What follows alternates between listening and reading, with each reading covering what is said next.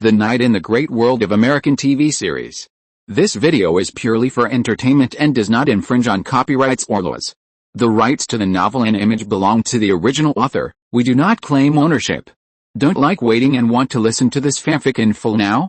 Subscribe to our Patreon, where you'll find the best fanfics. Chapter 801 Confrontation. You can call me Ada Wong. This is Hawkeye Green Arrow. The next day, a beautiful Asian girl came to Kai with Hawkeye who was dressed in green. Kai looked at the two S.H.I.E.L.D. agents in front of him and felt something was wrong. Have we met before? Kai looked at the two and felt that they were familiar. But he couldn't remember where he had seen them. Ada Wong was an Asian girl, a bit mixed blood, but the overall feeling was very Asian, to be precise, Northeast Asian. She had short hair, looked heroic, tall, fit and sexy. It was in line with Kai's aesthetic. On the other hand, Hawkeye looked like a rich second generation who had indulged in excessive sexual activities, with a gloomy and decadent face, and black eyeshadow. He looked quite handsome, but Kai didn't like it. A grown man actually wore eyeshadow, which was cheap. In addition, he was wearing a green hood. Although he knew that this was an imitation of Robin Hood, Kai, who was Chinese, still felt a little uncomfortable. Why did he have to choose green when there were so many other colors to choose from? Ada Wong and Green Arrow, when they heard what Kai said, they immediately became nervous. Ada Wong was Natasha, who had changed her image for this mission. As for Green Arrow, he was naturally Hawkeye. The disguises of the two should be seamless. All their biological characteristics have been changed, whether it is their appearance, fingerprints or pupils. Logically speaking, there should be no flaws. No. We have been receiving training at S.H.I.E.L.D. before. Natasha was still more stable. In fact, with their psychological qualities, facing such a thing was nothing at all. At least on the surface, there was no flaw at all. Matt could hear that their heartbeats had suddenly accelerated, but they returned to normal immediately. So Matt didn't think there was anything wrong. Is that so? Kai didn't think much about it. After all, the looks and temperaments of these two people were good. If he had seen them, he would definitely not forget them. What did S.H.I.E.L.D. send you here to do? Seeing Kai return to the point, Ada Wong and Green Arrow breathed a sigh of relief. We were ordered to participate in the suppression of those monsters. In addition, the Bureau hopes that you can release Agent Hill and his men. We S.H.I.E.L.D. apologize for their previous recklessness and promise that there will be no next time. In any case, New York needs them. Hill and a group of agents were arrested, and S.H.I.E.L.D. didn't feel much except for feeling embarrassed. But after something happens to a person many times, it's not surprising. When S.H.I.E.L.D.'s people were arrested for the first time, S.H.I.E.L.D. was naturally furious, but as the number of times increased, now S.H.I.E.L.D.'s people heard that their people were arrested by Kai again, their reaction became, oh, they were arrested again. And then nothing happened. The power of habit is strong. Anyway, they can't make up for it, so it's better to keep a calm mind. Kai looked at Ada Wong, squinted his eyes, thought for a while, and nodded. Anyway, arresting Hill and the group of agents was just a whim, and there was no intention to lock them up. Since S.H.I.E.L.D. is so reasonable, not only not interfering with him, but also helping to cover the bottom, Kai can give them some face. At noon, Kai brought Blade, Bloodmond, Ada Wong and Green Arrow to a secret place. Tony and Hannibal did not show up. The reason why Tony did not show up was Kai's request. Kai put him in the reserve position and shouldered the responsibility of monitoring the entire New York. After all, no one knows what will happen next, so it is better to keep a hand. The same is true for the special forces. They will be on emergency standby and ready to support various parts of New York at any time. As for Hannibal, naturally he has to do things that are in line with his personality. Disappeared without a trace. Ada Wong asked Hannibal intentionally or unintentionally, but was dismissed by Kai with a word I don't know. Ada Wong and Green Arrow were both helpless about this. Hannibal was so elusive that no one in the entire S.H.I.E.L.D. could have any contact with him except Phil, who had dealt with him briefly. The secret base of the vampires in New York was also underground. When Kai and his friends were led by the vampires to run around underground for a long time, they finally found their place after many twists and turns. It was hard to imagine that the lair of the Speaker of the Vampire Parliament was actually underground in New York. Although Victor's lair looked very low from the outside, once you enter it, you will find that this old ghost really knows how to enjoy himself. He built a palace underground in New York. The luxury of the palace does not need to be described. An adjective such as magnificent can only be described with paleness. What's more exaggerated is that there are countless vampire guards gathered inside. These guards are all equipped with modern weapons and equipment. Let's not talk about anything else. Just look at the equipment and the guards. A set of equipment is worth millions of dollars.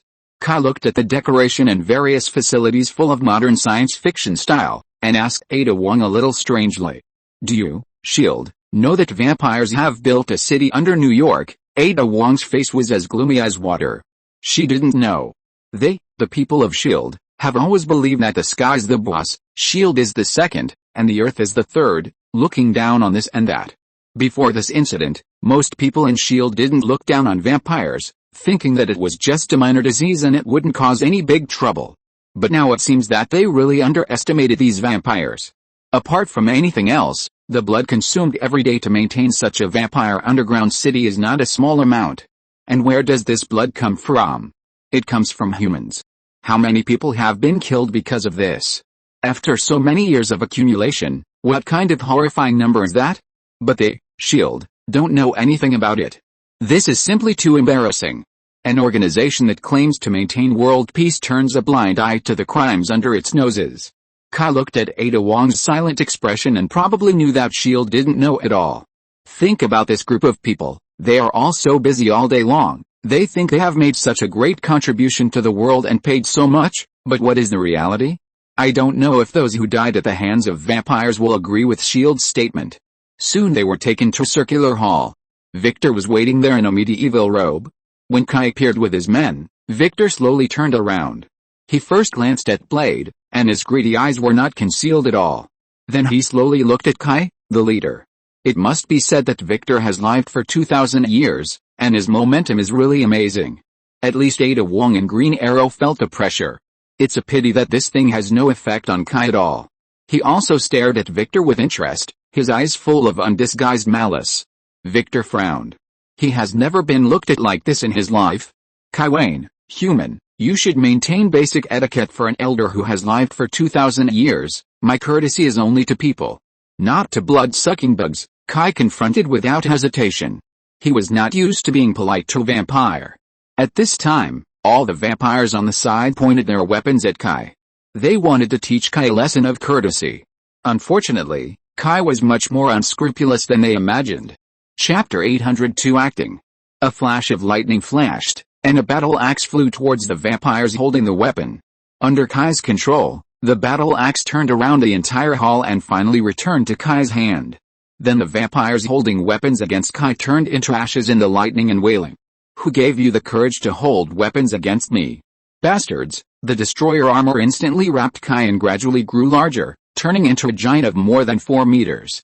The destroyer's visor disappeared, and a ball of flaming yellow light flashed on his face, as if he would start a war if he disagreed with anything. Victor's face changed drastically. This was different from what he imagined. The reason why he was so pretentious was naturally not just to show off his own style.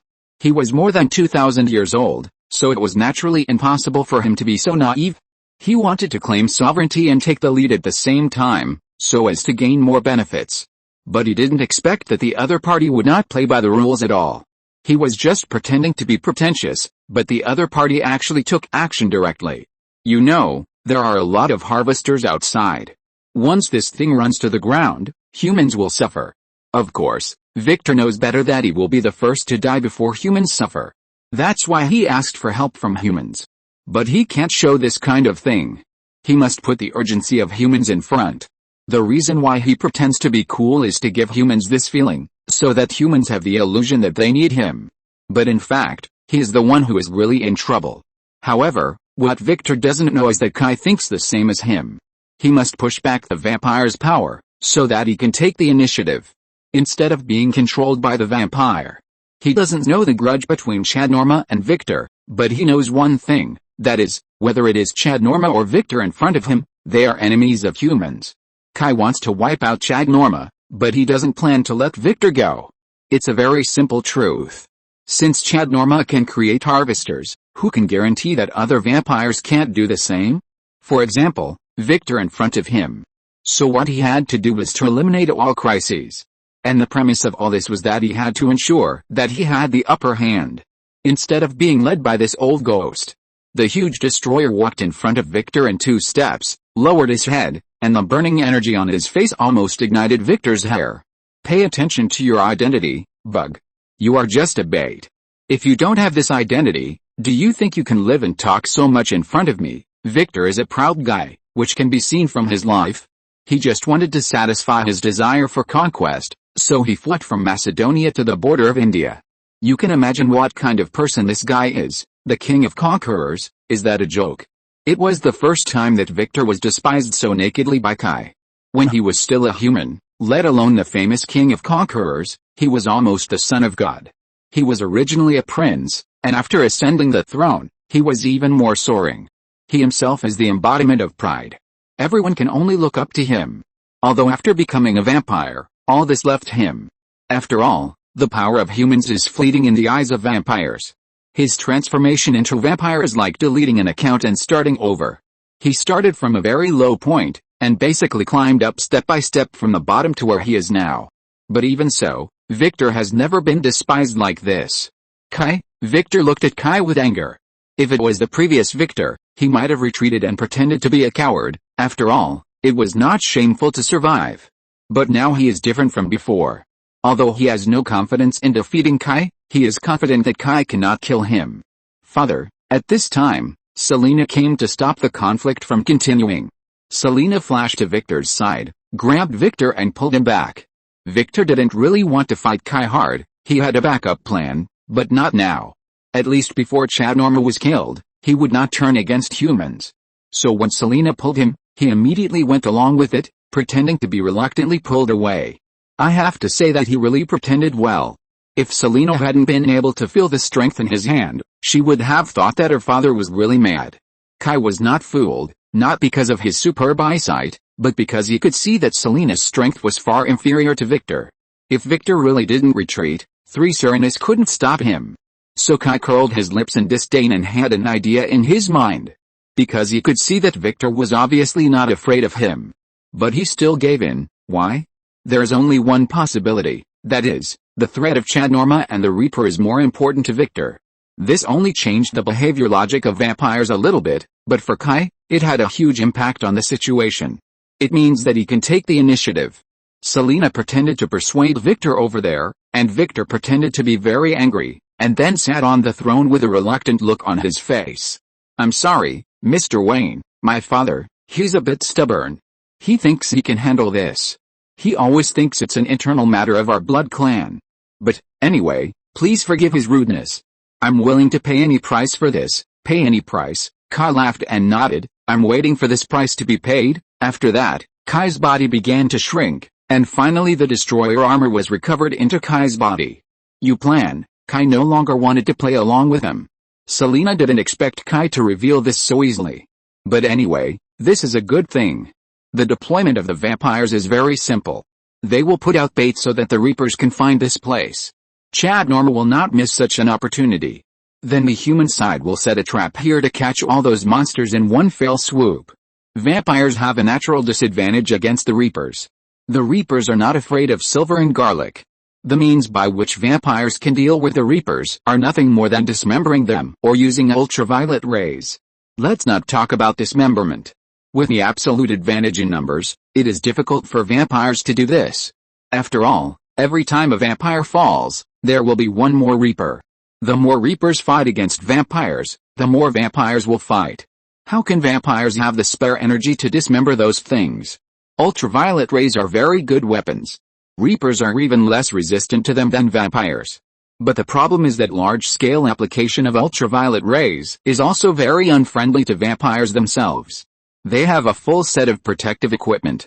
But the problem is that vampires also need vision. They must observe with their eyes. Which creates a problem. Even if vampires have protective equipment, they cannot completely prevent ultraviolet rays from harming them. Unless vampires put themselves in airtight equipment, but in that case, they will lose even the simplest vision. It will cost too much to fight like this. That's why there is an alliance with humans.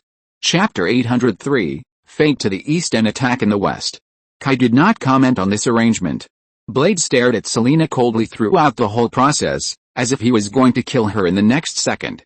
On the contrary, Selina didn't know what was wrong with her, but she actually had a good impression of Blade. Anyone could see this. That woman looks like she is interested in you, Blade. As a woman, Bloodman has a lot to say on this point. Ada Wang beside her nodded in agreement. Kai was stunned and looked at Blade's dark face.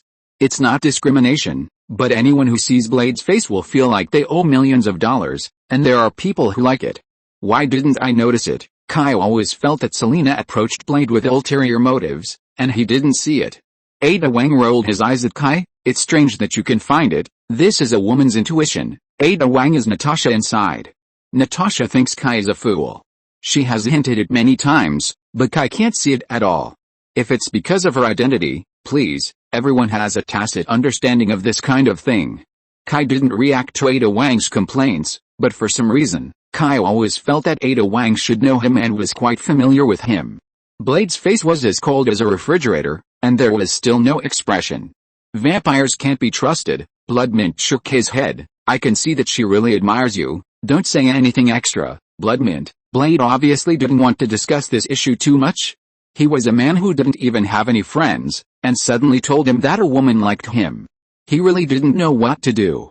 That's right, vampires can't be trusted. Kai supported Blade very much. After all, if such a thing really happened, what would it be? Romeo and Juliet? Don't be funny. Men are really not romantic. Bloodmint looked at Kai with disdain, thinking that her Hannibal was better and very romantic. Bloodmint seemed to have a problem with her mentality, and she had some inexplicable feelings for Hannibal. And she felt that Hannibal's revenge for her was a romantic act. Fortunately, Kai didn't know what she was thinking, otherwise he must ask clearly, what did he do to make her feel romantic? Okay, let's stop talking about foreign things. At this time, the Green Arrow, who had been acting without a sense of existence, spoke. Mr. Wayne, I wonder what you are going to do? Are you really going to help the vampires honestly? Of course not, Kai sneered. How could it be possible? Kai took out the communicator. Tony, how is the experiment? Don't rush. What do you think science is? I need time. Tony Stark's irritable voice came from the communicator. Come on, you used to be a weapons developer.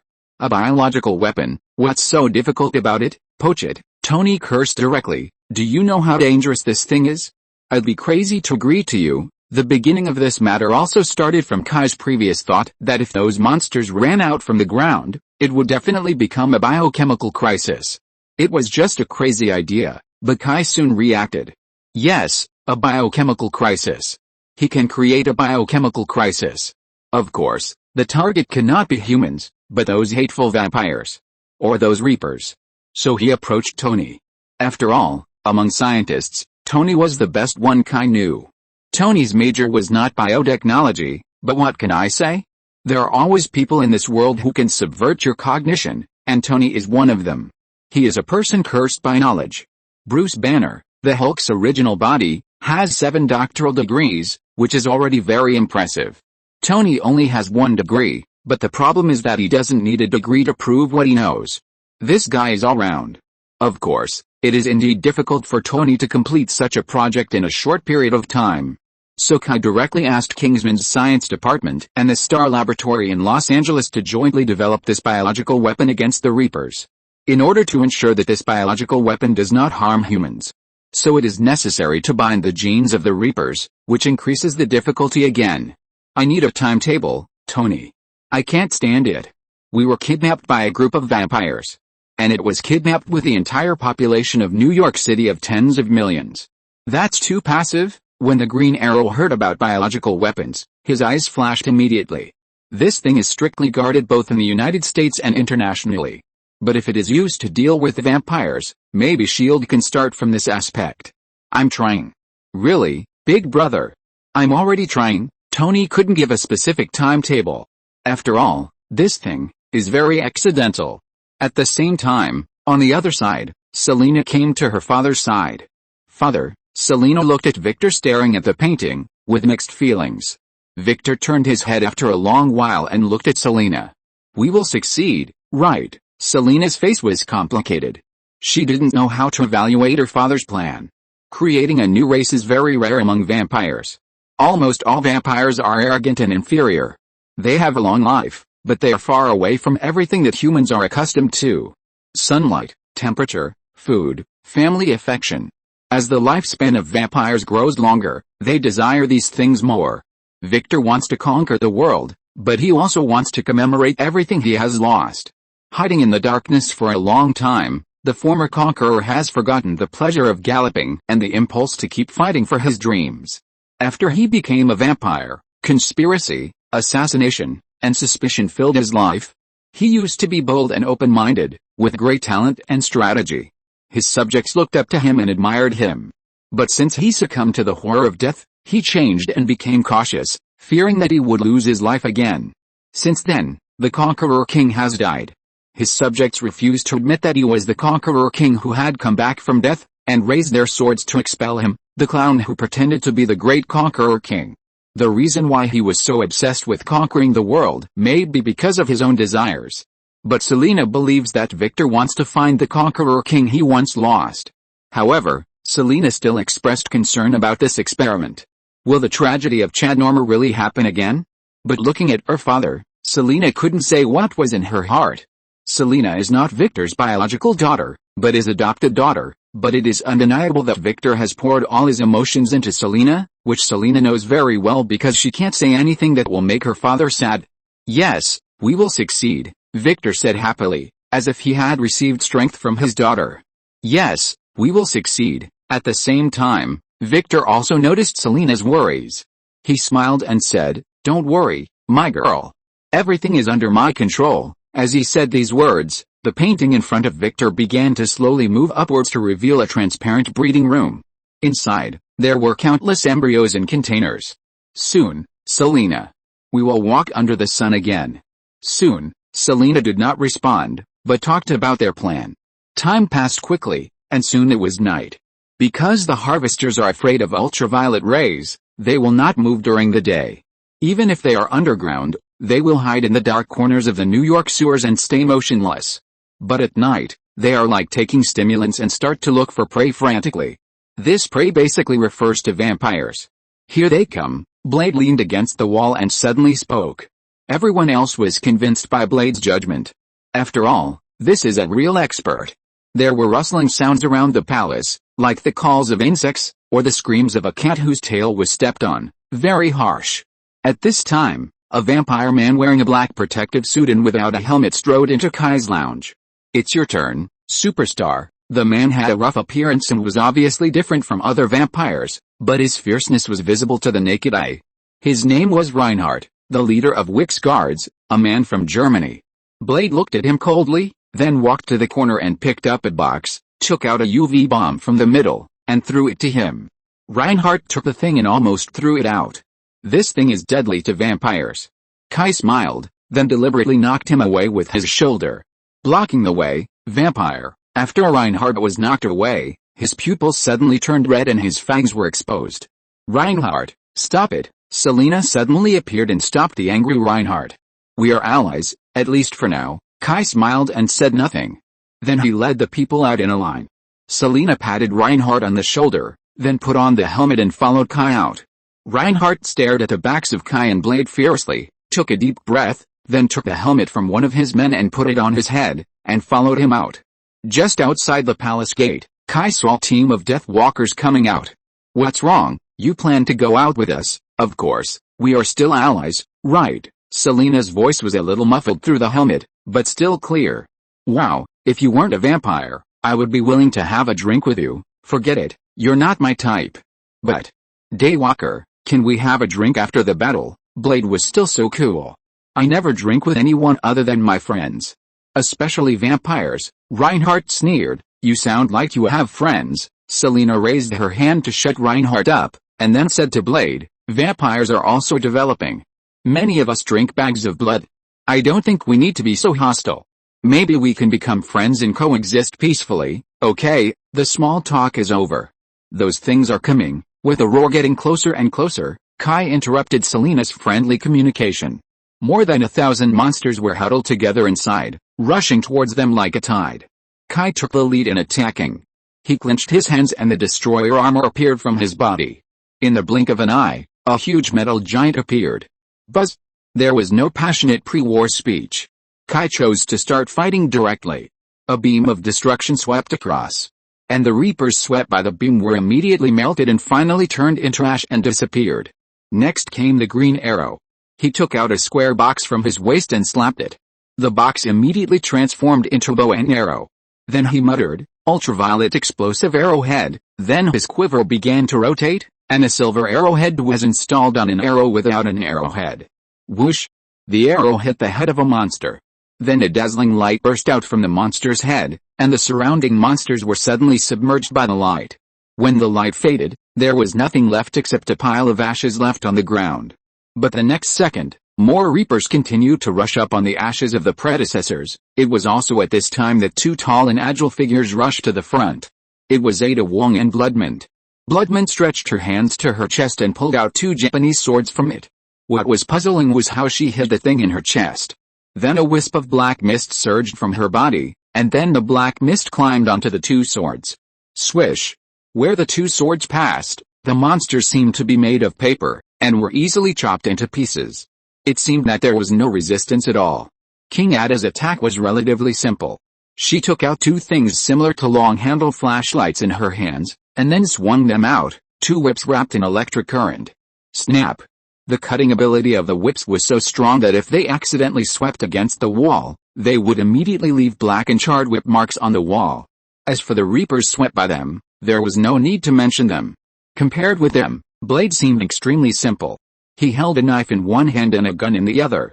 He fought very diligently. But don't underestimate him. His killing speed is not only not slower than others, but also very efficient.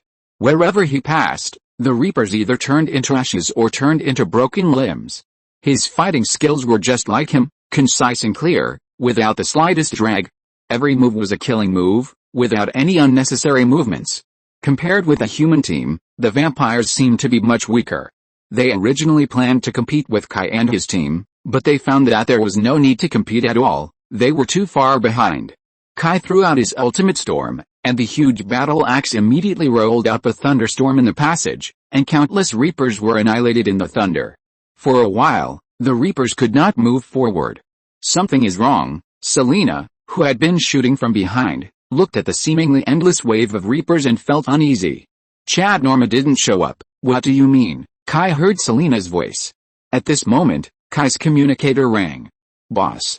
A large number of reapers appeared on the streets of New York. It was Saji's voice. Kai turned his head and looked at Selena. "I remember you promised to suppress these monsters in the sewers." Selena's face changed. "Not good.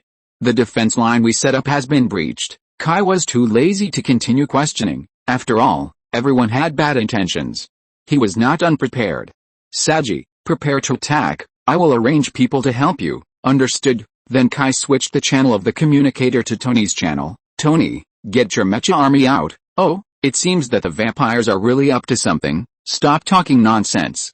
Then Kai called Matt. "Let the defenders move. The goal of this time is to hunt down the reapers, protect innocent citizens, and avoid conflicts with the police and other superheroes." "Understood." Chapter 804, Their Respective Battles. In Harlem, a group of black guys originally gathered on the streets at night, turning up the music in the car to the maximum, and holding bottles and leaves to have fun on the street. Due to the death of Harlem Dad Cornell, the gangs originally under his control soon split up. Each gang hoped that they could control the entire Harlem like Dad, so gang fights inevitably reappeared in Harlem. Fortunately, because of the defenders, these gangs that made too much trouble were quickly cleaned up. The backbones were thrown into prison, and the younger brothers were beaten and sent to the hospital. This caused the entire Harlem area to really become a mountain without tigers, and the monkeys became the king.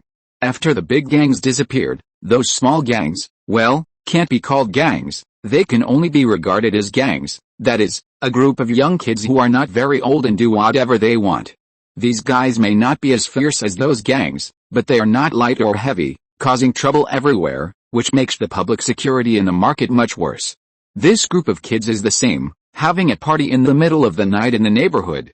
They can't even afford to go to a nightclub, so you can imagine what kind of people they are. But the residents around them don't have any good solutions. Of course, they can drive these bastards away, but then they will have to face the retaliation of these hooligans. The police can't do anything about them. Even if they catch them, they will just give them a warning. Can they really throw them into jail for such a trivial matter? As for blowing leaves, to be honest, the control in the United States is really bad. Generally speaking, for cases like this where people smoke for themselves instead of selling, the police are too lazy to deal with them. After all, it's a waste of police force and there's no money. So for a while, there was really nothing they could do about these hooligans. This also led to the gang's recklessness. But just when they were having fun, a manhole cover not far from them was pushed open. Those men and women didn't notice that one after another black shadows ran out from the ground. At this time, a guy with a mohawk hairstyle in the group suddenly felt the urge to pee, so he turned around and walked to the side, and started peeing on someone else's lawn. Just when he was peeing, a black shadow suddenly pounced on him. At first, he thought it was a friend joking with him. "Stop it. I'm peeing. Ah. What are you doing? Ah. Help. He's crazy." His scream attracted the attention of others. Everyone looked over and found that a guy in a hoodie was pressing his companion under him. "Hey. Bastard. Let Mike go." After seeing that his brother didn't seem to be joking, but really screamed, a friend of the Mohawk immediately rushed up to pull the guy away. But when he pulled the weirdo away, he also found out what the weirdo looked like. The monster's lower jaw split in the middle, and the whole face turned into a huge mouth part, which was full of sharp teeth, and there was a massive twisting muscle tissue inside, with several sharp teeth on the tip, like a poisonous snake that chooses people to bite. Seeing such a dignified scene, the thug didn't faint immediately, which was due to his good mental quality. But that was all. Because another monster ran out of the darkness and knocked him down. Amid screams, more monsters ran out of the darkness. Those thugs who were originally arrogant and domineering began to flee and scream like high school girls seeing cockroaches. Immediately, the residents of the block opened their doors to see what was going on. Oh, my Virgin Mary, Mrs. Grace, a Latin American immigrant, was considered a first-generation immigrant. Her children had grown up and left her. Her husband died many years ago, leaving only this house, so Grace didn't want to move out. She had neurasthenia, and couldn't sleep every day because of the noise of these little bastards. Today, she finally put on headphones and listened to soothing music to fall asleep, but was awakened by screams. Neurasthenia and grumpiness made the old lady intolerable to the gang of thugs, so she took out her double-barreled shotgun and planned to tell these little bastards about her anger as a female warrior who had fought gorillas in the South American rainforest. But when she opened the door, she saw the horrifying scene. Soon a reaper noticed Grace and then pounced on her without hesitation. The old lady raised her hand and shot, incredibly fierce. But the monster rolled on the ground and continued to rush towards her without any damage. The old lady shot again, but it was still useless. Just when the monster's claws were about to grab the old lady, a dark figure rushed over from a distance. Boom! The reaper was knocked away with a bang, and smashed deeply into Grace's car. It struggled hard but couldn't control its body with collective comminuted fractures. The old lady looked up and saw a tall black man standing beside him. "Hey, lady, now is not the time for ladies of your age to go out. Go back and close the doors and windows." The old lady didn't know whether she was too careless or simply didn't think death was scary. Not only did she not appreciate the tall black man's persuasion, but she also shouted while loading bullets into her double-barreled shotgun, "Hey, big guy, that's my car. I didn't buy insurance." "Huh? Then how did you get on the road?" Except for New Hampshire, other states in the United States require car owners to provide insurance that can protect their cars from potential losses, and also require car owners to carry car insurance with them. New Hampshire also requires drivers to provide proof of their financial responsibility after an accident. So just like in China, you can't get on the road without insurance. "Huh? Are you really black?" Unexpectedly, the old lady was more surprised than him. "Also, instead of worrying about this, you might as well think of a way to save those poor guys." "Wonder Man, my name is not Wonder Man. The person who came was Wonder Man Luke. This nickname is stupid." Although he said so, Luke still rushed forward. He took off a UV grenade from his waist and threw it directly, and then the whole block was submerged in a violent flash. Then the monsters that were still chasing the gangsters immediately turned into ashes. The old lady put down her arm that was covering her eyes, and then she saw that all the monsters disappeared. "What fuck? What the hell is this, vampire?" Luke said. "Well, it's mutated." Then Luke walked to a few injured gangsters who had not yet mutated. "I'm sorry, man. I don't want to do this, but you are already hopeless." Those people looked at Luke in horror and hesitated. The Reaper virus was already changing their bodies. Luke picked up the mailbox from the door of the old lady's house, and then hit a gangster's head hard. Bang! The gangster was directly shot in the head. The old lady was stunned again. "Hey, what are you doing? Help them get rid of it, otherwise they will soon become that kind of thing." As soon as Luke finished speaking, one of the gangsters suddenly jumped up, and he had completely transformed into a monster. Luke didn't need to explain any more. The monster pounced on Luke. Luke grabbed the monster's head and smashed it hard on the ground, then stepped on his spine with one foot, then grabbed the head and pulled it out hard, pulling out the monster's head and spine together. Dawn of the Dead. The old lady loves to watch movies. That's about the same. "So you'd better hide. I don't want to do this to you next," Luke said. "Fuck. What's wrong with this world, I want to ask too."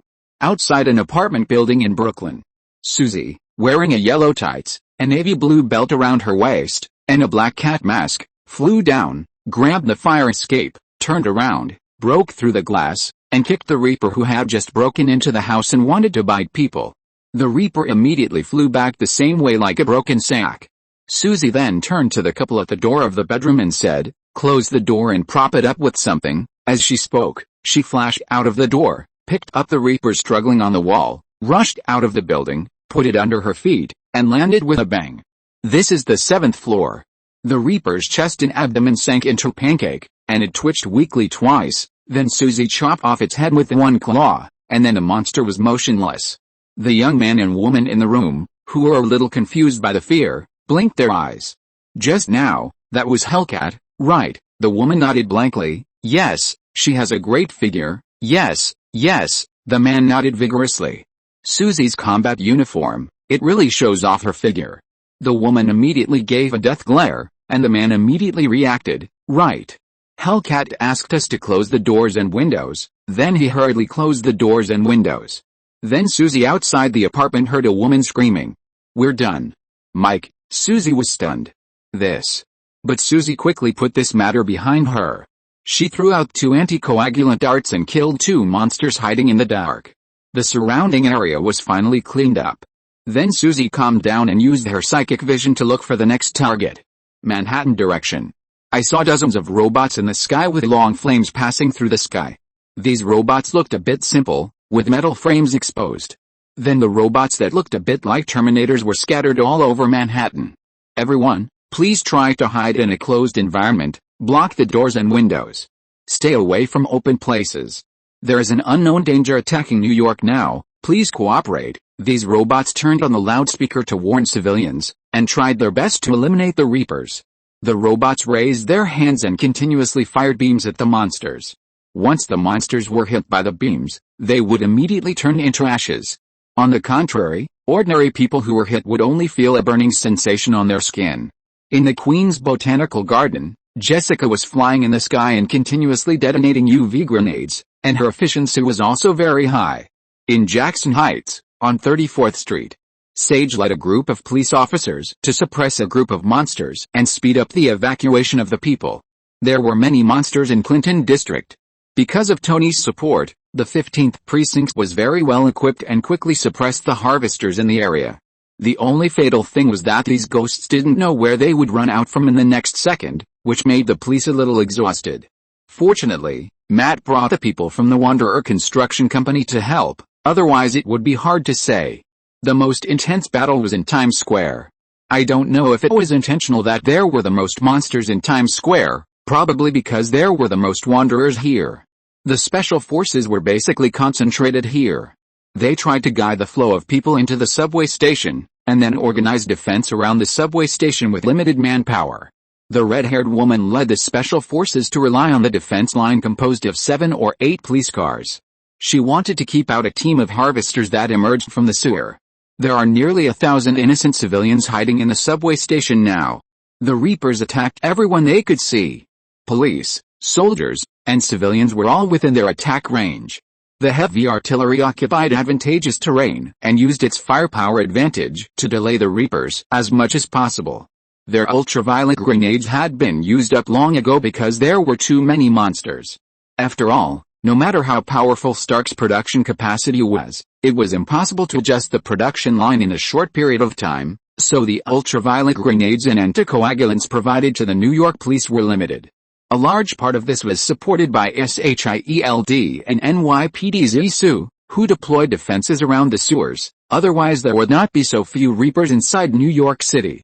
What the red-haired woman and her friends had to do now was to hold on and wait for help. "We don't have enough ammunition," a Special Forces member shouted to the red-haired woman. Fuck, the red-haired woman's good self-restraint was no longer useful at this time. Fierce battles would cause a surge in adrenaline, leading to a bit of extreme behavior. Bullets were just simple consumables in front of these monsters and could not cause effective damage at all. Limited targeted weapons could only be used in critical moments, otherwise they would not have lasted until now. Just when the red-haired woman was a little helpless, suddenly, a shadow flew in the air. "It's Batman," a Special Forces member cheered immediately. Although Batman didn't appear much, everyone trusted this taciturn and elusive superhero. Batman opened the Batcave behind him and threw countless darts with both hands. These darts, as if they had spirits, each found their own targets, and none of them missed, and none of them were repeated. The Reaper shot by the bat dart immediately began to twitch and spit blood, then the body began to swell, and finally poof! It burst like a blown balloon. Waiting for Batman to land, he immediately dropped a few metal boxes. As soon as these boxes landed, they immediately began to unfold and deform, turning into small street lamps. The light illuminated the surroundings at once. The monsters were immediately turned into ashes when they were illuminated by the light. Then Batman took off again without saying a word and flew to other parts of the city. In Queens, May and Benjamin took Parker to hide in the Mutual Aid Association. Benjamin and some men blocked the door with sundries. Benjamin had been warned by Kai that he had better stay in Kai's house, and Alfu and Merlin would protect them. But this couple, who were a bit saintly, still went to the Mutual Aid Association. They were worried about the homeless. Then things turned out like this. Even more unfortunate was that they were noticed by the Reapers. More and more Reapers gathered and planned to open the door of the Mutual Aid Association and enjoy the feast. As the number of Reapers increased, the rolling door of the Mutual Aid Association could no longer hold up. You can no longer expect the glass door behind the rolling door to have any blocking effect on those things. Finally, there was a bang. The thin iron sheet of the rolling door finally couldn't hold on, and it was torn open. Chapter 805 Fierce Battle. Then a curious head stretched out and let out an ugly and noisy roar at the terrified crowd inside. Benjamin subconsciously clenched a gun in his hand, and his heart was extremely nervous. Benjamin and May were definitely saints. They were not only loving, but also actively opposed to gun ownership. Yes, before today, the Parker family had no guns at all, and this gun was bought this morning. Benjamin did not regret returning to the Mutual Aid Association. What he really regretted was why he brought Peter with him. If only he had entrusted Parker to Alfu. Just when Benjamin was about to use his not-so-strong body to resist those monsters, the monster that had stretched its head in was suddenly grabbed by something in the lower body, and then the monster's head disappeared from the hole. Benjamin was stunned, and before he could react, an extremely shrill scream came from outside. About a minute later, the shutter door was knocked. "Hello, is the person inside okay?" Hearing someone talking, Benjamin was overjoyed, thinking that rescue had arrived. "Nothing. Has anyone been bitten?" the person outside asked again. Benjamin turned around and looked at the others. He found that everyone was terrified, but no one was injured. "No, it's better to check carefully. If you are bitten by this monster, you will soon be infected and mutated and become something like that, so it's better to be cautious." Then the shutter door was opened and a man walked in. The man was extremely handsome, but he exuded an inexplicable coldness and terror, which made people feel afraid unconsciously. No. Really not. Although the other party didn't say anything, Benjamin instinctively felt that if someone was really bitten, this man would kill the bitten person without hesitation. The man smiled. "That's good." Then he turned and left. At the same time, everyone seemed to hear a burst of dog barking. The sound seemed to be very far away, but it seemed to be in the ear. Very weird. "Who is he?" May waited until the man walked away before asking carefully. "I don't know, he is Hannibal." Just at this moment, a woman's voice came, and Hill, who had just come out of the police detention room, walked in with a group of agents. Benjamin was a little confused. Who was this? Ogre, May covered her mouth in surprise, fearing that Hannibal would hear it. Hill walked in with a normal expression. "You are, FBI." Hill spit out the scapegoat unit. Benjamin pointed at the things outside in surprise. "FBI still cares about this kind of thing. We care about everything. We also monitor people's phone calls." Hill quietly criticized the FBI. "Speaking of which, the FBI is really miserable. Not only do they have to take the blame for S.H.I.E.L.D., the key is that S.H.I.E.L.D. looks down on the FBI. Otherwise, it is said that the FBI is full of resentment towards S.H.I.E.L.D. This is the reason." "Ah. Really?" May's attention was diverted at once. Benjamin looked at his wife helplessly. "This is obviously some mysterious department. How could it be the real FBI? If it were true, would they talk like this? Now I have a few questions to ask you. Please cooperate." "I have the power to remain silent," Benjamin immediately declared his power. "I can arrest these homeless people," Hill said without hesitation. "You don't have this power," Benjamin shouted angrily. "I do. It's too easy for the FBI to arrest a few homeless people." Obviously Hill knew Benjamin's background. "If you have any opinions, you can sue them later. But answer my questions now." "Well, the FBI is really miserable." Looking at the terrified homeless people, Benjamin could only nod. They are people who are deliberately forgotten by society. Maybe there are people who will help them, but in fact, the significance of show is greater than actual help. Benjamin knows this best. No one really cares about these people. This is why Benjamin is determined to help them. "Do you know Hannibal?" "No, it's the first time we meet," Benjamin said. "Then why did he choose you?" Benjamin didn't understand the meaning of this question. "What do you mean? What is there about you that deserves his attention?" He is a superhero, right?" Benjamin couldn't understand. "Helping people requires a motive?" "On the contrary, he is a vicious criminal," Hill said without hesitation. "If you say so, then so. Although Benjamin is a good man, he is not a fool." "Answer my question." "I don't know, or, you check it out." Benjamin really didn't know. Hill nodded without hesitation. "Benjamin." Soon Hill took the people away. She only did so out of caution.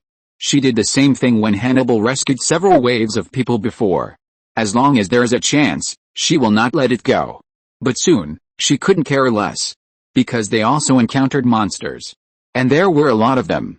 Those monsters seemed to be driven over by something, one wave after another. Hill was just suspicious at first, but soon, she saw Hannibal's figure on the roof of a building not far away. Hannibal. There are too many monsters. Although Hill's men can suppress those monsters for a while with various weapons specifically designed for vampires, the monsters that keep coming from afar make their defense shaky. All this is Hannibal's fault. Hannibal heard Hill's cry, smiled, then walked into the shadows, and then appeared not far from them. "Hello, you, scum from S.H.I.E.L.D., do you know what you are doing?" Hill asked angrily. "I'm holding you accountable." Hannibal seemed calm. He stood on a high place and watched the S.H.I.E.L.D. agents fighting those monsters, his eyes full of undisguised sarcasm. "When everyone is fighting the Reapers, as long as you waste time chasing me everywhere, it's not good. Now it's so good, you should do what you should do." Just as Hannibal was speaking, an agent was dragged away by several Reapers. "Hannibal." Hill was begging for help, but Hannibal was unmoved. "Everyone is sacrificing, and you are no exception," Hannibal said. "We are S.H.I.E.L.D. We represent the Security Council," Hill tried to persuade or threaten. "So what?" Hannibal didn't care. "If you have the guts, just catch him. He is just a clone. As long as he doesn't want to show up, who can catch him? We are not the enemy." Another agent died, and their ultraviolet grenades were used up. There are too many of these things, and no matter how many are killed, more will appear, as if someone is constantly driving them to attack. This is indeed the case. Hannibal used Lord tendrils to drive all the surrounding Reapers here. "We just want to cooperate with you. We don't need to be enemies." "Oh, no, no, greedy people are always impossible to be satisfied." "Cooperation?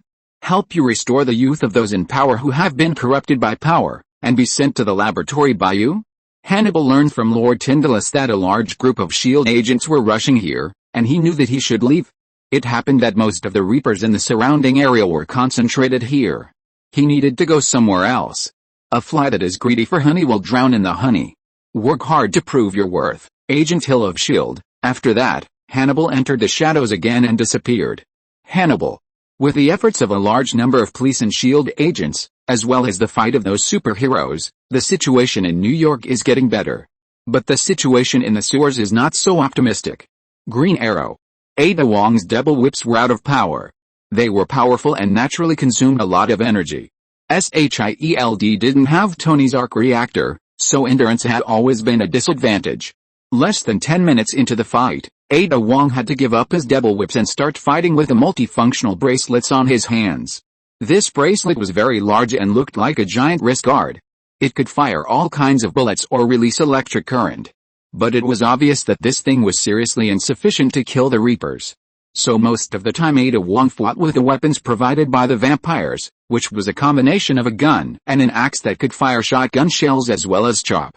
It's just that there were too many monsters, and Ada Wong was a little overwhelmed for a while and had to seek help. Green Arrow immediately drew his bow and shot 3 arrows, and then a violent ultraviolet flash broke out, killing more than a dozen Reapers again. But Green Arrow's arrows were almost exhausted. Just when King Ada was relieved, a Reaper suddenly jumped up and knocked King Ada down from behind. As soon as King Ada fell, several Reapers rushed over, ready to tear him to pieces. When Green Arrow saw King Ada in danger, he immediately tried to rescue him, but as soon as he turned around, he was knocked away by a Reaper. Just as Kai was preparing to rescue him, King Ada was unscathed from the siege of several Reapers and killed them. Her combat uniform was already tattered, but there was no scar on her body. The same was true for Green Arrow on the other side. Kai was stunned. He didn't expect that SHIELD had something. Bloodmint and Blade were not in a good situation either. They were back-to-back with the remaining 2 Deathwalkers, Selena and Reinhardt, and handed their backs to their temporary companions, and then fought hard to kill the enemy. If it weren't for Kai's efforts, they would probably have to say goodbye to the battle now. Buzz! Another intense yellow beam swept past, and a group of harvesters turned directly into ashes. Hey! Vampire! Where's Chad Norma? Why hasn't he appeared yet? Kai asked. Selena was sweating profusely under her helmet, and she didn't know what went wrong. I don't know, he should show up. Just as he was speaking, 3 shadows suddenly shot out from the darkness and knocked Kai down. They were 3 monsters that looked like skinned frogs. Their bodies were huge, much larger than ordinary harvesters, about the size of a calf. From the outside, they looked a little human. They were on all fours, with huge claws with thick joints and sharp claws. Their brains were exposed outside, and their eyes could not be seen. There was a thick tentacle in their wide mouths, which could not really be called a tongue. They were very fast and surprisingly powerful. After Kai transformed into Destroyer, he could still be knocked down. Their strength was evident. After knocking Kai down, the 3 monsters used their claws to slap Kai frantically, and the claws kept scraping against the Destroyer's armor, making sharp and piercing sounds. Kai grabbed a monster that climbed onto his head, and the thunder gathered in his hand. Sizzle! The lightning flashed, and the monster's head immediately turned into ashes. Kai threw away the monster's remains and went to deal with the other 2 monsters. But at the moment when Kai threw the body of the monster at the Reapers, countless blood vessels stretched out from the headless body, and these blood vessels quickly pierced into the bodies of the Reapers, and then the Reapers were immediately sucked into mummies while wailing. On the headless body, a mass of flesh and blood kept wriggling, and an ugly and hideous head was immediately restored. What the hell is this? Selena and the others were also dumbfounded. They had no idea that there was such a monster hidden among the Reapers. Kai raised the ultimate storm and cut the 2 skinned frog monsters that were still entangled with him into 2 pieces. But it was useless. Even if the thunder on the ultimate storm burned most of the flesh of the 2 monsters, as long as they still had tissues left, they would quickly regenerate by absorbing the flesh and blood of other Reapers. Very difficult. This won't work. Just detonate the ultraviolet bomb. The ultraviolet bomb, a special bomb researched by Tony, will release a special substance that produces strong light, especially ultraviolet light, into the air at the moment of the bomb's explosion. Those substances are very fine, and they will spread quickly in the air, and then burn, causing large-scale strong ultraviolet light. After hearing Kai's words, Selena and Reinhardt turned around and ran. The power of that thing is too great, and they can't resist it even if they wear a full set of protective clothing. After all, those special substances are very small. Once they are in the air, it is very easy to inhale this substance. If it ignites inside the body of a vampire, that would be a lot of fun. Just after the two vampires ran away, the ultraviolet light exploded immediately. For a while, the whole sewer was filled with strong light. Not only that, these strong lights seemed to be moving, and they were still expanding outward. The three monsters also turned into ashes in the first time, without any struggle at all. Just when the bright light was about to catch up with Selina and Reinhardt, the two of them found a sewage canal. Without hesitation, they jumped into the turbid and smelly sewage. The dark sewage saved them and blocked the bright light. At the same time, a large number of reapers were destroyed, which made the originally noisy sewer suddenly quiet. Chapter 806, A Smart Move. After waiting for the light to dissipate, a thick layer of dust accumulated on the ground. Ahem, Kai stood up from the ground and shook off the dust on his body. He looked around and shouted, "Is everyone okay?" "It's okay," Ada Wang crawled out of the ashes with a dusty face. "It's just, my eyes are almost blind." On the other side, Green Arrow and Bloodmint supported each other and climbed up, but Blade had been silent. Kai immediately became nervous. The battle was too intense just now, and he didn't notice Blade. Several people began to search the area quickly, and finally found the unconscious Blade in a pile of filth. There were wounds on his neck, hands and chest that were bitten by the Reaper. Seeing this, Bloodmint immediately looked at Kai. What should I do? She knew very well what would happen after being bitten by those monsters, which made her panic. After all, Blade was Mr. Hannibal's man. At least that's what Bloodmint thought. She didn't know how to explain this to Mr. Hannibal. Kai had a gloomy face. He didn't expect that in the end, Blade was actually hit. But he couldn't do anything. He wasn't omnipotent. If this thing could heal, why would he take only a few of them deep into the enemy's lair? He should have brought his men to kill the vampires first, and then deal with the Reapers. Both he and the vampires had their own agendas, just like when the Reapers ran to the ground. Kai didn't believe that the vampires didn't play tricks. But now. Click. Kai pulled out his pistol expressionlessly and loaded it. He was going to kill Blade, and he didn't want to become that ghost before he died. Just as Kai pointed the pistol at Blade's temple and was about to pull the trigger, Selina and her men arrived. Stop. Selina and Reinhardt were not in a good situation now. Although they were wearing protective clothing, their bodies were still steaming, and their faces were also burned on a large area. Those burns were still emitting blood foam and bubbles, which looked very scary. I have a way to save him. Kai turned his head and looked at her with cold eyes. Vampires actually have a way to prevent transformation? And they had never intended to say this from the beginning. Selina obviously understood what Kai meant in his eyes, and immediately emphasized, we can only stop the transformation before it is completed. If the transformation is completed, then there is absolutely no way. As she said that, Selina took out a blood injection from the tactical waste bag behind her waist. Then she stabbed it hard in Blade's neck. Soon, Blade's complexion began to improve, and the wounds on his body healed quickly. Seeing this scene, Bloodmint and Selina breathed a sigh of relief, but the others didn't feel anything special. Even in a place that Kai didn't notice, Reinhardt's eyes revealed a strange look.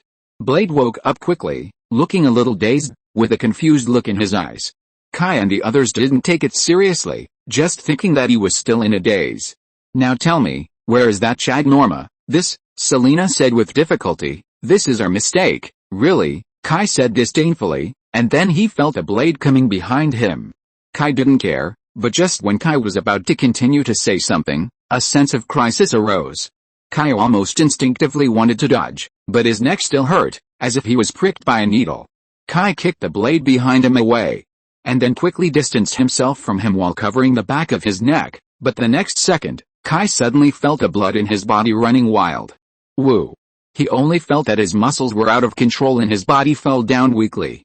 Ada Wong and Green Arrow reacted quickly. The moment Kai kicked the blade away, they immediately planned to attack Selina and Reinhardt, but in the next second, they both fell to the ground at the same time, but Bloodmint was a beat slower, and nothing happened. Just when Selina and Reinhardt were about to catch Bloodmint, Bloodmint hid directly in the shadows and then disappeared. What did you do? Kai raised his head with great effort and asked with gritted teeth. Reinhardt walked to Kai arrogantly and picked up the syringe that Selina had just dropped from the ground. Do you know what this is? The blood of my master, the great Victor. Blade. This bastard is very honored to receive the master's first embrace. Become the master's blood. It turned out that the antidote contained Victor's first embrace blood. But then Kai thought of it. According to reason, Blade is also a vampire. How can a vampire be embraced again? This is not scientific at all. But seeing Blade's stupid appearance now, like a walking corpse, it doesn't seem like a joke. But Kai was too lazy to ask. After all, this idiot named Reinhardt was too arrogant. He was definitely a villain who succeeded. He might not get an answer by asking. In this case, why bother to make himself unhappy? Looking at Kai's cold and contemptuous eyes, Reinhardt's new and old hatred suddenly surged up and punched Kai in the cheek. Ha ha ha, aren't you arrogant? Come on. Show me how arrogant you are. He punched Kai several times in a row. Unfortunately, although Kai couldn't move, his expression didn't change at all, and he still looked disdainful. His eyes were full of contempt. This made Reinhardt particularly angry. A prisoner actually looked at him, the winner, with such eyes? The angry Reinhardt raised his gun and pointed it at Kai. But the next second, his action was stopped by Selena. He is the prey that my father specifically requested. Or, are you planning to rebel against my father, your master? Reinhardt's body stiffened, and he immediately changed his expression. No, forget it. What about the woman who escaped? Will she bring people with her? Selena did not pursue Reinhardt's question, but said, don't worry, this base has been abandoned. We will move immediately. For Victor, Chad Norma is not scary, but the harvesters under his command are scary. Now some of the harvesters have been deliberately led to the ground by him to contain the power of humans, and some have been eliminated. The threat has dropped to almost nothing, so Victor will naturally cross the river and burn the bridge. He also believes that Kai thinks the same way. It's just that he is one step ahead. Selena said so, but for some reason, she still felt worried. At least she did not see any despair or fear on Kai's face. The riots in New York City lasted until dawn before they finally subsided. Last night, apart from the police, SHIELD agents and superheroes, the busiest people were the reporters. With such a big news, some reporters who were not afraid of death and wanted to get promoted were looking for materials everywhere. So when the police announced the lifting of the state of emergency the next morning, major media and newspapers immediately exploded, and various illustrated reports began to bombard the entire United States. For a time, the whole United States knew about the tragedy that happened in New York yesterday. Of course, people are always happy to seek happy things. Unless they have special hobbies, no one is willing to actively pursue tragedies. So the superheroes who were active in New York yesterday suddenly became the top stream. Various reports, analyses and speculations instantly filled all media and the internet. Hellcat, Wonder Man, Daredevil, who were originally local vigilantes in New York, were quickly upgraded to superheroes and began to radiate their influence to the world. In addition, the official reports on Hannibal could not be suppressed. After all, the internet is now well developed, and the US government cannot prohibit tens of millions of people from expressing their opinions online. Soon, the news of Hannibal saving people overwhelmed the reports of other superheroes and became popular. It is not uncommon for a vigilante to save people, but it is a rare thing for a supercriminal to save people like a superhero. So some people have created a term for Hannibal, anti-hero. Anti-hero is a concept corresponding to hero. It is a non-mainstream hero who has the shortcomings of a villain but has heroic temperament or heroic behavior. I don't know if the name Hannibal is too popular or something else. Anyway, Hannibal has countless fans in an instant. And the more the experts on TV criticize and emphasize that Hannibal is a supercriminal, the higher his popularity. The Americans do not respect authority, but like to be anti-authoritarian. Anti-intellectualism is also produced in this situation. The more the mainstream dislikes Hannibal, the more people like this maverick killer. Of course, Hannibal's handsome appearance is also a big plus. Some people have also held a special beauty pageant on the internet to rank the appearance of superheroes. The Chicago 3 heroines have undoubtedly achieved good results. Although no one has really seen their true faces so far, no one thinks they look ordinary. In the words of netizens, just based on their figures, they can be ranked among the top. Many LSPs even think that with such figures and looks, they are no longer important. As for superheroes like Tony and Kai, they are ranked very low. It's not that they are not handsome. After all, both Tony and Kai are handsome, but the problem is that they are too open and honest, and they lack the sense of mystery and imagination. There's even such a joke about Tony. If he didn't have a fortune of hundreds of billions, no one would think he was handsome. Unexpectedly, Hannibal became the top brother on the list. Then there were all kinds of fights. In short, it was very lively. But in fact, for many people, it is not like this. Fighting is always just the first step to solve the problem. After the war, more problems begin. Maintaining order is a more difficult job than killing those monsters and rescuing citizens. Because most problems cannot be solved by superpowers or force. The disgusting infection ability of the Reapers brought great trouble to the aftermath. Most of the attacked citizens became new Reapers, and then brought huge collateral damage. This led to the loss of thousands of people in New York City that night. What a terrifying number this is. You must know that the police and SHIELD had made preparations in advance. With all kinds of defenses and targeted weapons, such a large loss still occurred, which was already very serious. This is still unknown to the outside world. The New York police and SHIELD learned the intelligence in advance. Otherwise, the New York media could spray the New York Police Department to the point of collective layoffs. But there is no way, time is too tight. And the situation underground in New York is too complicated. No one can guess that the Reapers will run out of that corner. It is impossible to make a plan, and there is no time to evacuate the people. Unless Kai can evacuate all the people in New York, otherwise these things can't be avoided at all. And the discipline and obedience of the old Americans, wanting to empty an entire city, that's pure dreaming. Strictly speaking, the New York police have done their best this time, and even the city council recognizes this judgment. And praised the performance of the New York Police Department. In the real world of New York outside the bustling internet, there are sirens everywhere in Brooklyn and Queens, as well as flashing lights of various colors. Police cars, ambulances, fire trucks, emergency rescue vehicles, and municipal repair engineering vehicles are all dispatched. People crying for help, people hiding in panic, and people looking for their loved ones are running around. There are also Reapers who have been shot and tied up everywhere. Many people are still terrified when they think of what happened to them. Some of the injured also need to be isolated and detained immediately to prevent mutation. The SHIELD agents are all very busy. The superhero team has left the scene, and the task of guarding against the remaining Reapers is left to them. In addition, they have the task of containing the Reapers. SHIELD really wants to find out everything about these monsters, and all of this must be done by them. Their number is a bit insufficient. The losses on the police side are not small either. The NYPD has lost a large number of police officers. Just the compensation and subsequent personnel replenishment are enough for the police department's top brass to consume countless brain cells. But at this moment, the soul of the New York police has disappeared without a trace. This made many people worried. There were countless people in New York who wanted Kai to die. After the real disaster came, the people who wanted Kai to die before missed him now. In any case, Kai represented a sense of security. We meet again, Mr. Wayne. Kai was taken to a new place, which was also Victor's secret base. Of course, this time, Kai came in as a loser, and Victor was very happy about it. Tisk, Kai replied disdainfully. Don't resist so much, you will soon become like me, a truly noble vampire. That's right, Victor wanted to embrace Kai for the first time, and then achieve the goal of completely controlling Kai. He needed to start thinking about conquering the world. It was impossible for him to conquer the world alone. He had to gather enough strength, and Kai just had a strong power. Originally, with Kai's strength, Victor would not dare to dream of embracing him for the first time, but who said he was so lucky that he actually got the secret of transforming into a blood god from Kingpin. Victor was not that idiot he confess, and he didn't need to go to great lengths to collect those resources. When I typed more than 3,000 words, I couldn't even open my eyes. I was so sleepy. I forced myself to finish typing.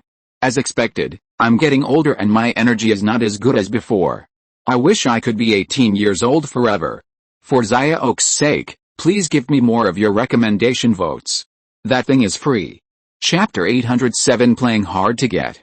Victor was very proud and he had reason to be so. Who else could stop him now?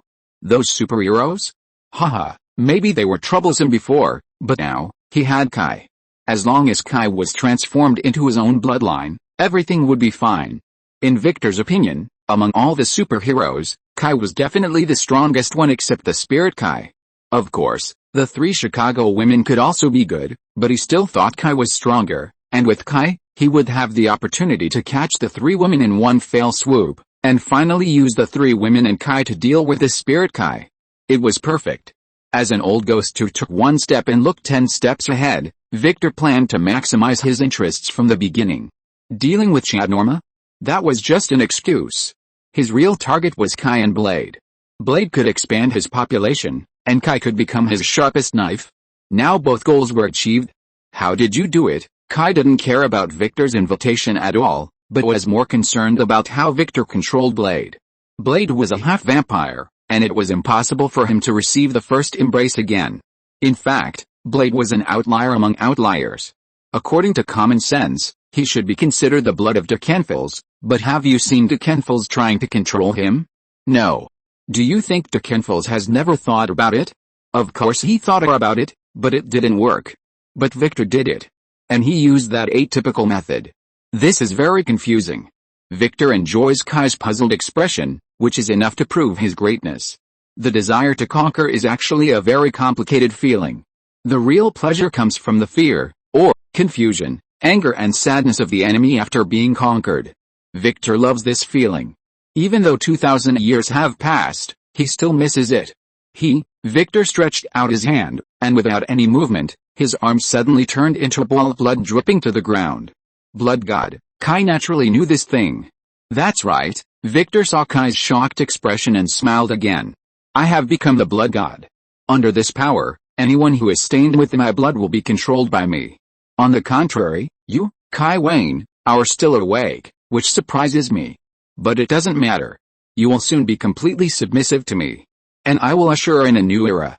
An era where I rule everything in the world. After being shocked, Kai was relieved. If it was just this, he wouldn't have to worry. What he feared most was that this old ghost would use some strange power, and the power of the blood god. This thing has a lot of weaknesses. Maybe Victor is stronger than Dekenfis. Well, not maybe, but definitely, at least Dekenfis can't leave the altar. Speaking of the altar, Kai suddenly remembered, why didn't he think of destroying that thing at the beginning? It's time to reflect on it. Kai's thoughts suddenly went off track, and Victor thought it was a sign of Kai's despair. Seeing that the enemy no longer resisted, Victor instantly had an orgasm in his brain, but this feeling came and went quickly. It was just like a man doing that thing. The most enjoyable thing was the shiver. After the shiver, it was over, and he immediately entered the sage moment. So Victor immediately grabbed Kai's hair and exposed his neck, intending to hug him immediately to avoid more trouble. Just as he was about to bite, an alarm suddenly sounded in the underground base. Selina's face changed, and she immediately took the intercom from a vampire guard beside her and shouted something loudly. But soon Selina's face changed. Father. It's Chad Norma. Victor's eyes flashed with cold light, and he glared at Selina. How did he find this place? Victor has always been cautious. This old silver coin that has lived for thousands of years may not be too strong in other aspects, but when it comes to being cautious, this thing is definitely the best in the world. He carefully arranged their transfer, and there is absolutely no way it would go wrong. Selina felt a little wronged, but she also knew that Victor was not targeting her. The report over there said he came in from the sewage outlet. This is where Chad Norma was born and where he was abandoned. Now it was Victor's turn to be in a bad mood. That evil son actually. How many reapers does he have? Now was not the time to pursue a responsibility. He needed to solve this hidden danger as soon as possible. The reaper's infectious ability was too terrible. If this thing really spread, both humans and vampires would be in big trouble. In comparison, vampires would be worse off. After all, reapers were too afraid of sunlight. Vampires who lived in darkness like them had the highest overlap with him. There weren't many reapers. He just brought a lot of lickers. Victor's face turned green. Lickers were the monsters that Kai had encountered before, like skinned frogs. Victor named this monster Licker. Victor's scientists speculated that it was a mutant version of the Reaper. At the same time, they also speculated that there should not be too many of this mutant. After all, biological mutation is a very difficult topic. Large laboratories with slightly weaker scientific research capabilities cannot study this. Only those top scientific research teams that are not afraid of spending money can do this kind of research, and it is very likely that nothing can be found. What does Chad Norma have? He has nothing. But now it seems that those white coats are not reliable at all. Lickers are more powerful than Reapers and can be regarded as an enhanced version of Reapers. Except for being afraid of light, they have almost no disadvantages. It is very difficult for ordinary vampires to deal with them. This is also true. Almost at the same time as Selena reported, Victor had heard the roar of the liquor and the screams of his men. Too fast. Victor's face sank, and he immediately turned and walked to his favorite mural. He slapped the mural hard, and the mural began to slowly rise, revealing the culture chamber inside. He could no longer care about many things.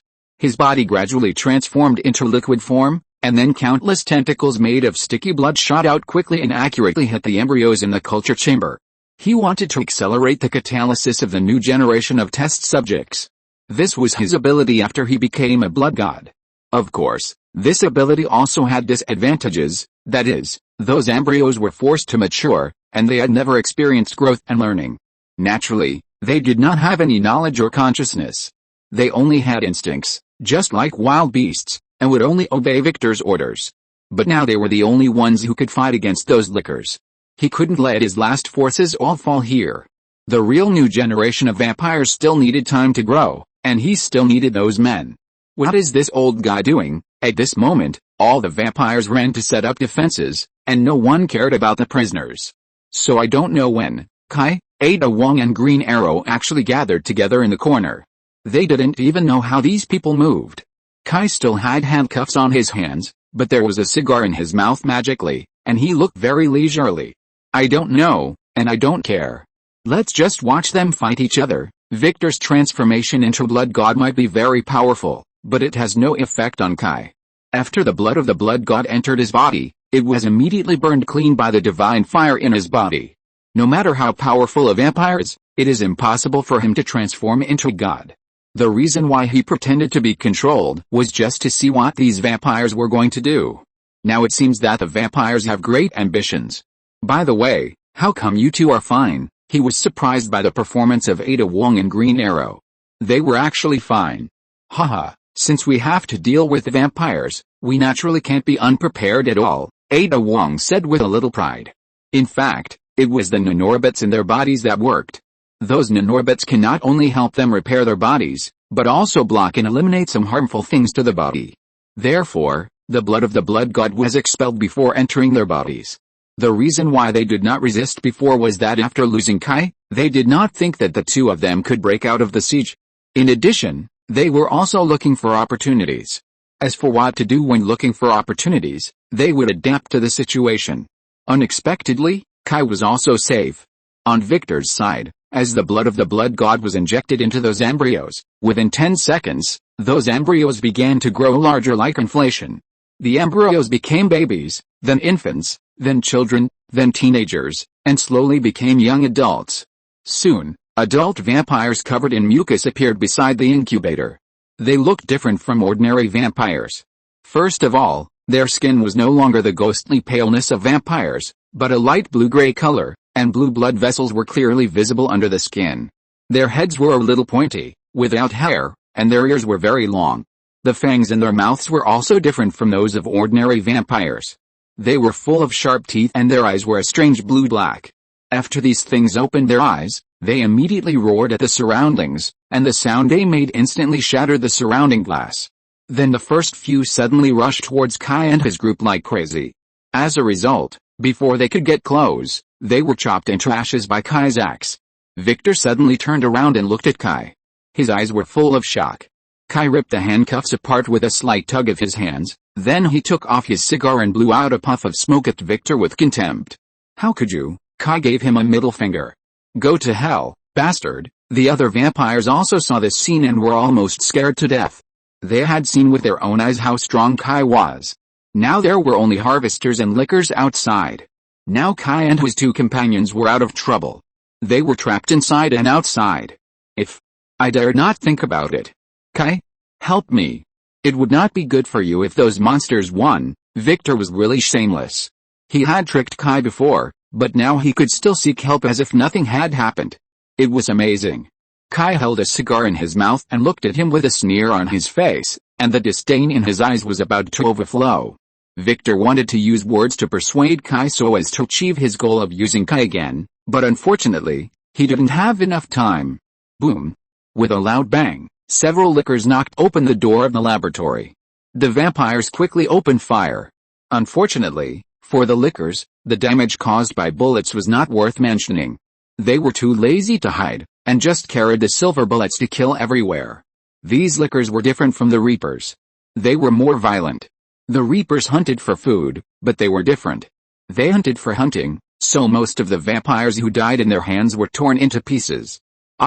At this time, the new generation of vampires created by Victor were also under Victor's control. They screamed and rushed towards the lickers. Those new generation of vampires looked like ordinary humans, but their strength was not small at all. Even 3 of them could completely suppress a licker. At the same time, they could emit high-frequency sound waves to interfere with the perception of the lickers, making it impossible for those monsters to locate their targets. The claws of these things were very sharp, and they could often tear the flesh of the lickers with one claw. But generally speaking, the lickers are stronger. It takes several new generation vampires to kill a licker, but the lickers are not so fancy. As long as the new generation vampires are caught by the lickers, they are basically GG. As more and more lickers rushed in, Victor had no choice but to create more new generation vampires to fight, and his men gathered around Victor, both to seek help and to protect Victor. Kai, Victor shouted at Kai. But Kai still ignored him. There were 2 fearless lickers who noticed Kai, but they were quickly killed and could not make any waves. Then, the lickers seemed to have received some orders and no longer paid attention to Kai and his men, but continued to rush towards Victor. Seeing that the lickers were so smart, Kai did not say anything, but turned around and contacted Tony. Hey, haven't you done it yet? I'm starting to doubt the authenticity of your genius scientist. You can always believe me. It's done, Tony said confidently. That's good. Come here quickly according to the location I sent you, Kai said to Tony. Haha, wait, the savior is coming. On the other side, Ida Wong asked a little worriedly, with so many monsters. Can Tony Stark do it alone? Green Arrow didn't say anything, but he looked a little nervous holding a machine gun. Although the nanomachines gave them the ability to fight against extraordinary beings, it didn't mean that they were really invincible. He even doubted whether he could be a match for those lickers. It doesn't matter, someone else will come. Chapter 808 The Final Struggle. Victor looked at Kai and the other 2 angrily, and found that they really had no intention to help. He didn't know what he was angry about. After all, he was the one who stabbed him in the back first, although Kai didn't have good intentions. But people have to have some dignity. Chad Norma, Victor watched the new generation of vampires he had carefully prepared die one after another, and his heart was bleeding. These new generation of vampires were his hard work. Originally, forcibly ripening them was enough to make him feel distressed, but now, it was simply unforgivable. So now he was eager to see his evil son. If he could kill him and put an end to this war as soon as possible, his losses could also be guaranteed. Hey! Father, are you looking for me? At this time, a voice came from all directions. The voice was hoarse and unusual, like the sound of a grinding wheel rubbing against metal, very harsh. Don't worry, I will clean up all the people who are in the way, and then talk to you slowly, Chad Norma. We don't need to do this. We can talk. Victor used his traditional art again, which was fraud. I admit that I was wrong. I thought you were all failures. I never thought that you had such great potential. I think we can put aside the controversy and let the blood race towards a better future together. Chad Norma, my son, it must be said that Victor is really suitable for acting. Under the non-physical performance, he can actually speak simple lines with rich emotions and full expressions, which makes people pee. If it were an ordinary person, he might really believe it. Son, King Uther looked at Kai with a puzzled look. Kai, why are you looking at me? How should I know? But just look at the hairless monster and you will know that this thing is definitely the same series as the Reaper. It seems that the Reaper is definitely Victor's handiwork, but I don't know why they fell out. Is it so bloody? Prince's revenge, Green Arrow also complained. Haha, who cares about revenge? We just watched the show, Kai said happily. Really don't care? If this thing is really spread, it will be a big trouble. King Uther was still worried. Don't worry, I have a way to deal with it. Chad Norma also spoke on the other side. Huh? Victor, my father, do you know what you are thinking now? A clown. As early as when you killed all my brothers and sisters, I knew what a despicable clown you were. Don't pretend that you care about the Blood Clan. You only care about yourself. Led the Blood Clan to a better future with you? Ha ha ha, I absolutely do not believe it. Chad Norma's tone was sarcastic and full of ridicule. There was even a kind of hysterical catharsis. It seems that this prince really hates his father. Is that so? Victor's face, which was originally full of emotion, suddenly faded. The speed of his face change was so fast that Kai and others were simply amazed. King Uther secretly said, "This guy is better at acting than our agents. Normal, if you live for thousands of years, believe me, you can get an Oscar for acting casually," Kai commented. King Uther pouted, "What's the point of living so long?" Kai was stunned, but looked at King Uther with great admiration, insightful. He didn't expect an agent to have such awareness. At least Kai never expected to be immortal. The reason why human life is wonderful is that it is short. Just look at vampires. They are immortal, but it is useless. They are still just a group of parasites that can only destroy but not create. Apart from being attached to humans, they have no contribution. The long life deprives them of their creativity, making them drunk and dreaming, and finally becoming rotten. Most vampires are very conservative and used to living their own lives. On the contrary, vampires like Victor and Deacon Firth are very rare.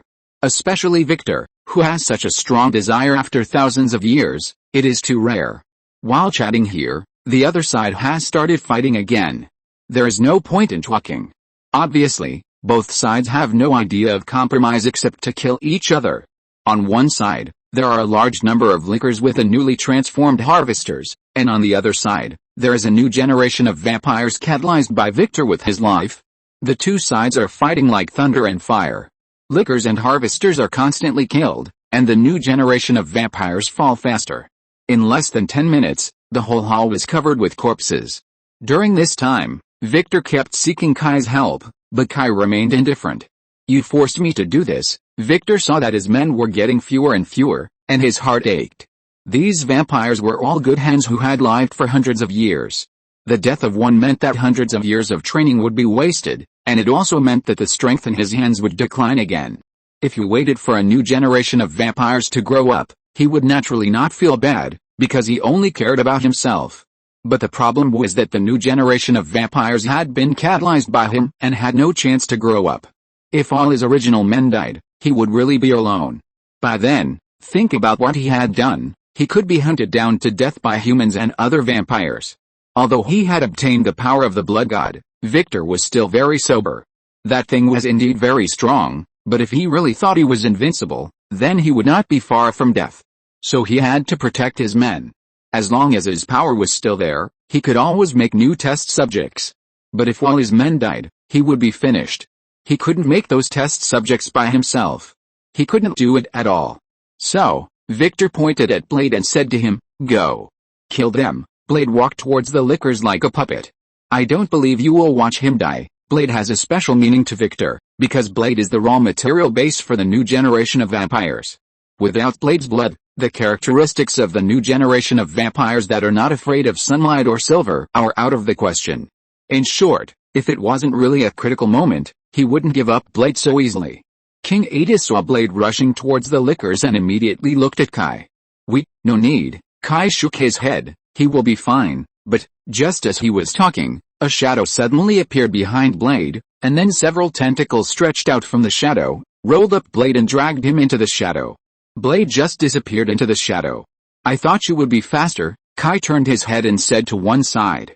Ada Wong and Green Arrow immediately turned their heads to look over. Hannibal didn't know when he stood there. Hannibal didn't defend Kai's complaint but just smiled. But Victor was sad. Hannibal. It was Hannibal. Before Victor could figure out how to deal with this vampire killer who was as famous as Blade, a black shadow flew in from nowhere. The black shadow landed beside Kai. Batman. Looking at Batman's iconic helmet and cape, everyone present except Kai showed a surprised expression. Victor's heart sank again. This is not the end. Suddenly, the sound of a motorcycle sounded. Everyone turned their heads to look at the exit. They saw a motorcycle with flames all over it rushing out of the exit passage. On the motorcycle was a burning skull. The skull was wearing a leather jacket with rivets, tight leather pants, and a pair of pointed leather boots. How rock and roll. Ada Wong shouted in surprise. Ghost Rider. Green Arrow's face changed. He had fought against Ghost Rider before and lost miserably. Almost all the team he led died. Why is he here? Green Arrow turned his head and looked at Kai fiercely. Kai shrugged. Don't look at me. I don't know either. He couldn't take the blame. Even if Kai didn't like S.H.I.E.L.D., it would still be a bit troublesome to openly be associated with Ghost Rider, who killed S.H.I.E.L.D. agents. After all, Ghost Rider is a standard supervillain. Green Arrow immediately looked at Hannibal. Apart from Hannibal, he couldn't think of anyone else. After all, Batman is the first superhero. What can be said here is not only popularity and fame, but also Batman's principles, which are very consistent with the current political correctness. The principle of not killing people makes many people admire Batman abnormally. Don't worry. He is not Johnny. Johnny is dead, Hannibal suddenly said. Ghost Rider's motorcycle is basically a bug. There is no place where this motorcycle cannot drive through. This guy drove the motorcycle directly to Hannibal along the wall. Then Ghost Rider got off the motorcycle, pulled the iron chain wrapped around his body, and threw the iron chain out with his backhand, beating the several lickers that had been chasing him into ashes. In fact, Ghost Rider's Hellfire is the best weapon to deal with vampires. Vampires will die if they touch this thing. There is no other possibility. After doing all this, Ghost Rider stood still. His head burning with flames looked at Victor, and the hellfire in his eyes was eager to try. Victor's face was completely unbearable. Sure enough, Kai was not unprepared. To say that this group of superheroes just happened to pass by accident.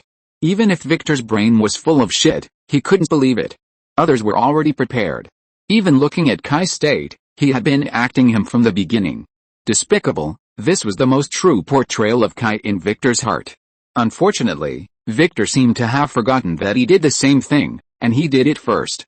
But as a great conqueror, he would rather find the reason from the other party. Humans. I have no conflict with you, I want Victor. This was Chad Norma's voice again. Kai smiled when he heard this voice, and then made a gesture of invitation to Victor. I don't care who wins or loses, I will only kill the winner among you, Mr. Wayne. The Reapers are monsters without reason at all.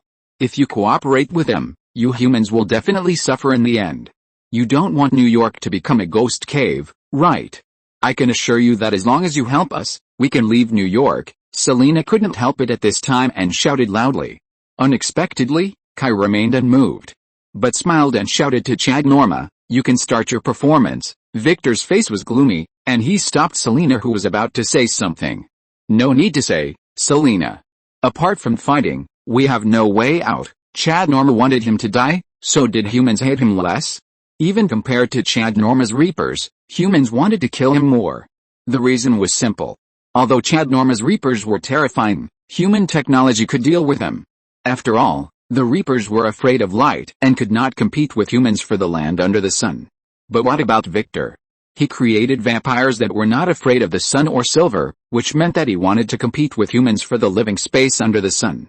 This was what humans cared about most. Chad Norma might be able to escape alive, but he would never be able to walk out alive today. Not only him, but all the vampires present would die, including Selina. Victor was very sober, he could not escape. If it was just the three of Kai, he would be confident that he could escape with some of them. After living for 2,000 years, he would always have some trump cards. If it was just Batman and Kai, he would also be confident that he could escape with Selina and a small number of his men. After all, he looked down on Batman. If it was just Hannibal, Batman, Kai and others, he would also be confident that he could escape with Selina. But with the addition of an unexpected Ghost Rider. To be honest, he never understood why a monster like Ghost Rider, who obviously had no reason, would stand with Kai and others. Now he had no confidence in escaping at all, and his only hope was to let Selina escape. Selina was one of Victor's few consciences. Selina looked very much like his daughter, his first child. The girl who is not remembered by history, but she was his favorite. Victor, or rather Alexander, never regretted not leaving an heir, which led to the destruction of his empire. That was a matter of course. The territory he conquered was so large that he couldn't even send a letter to his mother. He might be sad about the collapse of the empire, but he didn't regret it much. In his opinion, if such an empire was destroyed, it was destroyed. If he could conquer it once, he could conquer it again for the second and third time. But after his daughter died, there would be no second and third time. That was what he really regretted. So when he met Selina, who looked exactly like his daughter, he killed Selina's family without hesitation and adopted her. Victor believed that Selina was the reincarnation of his daughter. If there was anyone who Victor had real feelings for until now, It would be his daughter Selena. Want my life? Then come on. Victor protected Selena behind him, and then his whole body turned into a huge ball of blood, and then drops of blood flew onto the vampires under his command. Those vampires who received Victor's blood immediately showed their fangs, their blood vessels and tendons bulged, and they became extremely bloodthirsty. If you're listening to this novel on a channel other than Fanfic World, it means they downloaded and uploaded it without effort. We cordially invite you to visit our channel, Mundo Fanfic Novelis. There you'll find the original version of this story, and you can explore many other novels of various genres. We're waiting for you to immerse yourself in a world of incredible novels. Chapter 809 is stuck. I will update 2,000 words first, and make up for it tomorrow. The Reapers and Lickers on the other side also launched attacks without hesitation. The two sides collided, and a 3-meter-high wave of blood splashed instantly. The battle was fierce from the beginning. Victor protected his daughter and retreated to the side. He did not participate in the battle, but focused his attention on Kai and the others. He was confident that he could deal with Chad Norma, but for this group of superheroes, he admitted that he had miscalculated. Are we really not going to do it? King Uther looked at the bloody scene below, and his face was not very good. These vampires are now crazy. There is no rule in the battle. They use the most primitive means, claws, and sharp teeth to bite each other like beasts. For a while, broken limbs, blood, flesh and organs flew everywhere. King Uther was really frightened when she saw it. After all, she had never seen such a battle. But she was still worried that if they did not take action, something would go wrong. Kai sat down against the wall, smoking a cigar, and didn't care at all. Don't worry, I know what's going on. Bloodmint also came to Hannibal at this time. How is Blade? Hannibal asked. It turned out that Hannibal had teleported Blade to Bloodmint, asking him to control him and see if he could wake him up. Bloodmint shook his head. I've locked him up, and he's resisting fiercely. Tisk. Hannibal shook his head. It seems that if we want Blade to wake up, we have to kill that old ghost. Green Arrow also overcame his psychological problems at this time and walked to the Ghost Rider. The Ghost Rider's eyes were always fixed on the vampires, and the hellfire in his eyes kept coming out. Although he looked fine, Kai knew that Johnny was now trying his best to control his inner desire for destruction. Johnny had been practicing Kunlun's Kigen for a while, and with the cooperation of the Dragonbone, he was finally able to control the spirit of revenge and prevent it from going berserk. Of course, if he wanted to control it perfectly, he still needed to practice continuously, but this was already a very good start, wasn't it? If there were any shortcomings, Johnny couldn't say whether they were shortcomings or not. For example, he felt more and more that he had no worldly desires. In the past, he liked drinking and stimulating things, but now he suddenly found that he had lost interest in those things. He preferred to stay alone and meditate. He liked the feeling of his mind immersed in peace. This even affected his daily behavior.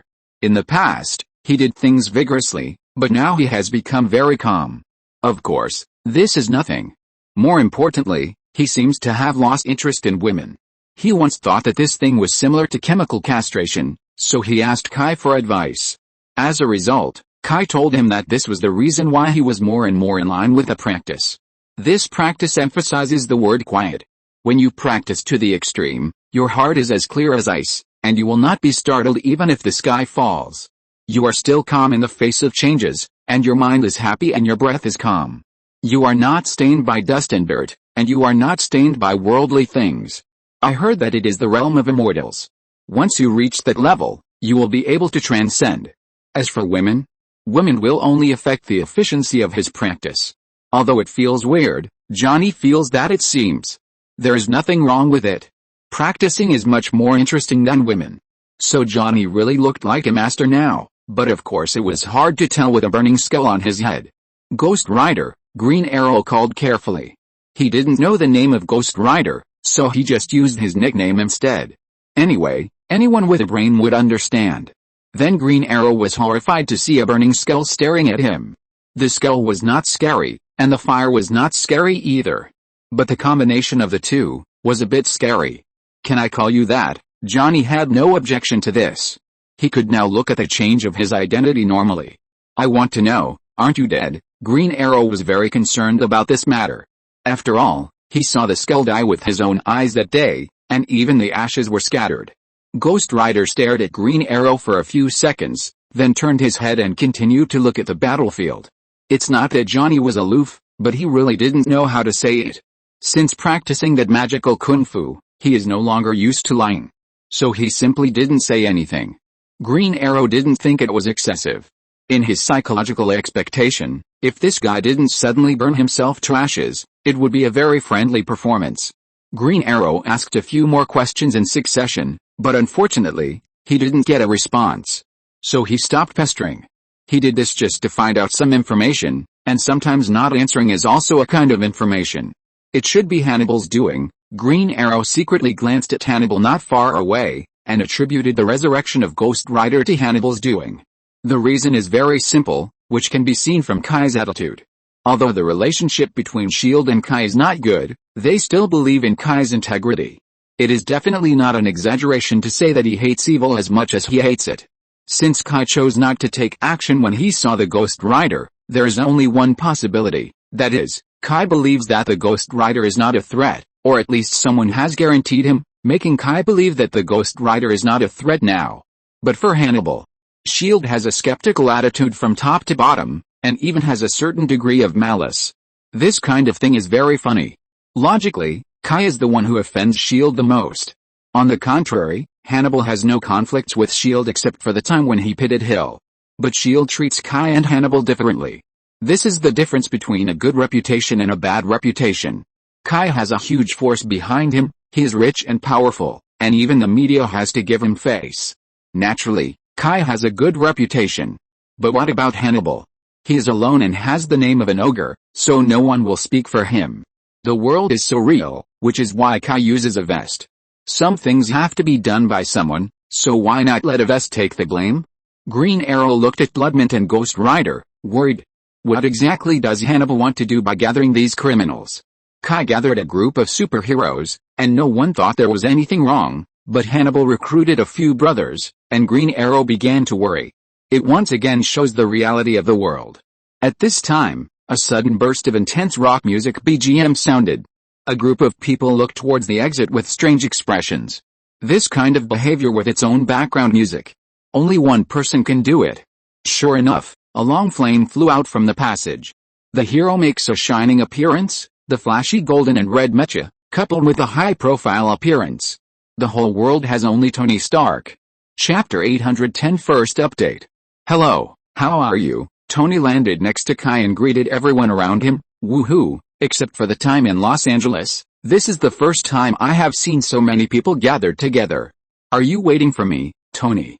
You are late, Kai said dissatisfiedly. The biggest star should appear last. This is the rule in Hollywood. By the way, I recently invested in a movie. Do you want to go to the set? I can take you there. Facing Kai's accusation, Tony still looked like a fool. Is it as good as this? Kai pointed at the battle happening below. Tony nodded silently. Well, Jarvis, record it for me. After I go back, I will study the special effects carefully and use them in the movie. Okay, sir. Also, I have to remind you, sir, the movie you invested in is hard science fiction. There are no vampires. Then change it to zombies. I remember that the zombie game of Foot Basin is good. Maybe we can adapt it, as you wish. Tony was satisfied, then turned his head to look at Kai. What's the situation? Why are you standing and watching the show? Can't we just work together to kill them? Kai didn't say anything, just asked, how is the effect of your work? Tony said with disdain, how could there be a problem with my invention? The reason why I came so late was to do some experiments. The effect is great. Will there be any side effects? Well, if you have to say there are any side effects, it is that the sewers in New York will be brighter in the future, Kai greeted with a face. Oh, don't worry. I will do the job, you can rest assured. Seeing Tony's solemn promise, Kai was also relieved. That's good. Then Kai nodded to those people. Tony immediately understood what it meant. But he was a little reluctant, he hadn't started yet. If he finished it right away, wouldn't it make him, Tony, seem to have no presence? How about waiting a little longer? Hurry up. Everyone is busy. Kai didn't want to waste any more time. Victor and Chad Norma were both here, so it was a good opportunity to catch them all in one fell swoop.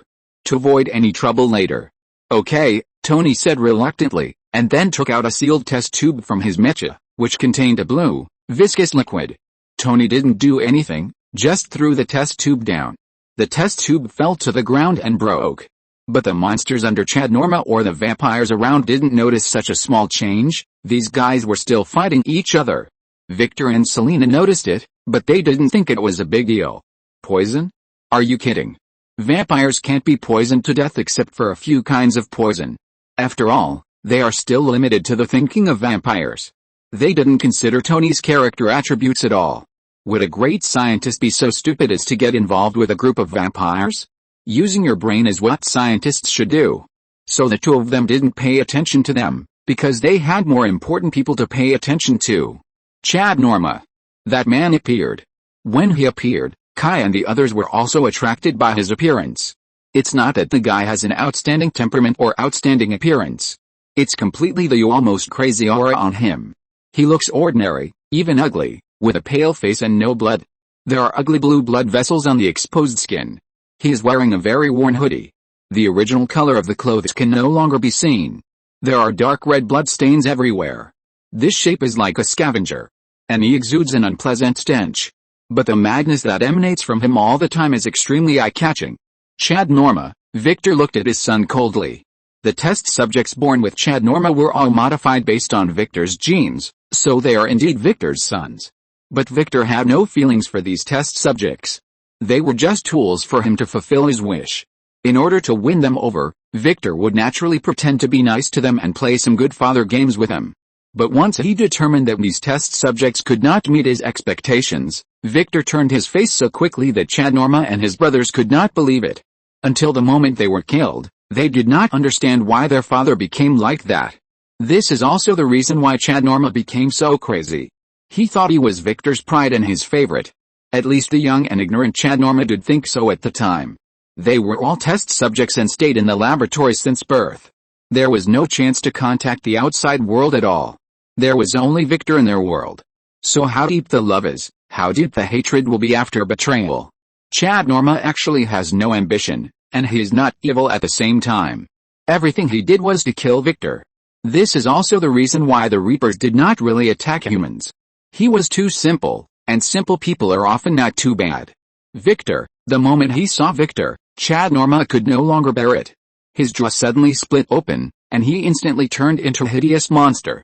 Then this guy got on all fours and rushed towards Victor like a wild beast. Victor sneered at his silly son, not surprised at all. Victor did not teach the first batch of test subjects to fight. After all, vampires have a lot of time, and there is no difference between learning to fight early and learning later. Victor hopes that he can fully master these test subjects before teaching them fighting skills. Sure enough, this approach is right. It is always easier to deal with a beast than a warrior. Victor waved his hand, and the vampires under his control immediately abandoned their opponents like crazy and rushed towards Chad Norma collectively. Beasts are beasts. But Victor obviously underestimated his son. Although Chad Norma is indeed very immature, he is not a fool. If he is not sure, why would he appear in front of Victor? Chad Norma opened his mouth, and suddenly more than a dozen tentacles emerged from it. Those tentacles all had sharp fangs at the front, and they tore all the vampires that stood in front of him into pieces like steel whips. Then the harvesters and lickers under his command followed suit and shot out their own tentacles. Once those tentacles penetrated the bodies of vampires, they would immediately suck the blood of those vampires. But Victor was not to be trifled with, and his new generation of test subjects also opened their mouths and emitted high-frequency sound waves at the harvesters and lickers. The lickers and harvesters in the front were immediately blown into pieces by the surging sound waves.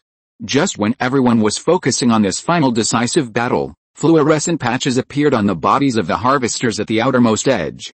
Chapter 811 Revenge. The battle was very intense, but it didn't last long. The two sides' manpower soon disappeared. Of course, this was related to their fierce battle and their desperate fight, and also because of the strange fluorescent patches. Perhaps the vampires who were in the scene could not perceive it, but Kai and others who were watching the excitement from the outside could see it clearly. When those fluorescent patches appeared on a Reaper, it would not affect anything at first, but slowly the patches would spread. When the patches accumulated to a certain level, the Reapers would be slowly corroded, and the patches on their bodies would quickly turn into ash. When the patches were completely covered, the Reapers would disappear. What is this? Ada Wang asked in disbelief with his eyes wide open.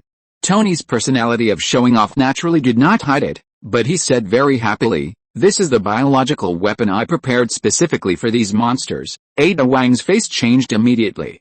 Biological weapons are considered taboos in every country. Biological weapons are different from conventional weapons. They are indiscriminate, which means that they may cause losses to the enemy while also causing losses to their own side. They may also cause serious damage to civilians and the environment in the war zone, and these damages are generally permanent. These biological weapons may bring devastating disasters to monsters like the Reapers, but they may also cause unpredictable dangers to humans themselves. You know, New York is right above their heads. Seeing Ada Wong's expression, Tony smiled confidently. "Don't worry, it's not as serious as you think. What I prepared for these monsters is not a deadly virus or something like that, but a parasitic fungus." It turned out that Tony had thought of many ways to deal with the Reapers, but after experiments, they were either too overbearing, such as bacterial weapons. If this thing mutates, the biggest loss will be to humans. Who says there are so many humans? It's not easy to control at all. Or it doesn't work at all. The vitality of the Reapers is so terrifying that ordinary viruses or chemical weapons are useless. Until Tony thought of it, the Reapers are afraid of light. This reminded Tony of the animals and plants that can glow in nature. Luminescent organisms are a wonderful creation of nature. There are some luminescent species in the animal, plant, fungus and bacterial kingdoms. The luminescent jellyfish in the ocean have long been known to people, and the principle of ichthyorin has been reported in science. Among them, fungi are the most suitable for spreading as weapons. There are 97 known bioluminescent fungi in the world. Luminescent fungi rely on luciferase to glow. When luciferin is catalyzed by luciferase in the presence of oxygen, light will be emitted from its fruiting body or hyphae. Tony made a little change and used genetic engineering technology to change its luminescent properties to emit ultraviolet rays. Of course, this is difficult, but it is not difficult for Tony. He only needs to change the composition of the luminescent enzyme. It sounds simple, but few people can do it. In short, Tony used his genius mind to solve this problem. What's more, this ultraviolet luminescent enzyme will enter the exhaustion period after a few generations due to the damage of ultraviolet rays to cells, and finally degenerate into an ordinary luminescent enzyme. So this thing will immediately become harmless after a period of infection. As for the fungi that spread, they were also special molds that Tony had specially modified, such as skin moss, which is the culprit of athlete's foot. Strengthen its infectivity and targeting.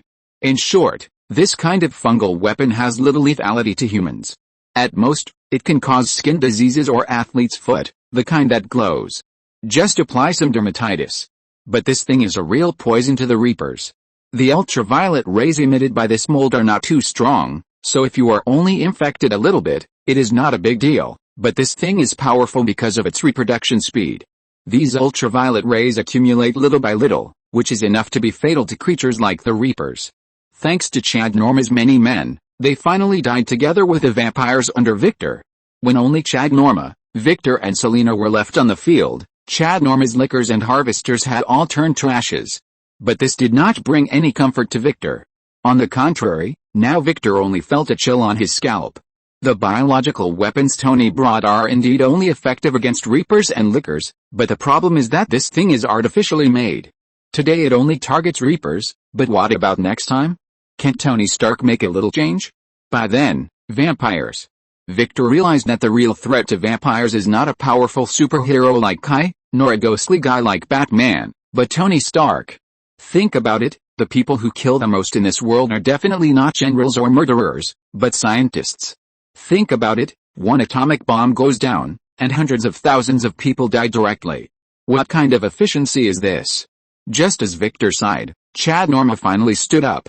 Although Chad Norma is very strong, his vigorous vitality and strange infection ability make him really difficult, but as a target of concentrated fire, Chad Norma is not treated as well as ordinary minions, so now, Chad Norma is in a very bad state.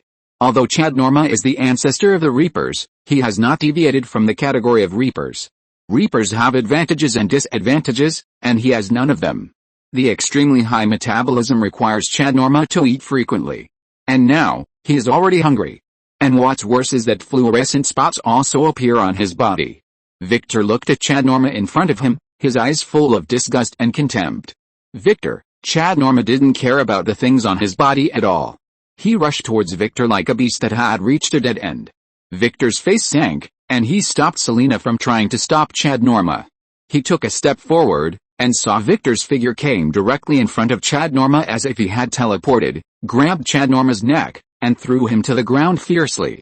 "Why don't you just refuse to die obediently?" Chad Norma opened his mouth wide. "Of course it's to take you to die together." Chad Norma suddenly pulled out a silver hand axe from behind his waist and cut off the hand that was pinching his neck. Then he kicked Victor away. Victor's severed arm turned to ashes in the fire before it hit the ground. But he himself did not fly far, just hovering in the air. "Wow, vampires have this trick," Tony whistled and looked very frivolous. Kai ignored him and watched Victor's father and son game quietly. "It's too late, Chad Norma. If you could come to me earlier, you might have a chance to kill me, but now." Victor stretched out his broken arm in the air, and then blood beads kept coming out from the broken end. These blood beads gathered and formed, and finally Victor's broken arm was restored to its original state. "I don't have any shortcomings now." Chad Norma was not disappointed, really. Suddenly, Chad Norma threw out several darts filled with anticoagulants. After those anticoagulant darts hit Victor, Victor was immediately injected. Bang! Victor's face changed, and he fell from the air, hitting the ground heavily, screaming in pain. Then the place where he was shot began to swell and deform. It was as if several tumors had appeared out of thin air. Then Victor's whole body began to swell. His body was blown up several times like it was blown up by air. The whole person seemed to be supported from the inside by more than 10 balls. His face also swelled and deformed under the effect of anticoagulants. It had become unrecognizable. Only a pair of eyes stared at Chad Norma, with anger and fear, but he couldn't say a word, only a long roar. Puff! Puff! With a series of explosions, Victor's body exploded one by one, and finally broke into a pool of black and red blood, polluting the ground within more than 10 meters. Ha ha ha, ha ha ha! Chad Norma laughed immediately when he saw this scene. But the next second, he stopped laughing. It was not because he could control his emotions, but because he saw that Selena, who had been protected by Victor, stood aside unmoved, without any sadness on her face, and even full of pity for him. As Victor's favorite, Selena has always been loved by Victor the most, and this has never changed even when Victor was playing tricks with their group of test subjects. Chad Norma and his brothers all love Selena very much. She enjoys the most love from Victor. At the same time, Selena is still a good person, at least she has not lost her sympathy. In the past, only Selena was willing to approach these test subjects, and other vampires were more afraid of them. So Chad Norma believed that if Victor really died, the saddest person must be Selena. But now Selena has no intention of being sad, which makes Chad Norma realize that things are definitely not that simple. Sure enough, the next second, the blood spread on the ground began to gather quickly. Soon Victor stood there intact. Huh? This feeling is really, very bad, just like my body is being cut off piece by piece, Victor said with lingering fear. Then he looked at his son. You did a great job, Chad Norma. Maybe I should reevaluate the value of your test subjects. At least you did a great job. You made me angry. His right hand suddenly grabbed forward, and his right arm suddenly grew in length, spanning a distance of 5 or 6 meters, grabbing Chad Norma's ankle. Then, as if he had grabbed a rag doll, he smashed Chad Norma to the ground frantically. Once. Boom. Boom. The huge force caused the ground to crack, and a large area of blood spurted out of Chad Norma's body. But at this moment, 3 tentacles suddenly stretched out from Chad Norma's mouth parts, quickly piercing Victor's arms and body. Then those tentacles quickly sucked blood from Victor like straws. Chad Norma, who was already scarred, began to recover in an instant. Boom. Chad Norma's body was smashed into the wall. Chad Norma, who was embedded in the rubble, seemed to feel no pain. He sneered at Victor and shouted, "Go on. Victor, I can play with you all day." Victor angrily grabbed Chad Norma's tentacles and pulled them hard, tearing them all off. Then Victor's skin began to melt and change color, turning blood red. His body began to swell and grow, and he seemed to have tremendous power in his every move. Die? Die? Then Chad Norma was torn into a stick by Victor. What's worse is that Victor summoned back all the blood that Chad Norma had sucked away. This made Chad Norma's condition even worse. You have brought me countless troubles, Chad Norma. You destroyed everything I have, my plans, my offspring, and my empire. You should be proud, My stupid son. You were created to fulfill my wish. Letting you die is also for my wish. This is the reason why you were born. Why resist the fate you deserve? You damn monster, ahem. Ho ha ho ha, monster. Monster. Ha ho ha, that's right, I am a monster, and so are my brothers, but who created us? We are monsters. What about you? My father, what are you? Ha ho ha, I'm so happy. Now I understand that killing you may not be the cruelest punishment for you. But aborting your damn plan is my greatest revenge on you. Ha ha ha, I did it. Victor, you lost. Chad Norma was miserable, but there was no frustration on his face. Instead, he was very happy. It was also at this time that those fluorescent spots began to appear on Chad Norma's face, and the blood he shed turned into a fluorescent green viscous liquid. It was Tony's biochemical weapon that was working. As mentioned before, Chad Norma was also a member of the Reaper. This biochemical weapon also worked on him. Failure? Dream on. As long as I'm not dead, I can start all over again. I'm immortal. I'm already the blood god. I no longer have any shortcomings. I'll make a comeback. As for you, go to hell. Really? The blood god may really be as you said, you don't have any shortcomings, but after you become a monster like me, it's different. Haha, in the end you will still die in my hands. Victor's face changed, he felt the changes in his body. The hair on his body began to fall off, his ears stretched, and a crack appeared on his chin. How is it possible? Victor was about to say something, and suddenly a small fluorescent patch appeared on his deformed face. Chad Norma saw this scene and finally closed his eyes, and then light emanated from him. That was the effect of the luminous fungus. Chad Norma's body began to smoke, and the places where the patches were on his body began to fall off and turned into flying ash. It started as a little bit, but soon, the spot spread all over his body, and finally he turned into ash in a small fire. Victor's transformation was complete. He became a Reaper. Chapter 812 Nuclear Bomb. How is it possible? Victor raised his hands and looked at the changes in his body in disbelief. His hands began to shrink, dry and thin. Seeing this scene, Victor immediately swung his arms wildly as if his hands were burned. Soon, the power of the blood god was mobilized by him, and soon his hands immediately returned to their original state. But at the same time, the spots on his face began to grow larger, and the fluorescence became brighter. Victor looked at his arms that had returned to their original state, but his face did not get better, but more solemn. Because the appearance has not changed, but in fact, an irreversible change has occurred inside. He has become a special Reaper. Kai saw Victor performing a non-physical performance there, and he had some guesses in his mind. He turned to look at Tony. Tony immediately understood what he meant. Jarvis, scan that old man immediately. Yes sir. Then there was a silence, and then, he has completed the transformation and become a harvester, and the ultraviolet fluorescent bacteria have also spread in his body. Tony turned his head and looked at Kai. It seems that we don't have to do anything. Just as Tony's voice fell, the flesh and blood on Victor's body began to fall off, and pieces of flesh and blood were eroded by fungi, and the ultraviolet rays emitted from them quickly destroyed those flesh and blood. Victor's face showed a trace of crying and laughing. He became the blood god. He thought that even if he was not invincible, he could be regarded as climbing to the top of vampires. Victor was very sober. He knew that the blood god was just a vampire's self-flattering. If there was a blood god, vampires would not be what they are today. He had a clear understanding of himself. Although he was very excited about becoming the blood god, he did not forget himself. His vision of conquering the world has never been based on this. Those test subjects are his trump cards. But who knew? Even if he didn't care much about the blood god, he didn't expect that he would be infected by a Reaper.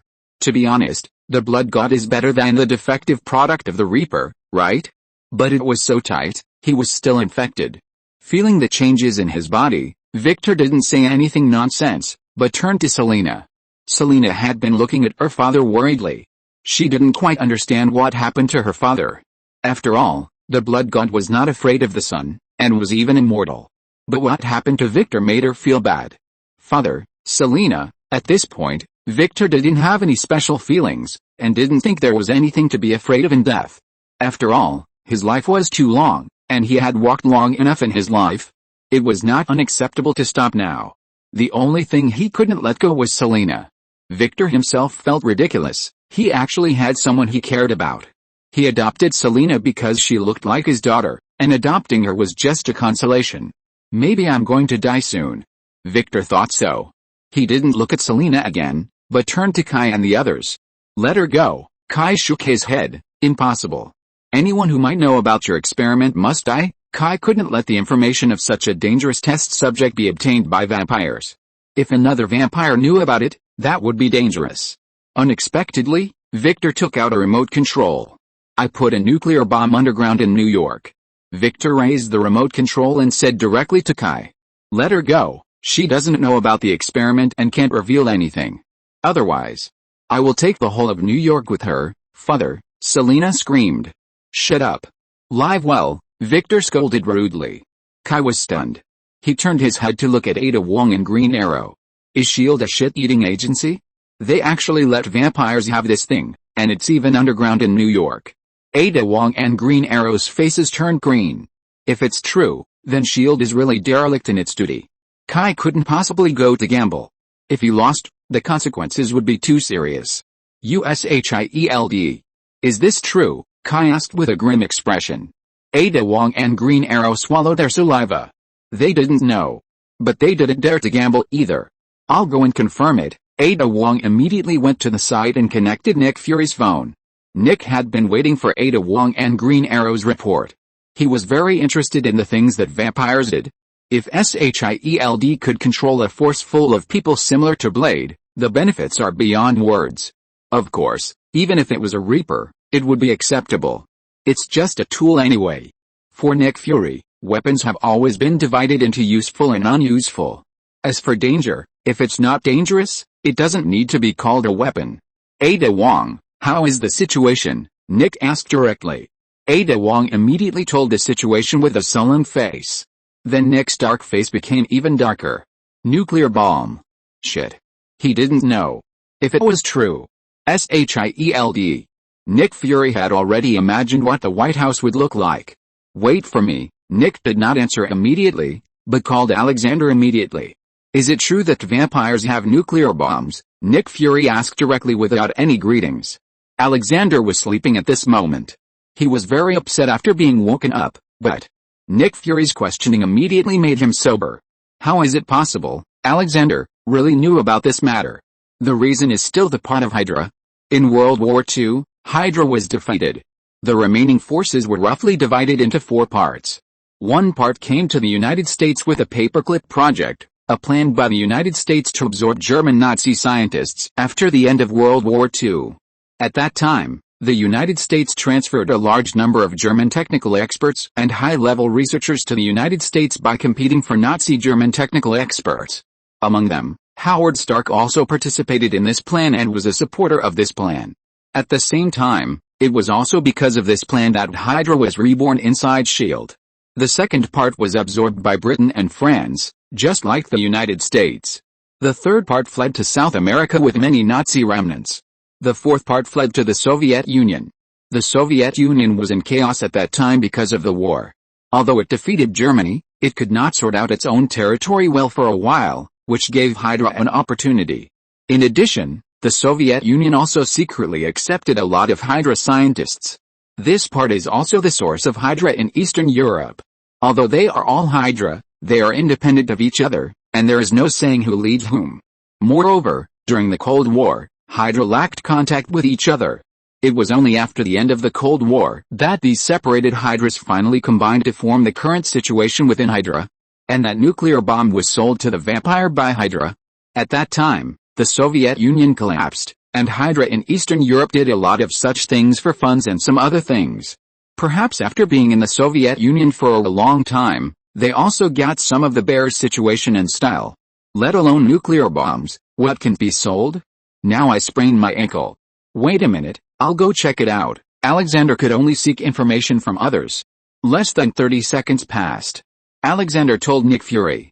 It's true, Alexander said with difficulty, when the Soviet Union collapsed, more than 21 nuclear bombs disappeared. We have already determined the whereabouts of 15 of them, but there are still 6. The one in Victor's hand is likely to be one of them. Why didn't we know before? Nick knew very well that it was impossible to find out a piece of information in a short time. It could only be that S.H.I.E.L.D. knew about this information early. That's a nuclear bomb. Since S.H.I.E.L.D. knew about it early, why didn't they deal with it? Even he, the director of S.H.I.E.L.D., didn't know. In the meantime, we didn't know that this nuclear bomb came to the United States. Alexander's voice was bitter. He really didn't know. He can guarantee this. Just kidding, the United States is their Hydra's territory. They can allow vampires to make trouble in the United States because it does not harm their interests and is even in their interests, but they will never let nuclear bombs in. After all, Hydra pursues domination, but if a nuclear bomb explodes, what will they rule? Ruins? That's why those guys don't agree to take tough action against vampires, right? Nick immediately understood why S.H.I.E.L.D. had turned a blind eye to vampires before. There's part of the reason. Anyway, this race is very difficult to deal with. Why hide it from me? Nick Fury finally asked the key to the problem. This is the resolution of the Security Council. Apart from the Security Council, only a very few people know about it. You can only know it when you sit in my position. Alexander had to come up with a reason he had prepared long ago. Nick hung up the phone silently. Damn, he is an intelligence chief, but he actually has intelligence kept secret from him. How much does he worry about him? Alexander was also having a headache. He was afraid of this situation. It's true, King Uther said bitterly to Kai. I heard it. Kai glared at her fiercely, and then said to Victor, she can leave, but you and the nuclear bomb must stay. Nuclear bomb. Kai couldn't say anything. Now except agreeing to Victor's conditions, he didn't have much better solution. After all, he is an old ghost who has lived for 2,000 years. He does things perfectly. Now that he has laid everything out, even if Kai wants to do something, it is probably too late. It is impossible for an old fox not to consider those emergencies. Speaking of which, Victor is really strong. He has not died even at this point. Haha, I don't think you will let me go. Victor had long expected his fate. Just let her go. Let her go? Kai waved his hand. Go, Victor shouted to Selena. Selena looked at her father sadly. Go. Victor felt the power in his body disappearing. He was about to die. Selena bit her lip and ran towards the exit. No one else moved until Selena disappeared in the passage. After about 10 minutes, Victor's body softened and fell to the ground. Just now, he almost turned into a torch, with sparks constantly coming out of his body, and countless flying ashes constantly falling from him. Finally, he couldn't hold on. Ah!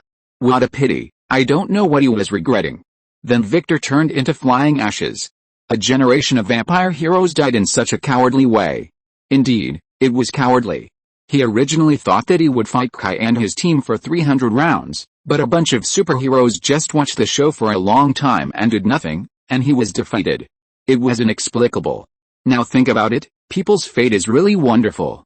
Victor died under his own creation, killed by the inferior product he looked down upon. Is that the end? What else? Kai said unhappily. Do you have to fight to the death? This is good. Also, you quickly find the nuclear bomb for me. I don't want to sleep on a nuclear bomb. Oh, I know. Tony thought about it and felt a little scared. I think our S.H.I.E.L.D. can help with this matter. Aida Wang raised his hand to indicate that it would be better to hand this matter over to their S.H.I.E.L.D. No matter how you look at it, S.H.I.E.L.D. needs to be responsible for the nuclear bomb. Now if the aftermath is done well, it can be salvaged to some extent. Leave it to you? Forget it. I was afraid that you would lose the nuclear bomb. Such a big nuclear bomb was actually transported to New York. You S.H.I.E.L.D. are really good. After saying that, he took out the intercom and dialed the president's private phone. President Benjamin looked at Nick Fury with a sullen face. Last night, Kai rarely called his private phone. This was certainly not a happy thing. Being woken up at more than 3 o'clock in the middle of the night would make anyone unhappy. But Kai's next words made this unhappiness turn into luck. If possible, he even wanted to hug Kai and kiss him madly. Whether it was a monster or a nuclear bomb, once it really got out of control, he, the president, would be sacrificed to the gods. He would be the most unlucky president in American history. I need a reasonable explanation, Nick. Benjamin himself was very supportive of black equality, so when he treated employees of color, he was mostly very kind, and for this he got a lot of votes from people of color. But today he couldn't control his expression at all. Nonsense. New York, the great United States, was almost blown up by a nuclear bomb. And the key is, after the explosion, they didn't know who to look for. He didn't throw Nick Fury out immediately, it was all because of his good self-cultivation. This is a mistake in our work. We will do our best to make up for the impact of this incident. Please believe us. Believe? How dare you say this word to me? Fuck. Nick. Look at me. Fuck, Mr. President. Nick was also helpless. Forcing a gentlemanly president to swear. Tell me, how many times has this happened? How many times has S.H.I.E.L.D. gotten into trouble? Chapter 813 Tangled. Nick Fury tried his best to fight for it, but unfortunately the president no longer trusted S.H.I.E.L.D. He was tired of S.H.I.E.L.D.'s several mistakes. If the outside world knew that there was a nuclear bomb under New York City this time, he would not have to be president. If the previous few times were not enough to involve the president, then this time, it was a real threat to him as the president. The people will go crazy. They don't care whether the president knows it or not. They only know that they were almost blown up. This is what the people cannot tolerate. If this is the case, the president can still act as if nothing happened. Then S.H.I.E.L.D. must be the president's biological father. So the Shadow Bureau was regarded as the biological son of the U.S. government. A group of bigwigs decided that the reason why S.H.I.E.L.D. was so slack was because of monopoly, so the upper echelons of the government decided that they could no longer rely solely on S.H.I.E.L.D. In fact, there were such signs before. Otherwise the Shadow Bureau would not have been established.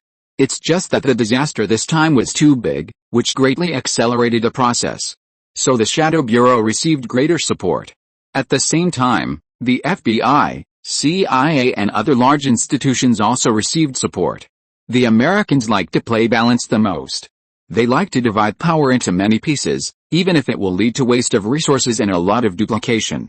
But fortunately, it can be divided and balanced, which is more labor-saving. So on that day, Captain America and Ms. Carter were directly transferred to the scene, and they were responsible for taking over the nuclear bomb. Thank you very much. Steve found Kai and Tony to express his gratitude. The others had disappeared long ago. Whether it was Bloodmint or Hannibal, they were too sensitive to stay for long. Batman was almost the same. Moreover, he was always mysterious and basically had no involvement with government departments, especially the Shadow Bureau and S.H.I.E.L.D., so he disappeared early. Steve took off his mask and said very seriously, as a New Yorker, I want to tell you that you have saved this city. Steve is from Brooklyn, and Brooklyn has been proud of Steve for a long time. Humph. No need, Tony said disdainfully. Then he flew away directly regardless of Carter's pleading eyes. Kai shrugged at Steve, man, I don't hate you, but our positions are different. If Tony deals with Mr. Bucky someday, maybe we can have a drink, of course, if you are willing at that time. After saying that, Kai was about to leave. Steve said with a depressed look, Bucky, he is innocent. To Tony, he is not.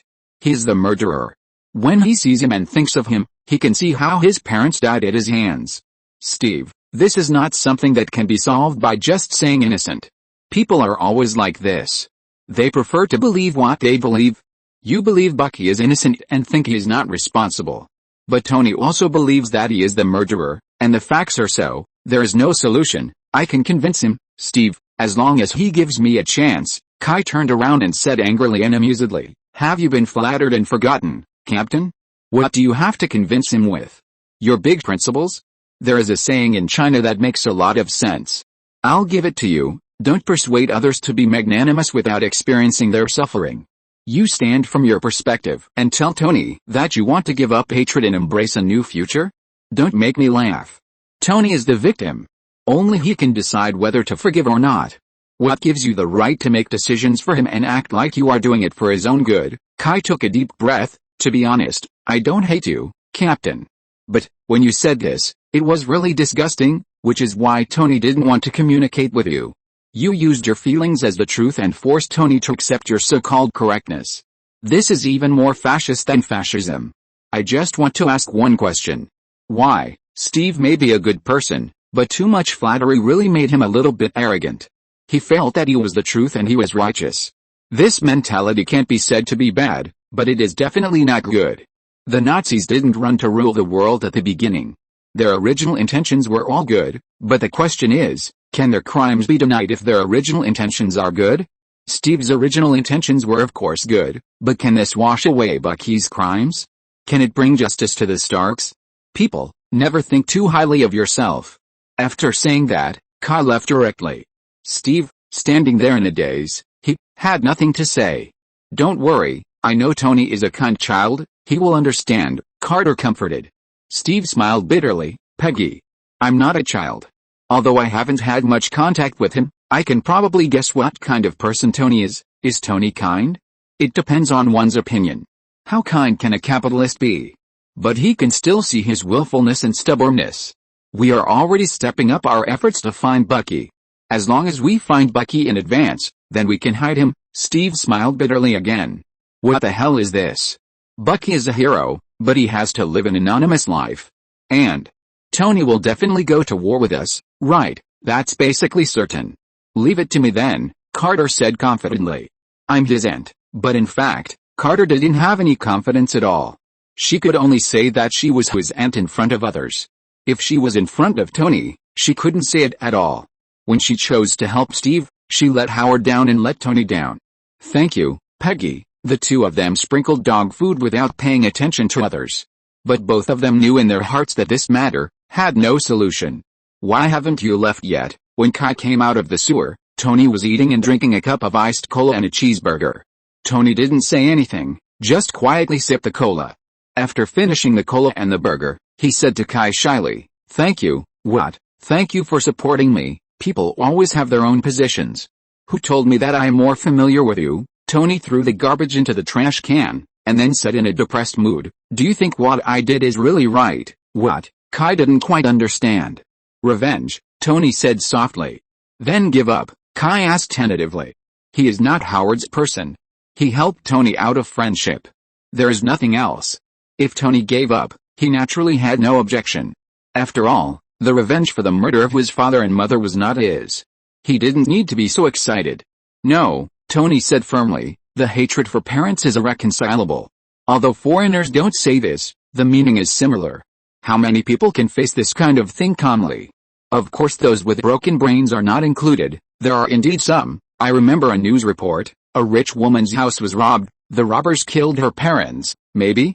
Anyway, this woman forgave the murderer in court, and then found a job for the murderer, and then, she was murdered. Sometimes it is difficult to understand these people's brain circuits. Then why are you still entangled? It's just that it might not be good." Tony hesitated again. "Then give up." "No, fuck it." Kai turned around and left. "This man must be seriously ill." "Huh? Why are you swearing, psycho?" Kai was too lazy to pay attention to him. Chapter 814 Negotiation. New York starts to warm up in May, and it is also the most comfortable period of the year.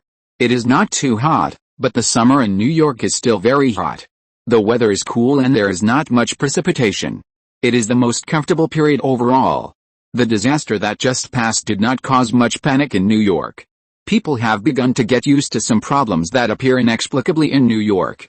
And this time the New York police acted very quickly, so there were not many casualties, and more importantly, there was no property damage.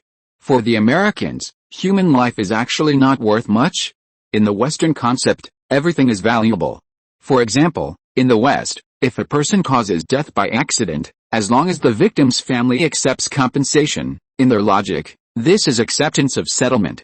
The most famous incident is the compensation case of Ford Motor. In 1971, Ford's Pinto car fuel tank accident. This car was low in price and fuel consumption.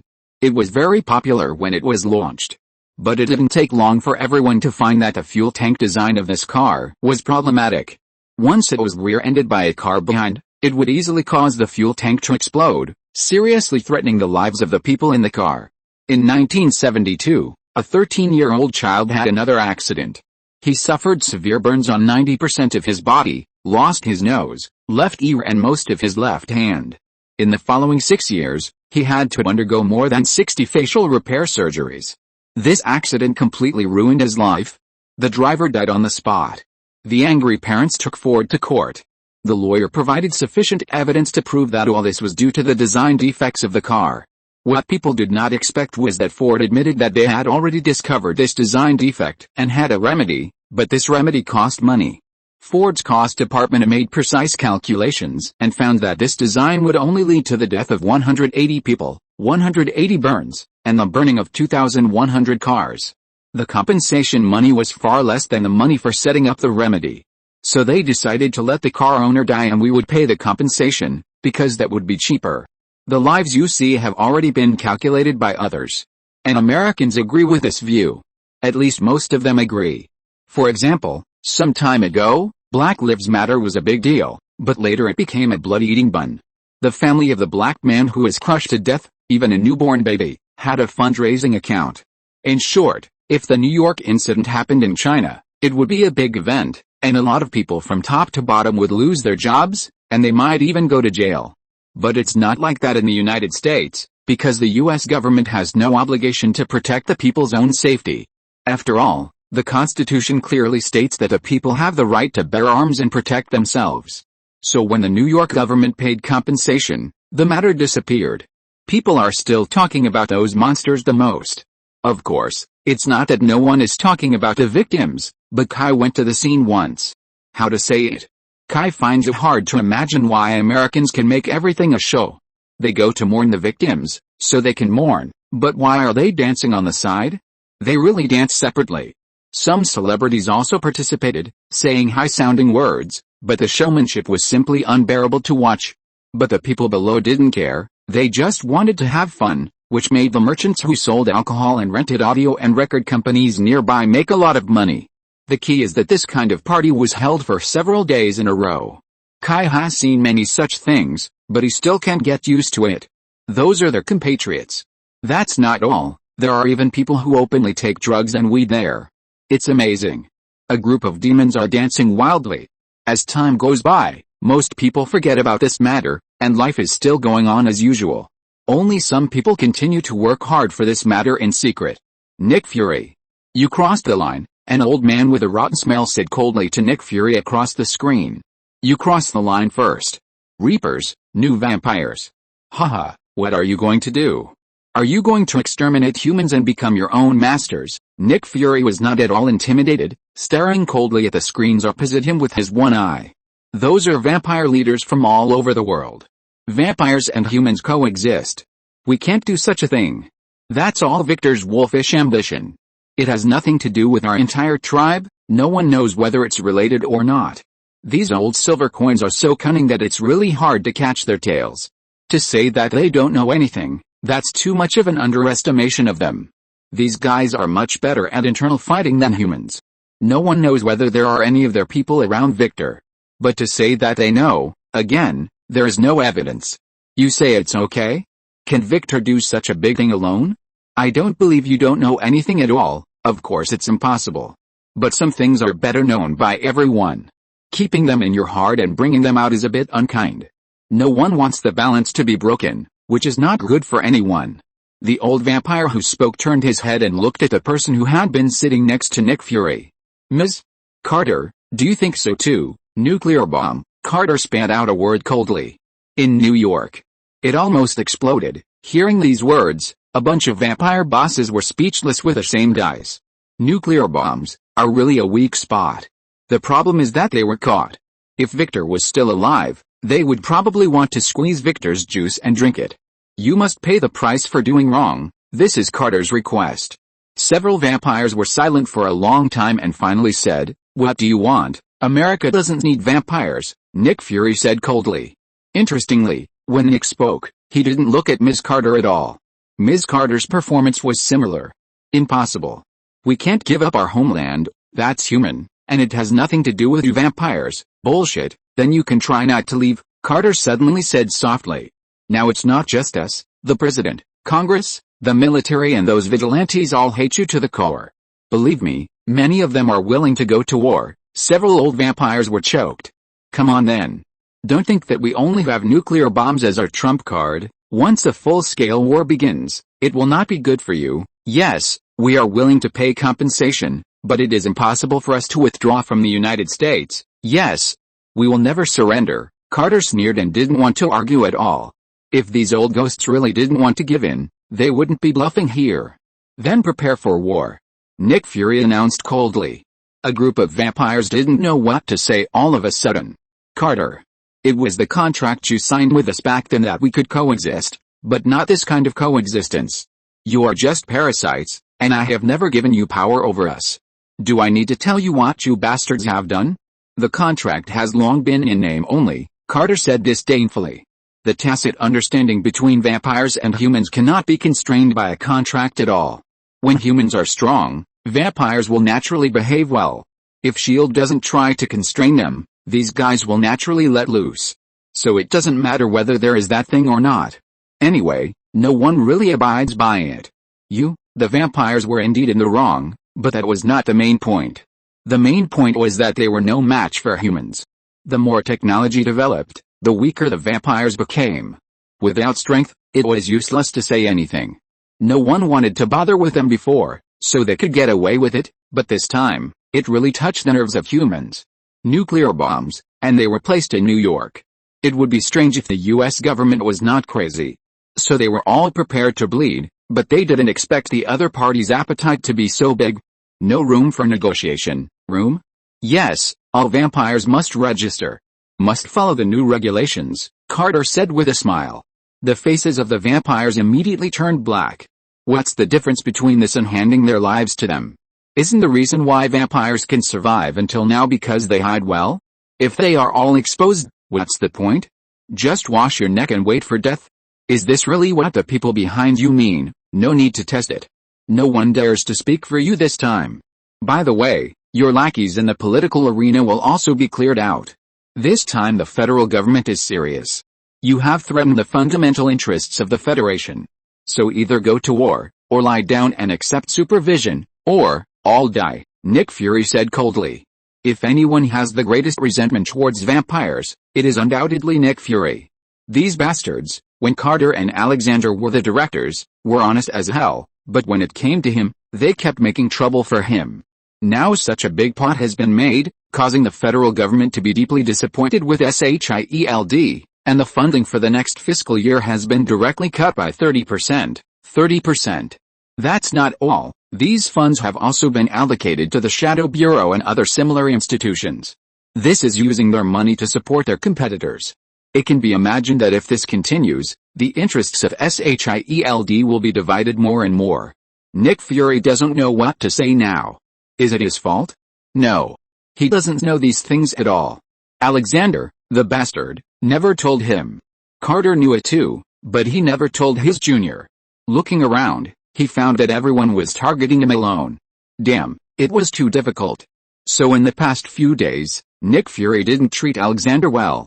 Alexander also knew that he had betrayed his old friend, so he rarely appeared in front of him, and even Alexander's forces in S.H.I.E.L.D. were honest. There was no way not to be honest. If there was another problem at this juncture, Nick Fury would definitely find out the problem with his paranoia. So all the Hydras in S.H.I.E.L.D. fell silent for a while. As honest as if they were really S.H.I.E.L.D. After an awkward silence, finally an old vampire who looked the oldest and most low-key spoke. We agree, you? The other vampires looked at her in shock. What else? You have to admit it if you lose. The old vampire's face did not change at all. Instead, he said coldly. That's what it's like to be weak. The other vampires, no matter how cunning they were embarrassed when their companions told them the embarrassing truth. But there was one thing that the other party said was right. That's what it's like to be weak. No matter how much you say, it's useless. As long as humans, we don't need all humans. Even if only the United States is serious, vampires will not be able to resist. We need time. 3 months, Carter said. The president only gave us 3 months. Impossible. We can't do it so quickly. After 3 months, all the remaining vampires will die, Carter said coldly. You lost and must pay the price. This price is not as simple as running away. Blood must be paid with blood. That's too much. You are not human, Nick Fury mocked. Don't flatter yourself. You? Okay, decide. I don't have time to listen to you talking nonsense here. We are all busy. Carter stopped the wrangling. This time the Federation is very tough. Either get out or go to war. We know, the old vampire who made the final decision nodded and said expressionlessly. Many of our compatriots will not be able to evacuate, a vampire roared. Then you'll have to pray for the best, the old vampire said coldly. When did they vampires care about racial feelings? Don't be ridiculous. Whether they live or die, what does it have to do with these old guys? Very good, I'll take it as your consent, Carter nodded, stood up and left. No one cares about what the vampires should do. Humans still have their own lives to live. and it is impossible to pay too much attention to them. And Kai also has new troubles. It's not Kai's own troubles. No one will provoke him casually. His background is too complicated, so complicated that those powerful people don't know how to face him.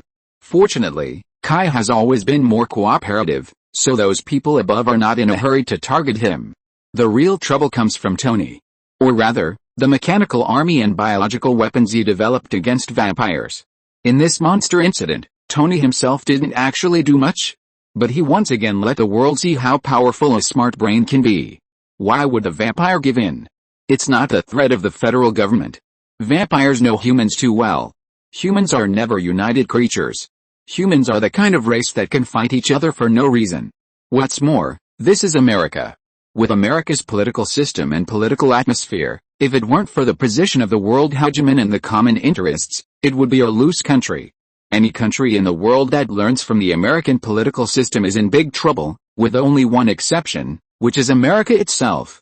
So don't look at the United States always promoting how excellent their political system is, and what kind of beacon it is, but in fact, they themselves know that theirs is an extremely awkward system.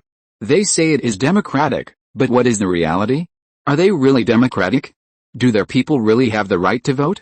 Don't be funny, they have an electoral system, and the winner takes all. Is this really fair? The winner takes all. Even if a party only wins one vote in a state, all the electoral votes in the state will be taken by the winner. This also means that the opinions of the losing voters are ignored. This is not really the majority rule. This is just a disguised aristocratic representative system. Under this system, it is okay for the United States to be strong, but once there is a real problem, it will be a scattered country. They can fight each other because of disagreements, and most of the politicians in the United States are creatures of votes, and their values are all based on votes. Once a war with the vampires begins, the huge expenses and casualties will naturally lead to divisions of opinion, and with divisions, vampires will have opportunities. So they are not really afraid of going to war with the United States. In internal fighting, vampires are always textbook level, and humans cannot beat vampires in this regard. What really scares vampires is the creativity shown by Tony. Biological and chemical weapons, vampires never thought that they would be used on them before. This is just Tony alone. If the US government invests all its resources, it is possible that the vampires will be exterminated. This is deterrence.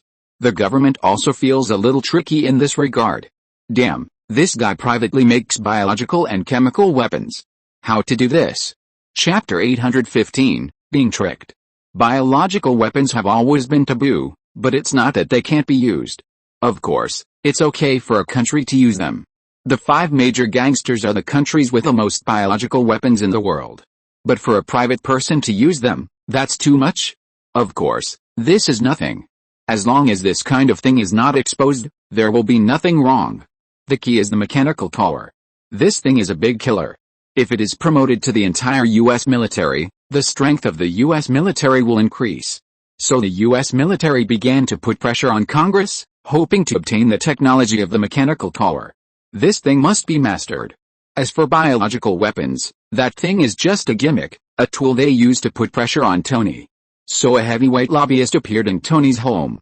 Tony smiled bitterly and shook his head, looking at Colonel Rhodes, who was sitting not far away. Well, can we talk about something else?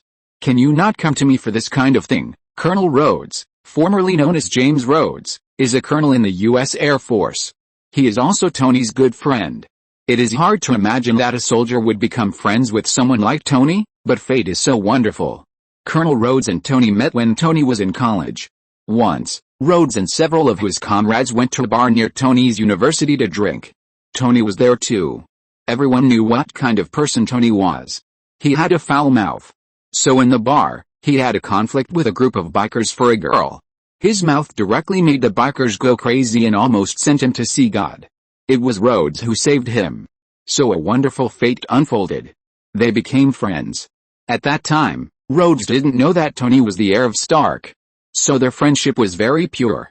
Colonel Rhodes had a very helpless look on his face, and spread his hands. What do you think? I'm a soldier, not a politician. I am willing to come.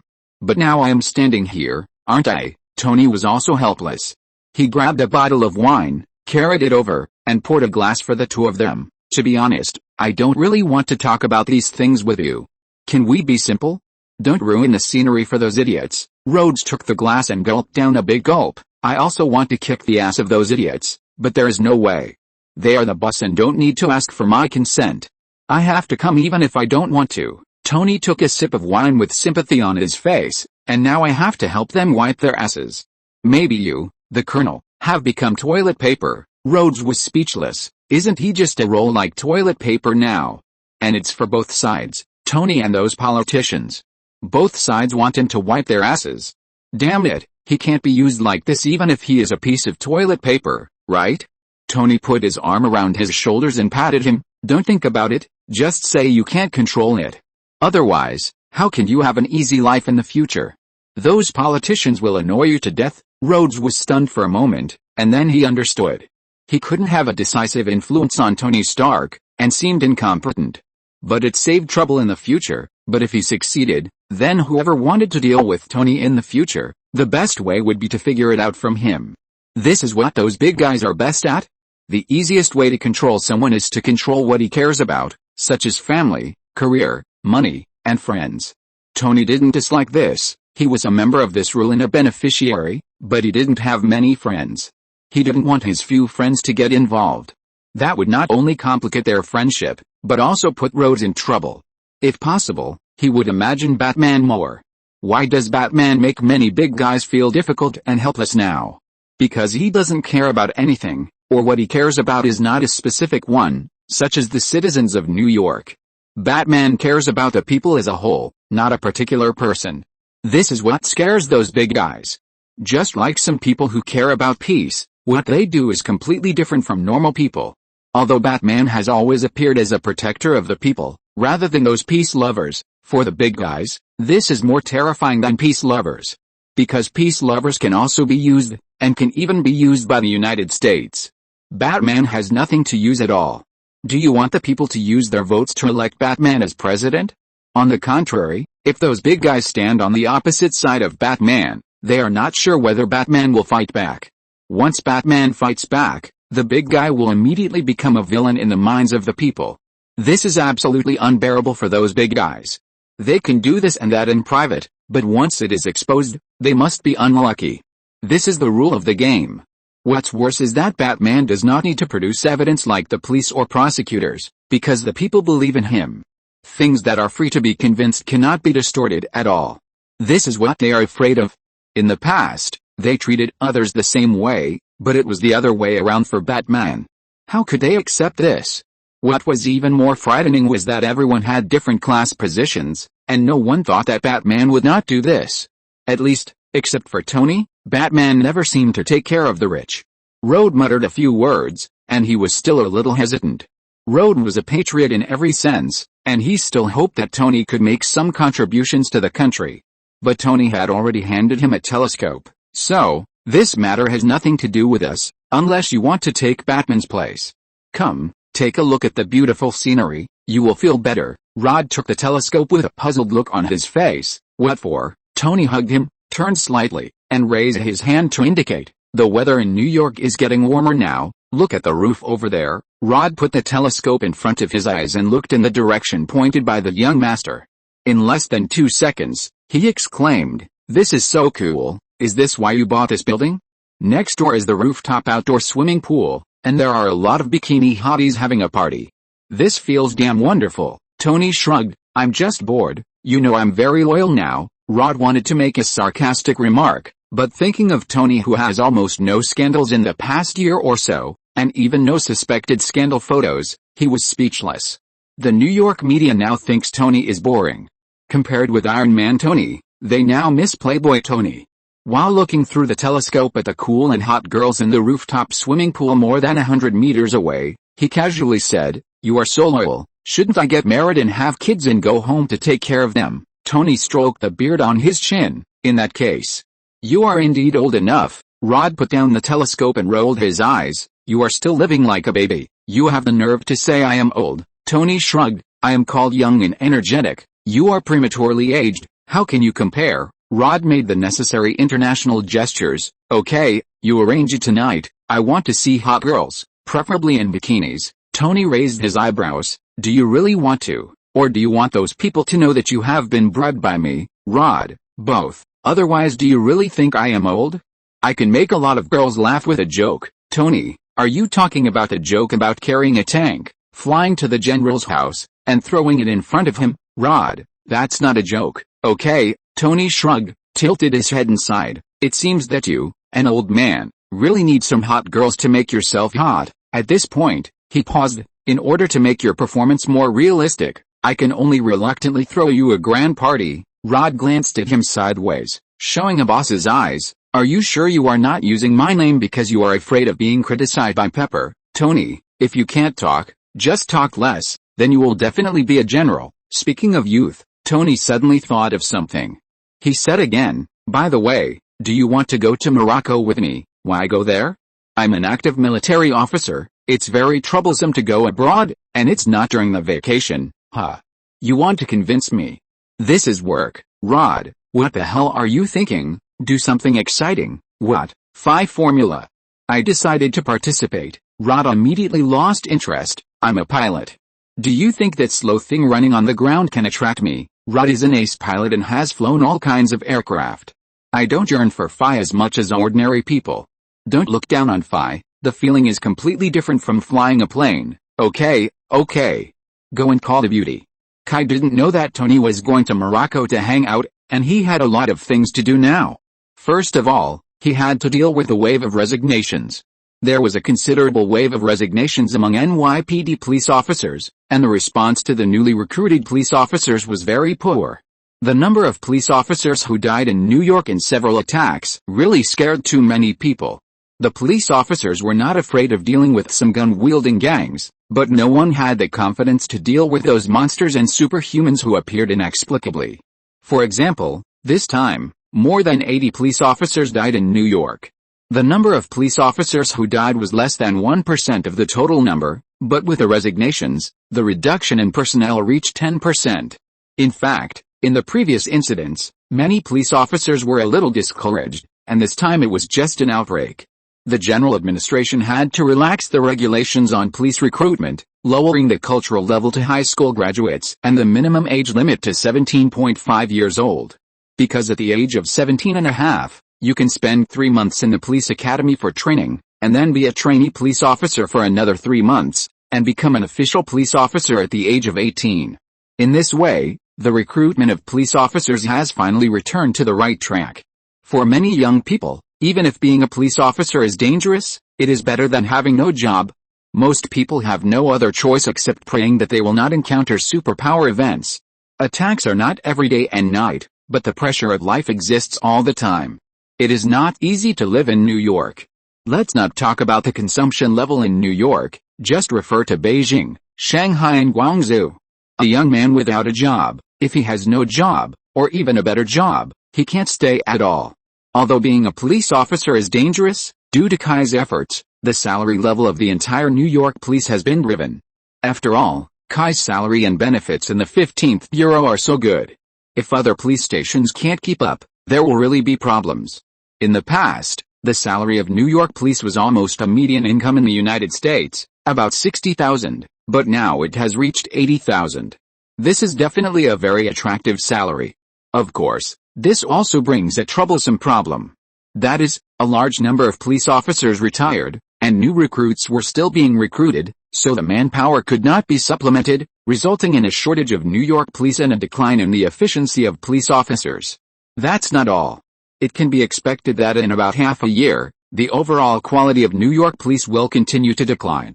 If a newcomer wants to become a qualified police officer, it is not enough to just graduate from school. Whether it is case handling experience, relationships, techniques, or precautions, these things are useless to memorize by rote. There must be predecessors to help and guide. The Americans do not have the sense of responsibility of inheritance that China has.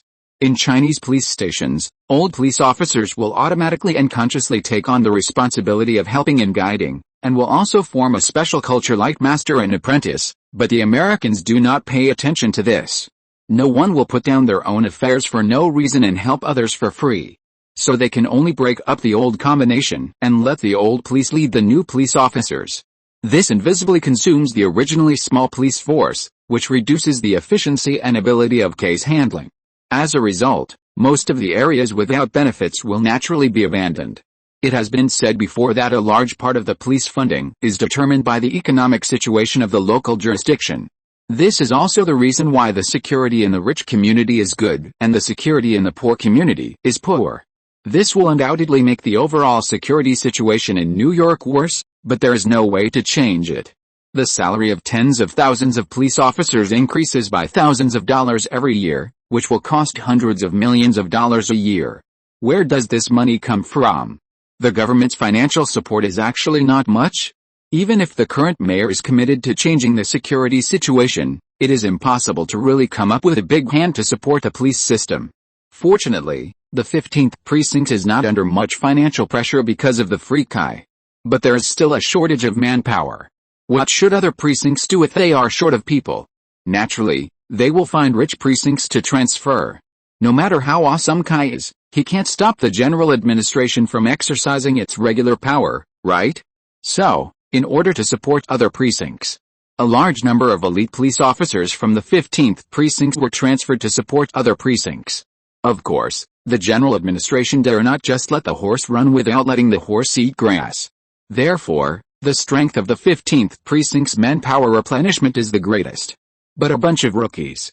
The 15th precinct is a popular unit, and many police officers are willing to come, but the headquarters needs to consider the overall situation, and it is impossible to transfer key police officers to supplement the 15th precinct, so those rookies have been supplemented.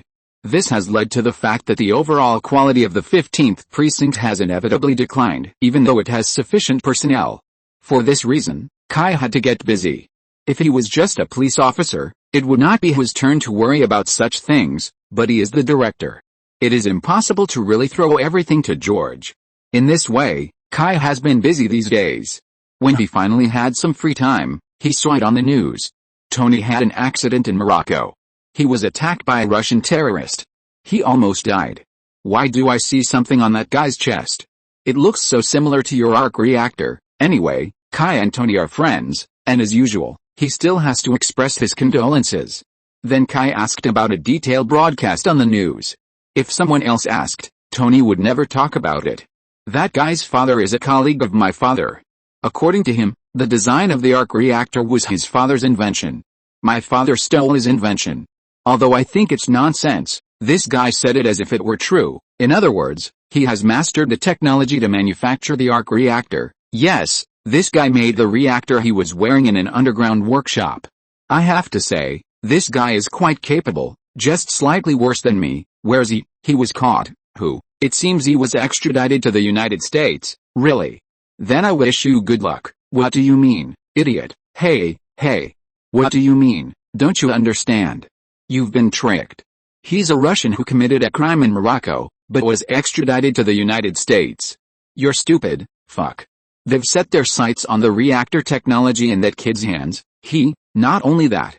I guess there's also your metro technology. Impossible. They can't crack my technology. Really? Absolutely. Again, good luck to you. Anyway, forget about your patent for reactor technology. If you're listening to this novel on a channel other than Fanfic World, it means they downloaded and uploaded it without effort. We cordially invite you to visit our channel, Mundo Fanfic Novelis. There you'll find the original version of this story, and you can explore many other novels of various genres.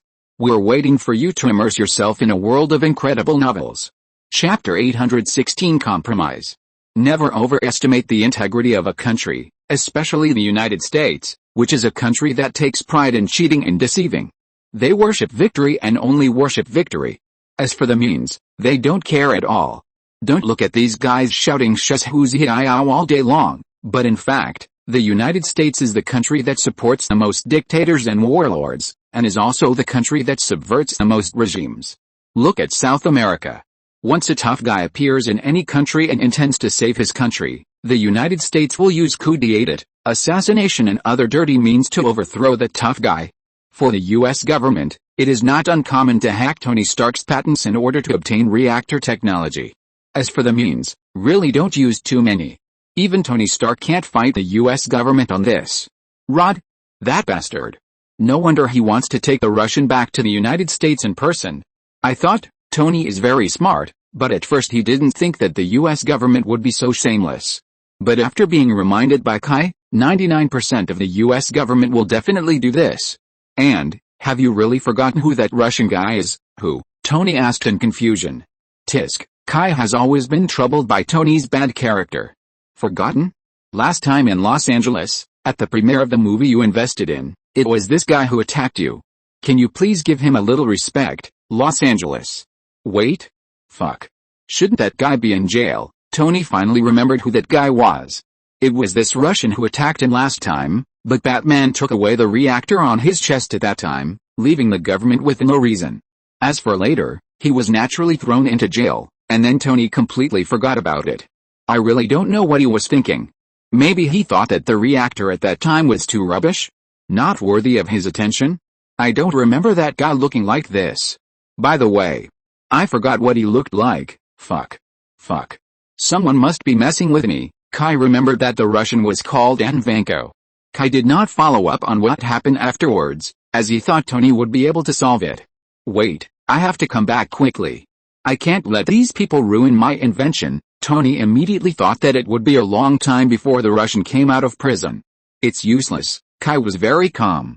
The moment the Russian fell into the hands of the US government, Tony lost. You'd better reach an agreement with the US government as soon as possible. At least don't lose the energy industry. That's related to the stock price. When did you care about the stock price? Tony shouted angrily. Nonsense. I'm the second largest shareholder of Stark Group. Kai hung up the phone casually. Tony then remembered that although Wayne Group was nominally the second largest shareholder of Stark Group, in fact, Wayne Group has always been controlled by Kai. Sure enough, the day after Tony rushed back to the country, he couldn't see the Russian. Then the US government sent a broker to find Tony, and Rhodes came with a broker. It was unknown what kind of conversation they had, but when they came out, Rhodes' face was full of guilt, Tony had a blank expression, and the broker was as humble as ever. To put it bluntly, a broker is a middleman. He has no right to show off in front of a big crocodile like Tony. Because Tony may not be able to do anything to the US government, but he can do it to individuals, even those behind him. There is an essential difference between the whole and the individual. The government is not unable to function without one person. On the contrary, the top leaders of the government are actually happy to see Tony's anger directed at someone, because it is easier to talk about it, just as comfort. In short, Tony still gave in depending on the situation. There is no way. Others have already mastered the key to the technology, and it doesn't matter whether Tony agrees or not. The difference lies in whether everyone looks good. After all, if they really tear their faces apart and forcibly hack Tony's patent, it seems too ugly.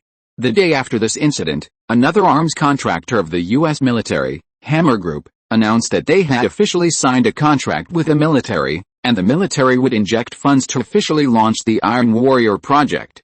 This news immediately set off a huge wave in the stock market and the public opinion circle. This time, the military directly signed a $13 billion contract with the Hammer Group. At the same time, the creativity of the Iron Warriors was also a copy of Tony Stark's invention, which was also a hot topic. Although the Hammer Group constantly emphasized that they were independently developed and were fundamentally different from Tony's mecha, but no one is a fool. Those who understand understand, even those who don't understand much understand. After all, the Hammer Group is famous for copying Stark Group products.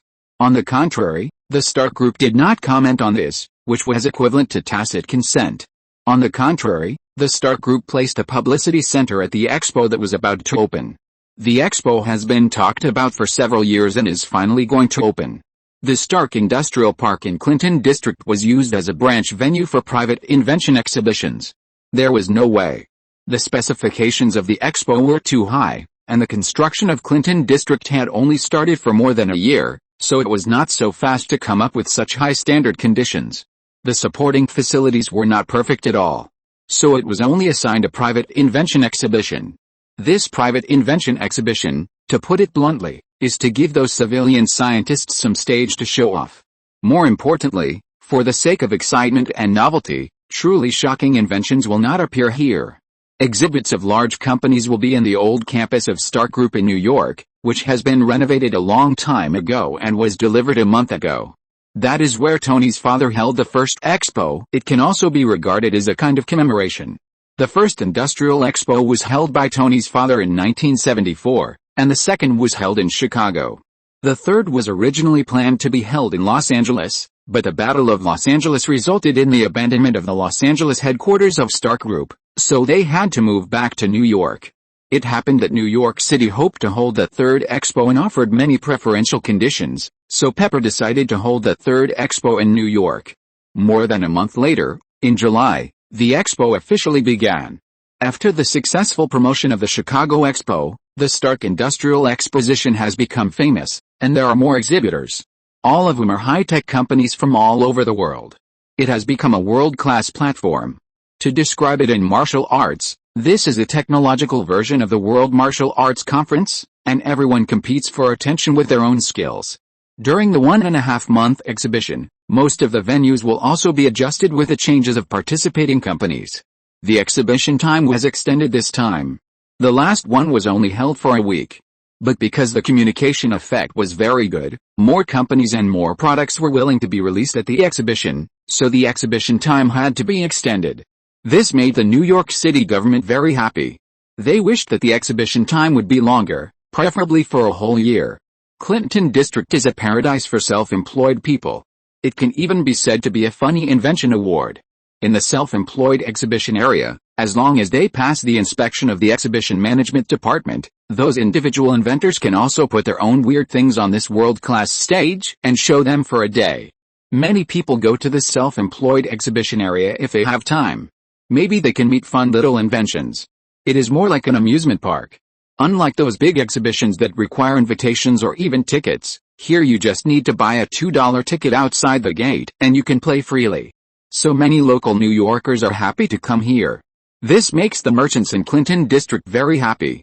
When have they ever experienced such a large flow of people? Many people come to participate in the Stark Industrial Expo, including top experts, scholars, technicians and so on from all over the world. These people basically don't appear here at the self-employed, but many middle and low-level related personnel come here to hang out and pick up bargains with a mentality of picking up bargains. The self-employed are also very happy. No matter what, they have been given a stage to show off. Many technologies are useless to inventors because they are difficult to realize. If they are not realized, there is no money to continue research, and if there is no money for research, it is even more difficult to realize. The biggest problem is promotion. Where do self-employed get the resources to promote? Without promotion, there is naturally no business opportunity. Don't think that the inventions of those folk scientists are all funny things. Some are quite practical. For example, Kai has seen a powerful deodorant. The effect of this thing is very obvious, but unfortunately no one promotes it, so naturally no one pays attention to it. As a result, this invention was favored by the Stark Group and the patent was directly purchased. In the past 2 days, more than 30 self-employed have sold their patents. Although they are all small transactions, the highest is no more than $1 million, but this is also unparalleled. Attract those self-employed inventors. It is also because of the success of these people that the exhibition area in the Clinton area has attracted unprecedented attention. Not only inventors, but ordinary people also like to come here. After all, except for enthusiasts and practitioners, ordinary people rarely pay attention to those high-end technology releases. They pay attention to new smartphones at most. Ordinary people still prefer down-to-earth inventions, no matter whether they are useful or not, as long as they are interesting. So within 2 days of the exhibition, the Clinton exhibition area has become one of the leisure places for many New York citizens in their free time. Coupled with some very professional enthusiasts, the individual booths can be said to be crowded. Compared with the reserve and arrogance of those top bosses, the visitors here have fewer scruples. Many people are typical technology geeks. As long as they talk about technology, they don't care that this is an individual booth and they will directly spray it. Can't stand it? If you can't stand it, just close the stall and go home. If you are a man, you have to face it head on. The thinking of most technology geeks is so simple and crude. What about saving face, considering the occasion, and talking about interests are the things that the bosses consider. They just have one word, fight. Therefore, all kinds of technology fights are going on at the individual booths all the time. What kind of inexplicable super fertilizer Jinkila, new energy with amazing conversion ratio, various strange products modified by individuals. Someone may suddenly point out the problem in front of the stall. In the end, both sides got anxious and simply used physical persuasion. And this is also a scene that many people like to see. People all over the world love to watch the excitement. After noticing this situation, Kai also asked the police of the 15th precinct to be a little more careful and not to stop them too much. At least they have to wait until they finish the performance before taking action. Of course, if they go too far, they also need to stop them. No one should be killed or even seriously injured. Instead, they should smile and watch the two sides fight until they are bruised and swollen. Only when the evidence is conclusive will they come out to arrest the two sides. This way, the effect of the performance will be better. Don't think this is too much? After all, more traffic is good for everyone. Most of the technical geeks are still quite timid, and it is not difficult to deal with them. Just scare them a few words and both sides will basically let go. If you really have that courage, you won't be a technical geek. Anyway, you won't make any big trouble. It also adds a lot of fun, especially those nerds who don't fight, and they make a lot of jokes from time to time. Anyway, it's very joyful. Even if there are really those who are straightforward and stubborn, it doesn't matter. Anyway, detention does not require any court trial. Those who are caught on the spot can be sent to calm down for 24 hours. This is the power of the police. It doesn't take much effort at all. So the police are also happy to cooperate with the performance. On the contrary, the police over there in Stark Park are not so comfortable. There are some police officers and a large number of auxiliary police sent over there to maintain order. There is no need to worry about salaries. The Stark Group has given money and donated a large sum of money to the NYPD. But the problem is that all the people here are big companies with big backgrounds. The visitors are not as casual as those at the self-employed venue. Most of them are still quite reserved, perhaps due to the atmosphere. In short, it is quite difficult to deal with here.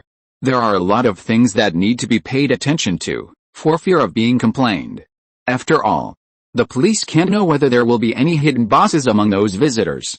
It will be very troublesome to be complained. Especially for those popular exhibitions, there are a lot of problems. For example, the opening ceremony. The opening ceremony of the expo was not on the first day of the expo, but on the third day. As for why, it was said that it was Tony's idea.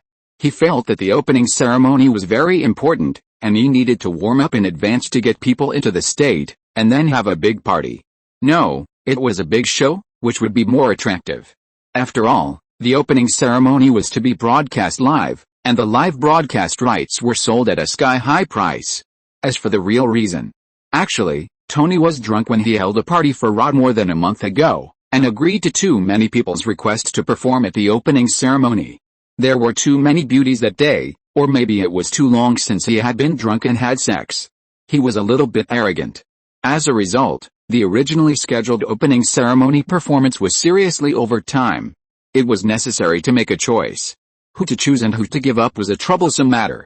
The opening ceremony was delayed again and again. However, this aroused the curiosity of many people, resulting in people's increasing attention to the opening ceremony. It's a bit embarrassing. I suddenly remembered that Sangbian had appeared before. When I was in Los Angeles, I wrote him as a minor character. I had forgotten about it, but I remembered it while writing. It's too late to change it. I can only think of a reason to let him appear again. My outline only has major events, and there is no such thing as Sangbian, because I didn't plan to give him much role. Oh. I lost a lot of brain cells trying to make it up. I must pay attention next time. By the way, this week's recommendation votes are really a bit miserable. I also know that the update is a bit unstable, but I still shamelessly ask for recommendations.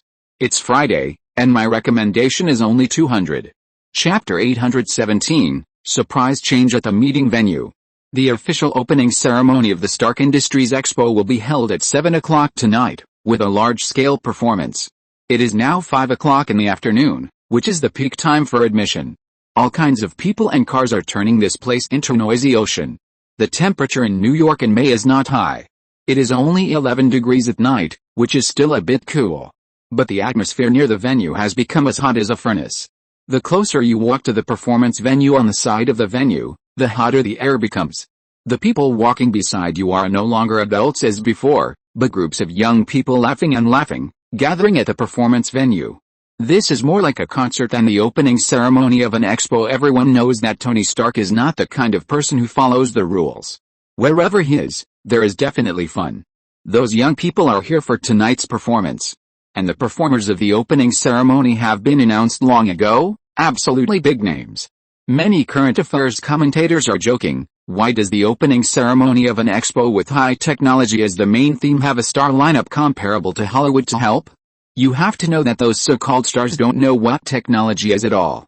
At most, they can only play with their mobile phones and computers. Most of them can't even do photo editing and need assistants to do it. What do they know about high technology? But ordinary people like it. And Stark Group is rich. What is the most notable feature of Stark Group? Most people's first reaction is not high technology, nor arms and weapons, but rich. This feature has been deeply rooted in the hearts of the people under the strenuous endorsement of a certain young master for more than 10 years, and no one doubts this.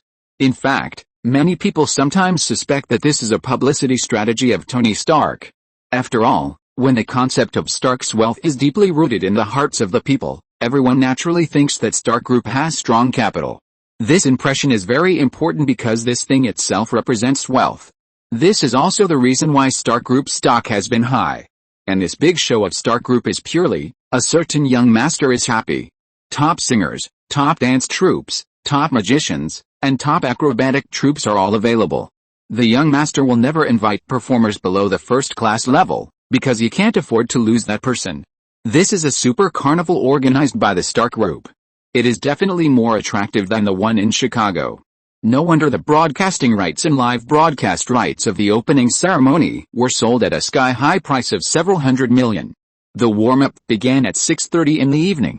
The dynamic DJ electronic music made the scene like a music festival. Many girls had their thick jackets tied around their waists, revealing large areas of snow white, wheat-colored, and dark skin, blending in with this hot evening.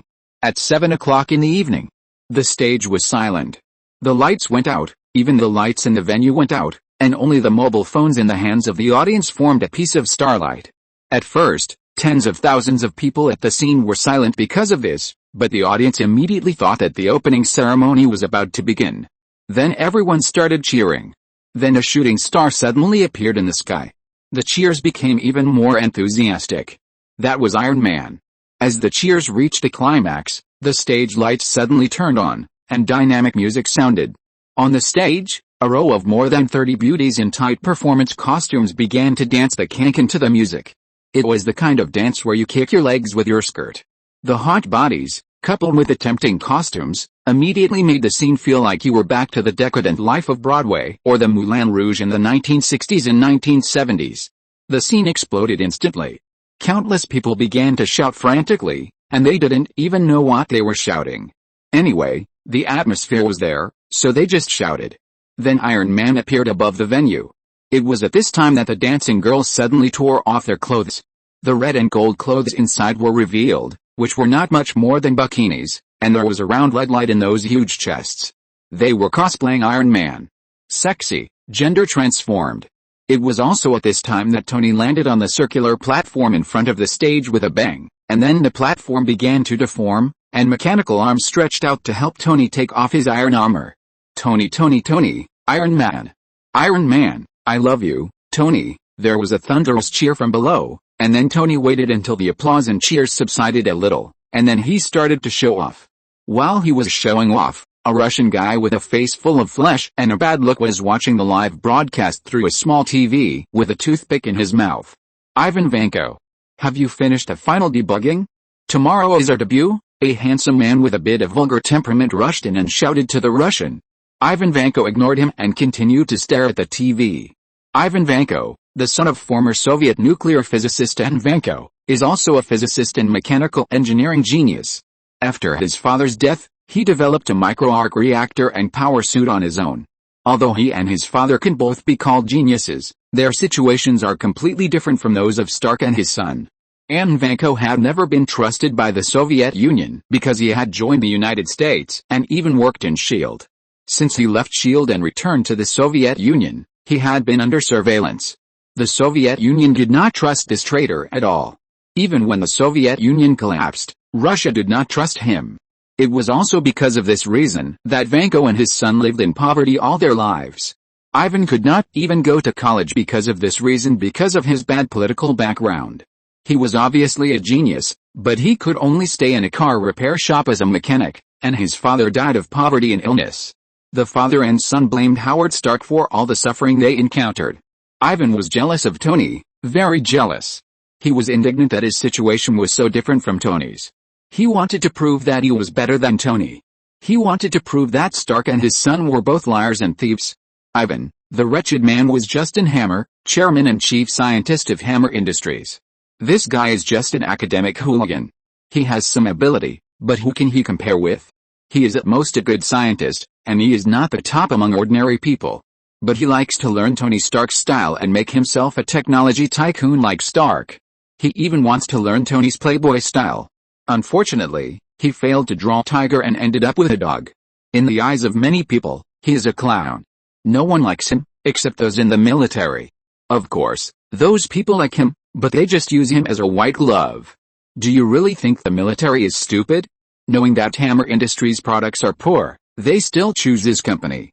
There are so many conflicts of interest in this, anyone who understands a little can think of it. Anyway, it's the country's money, so of course those people don't care.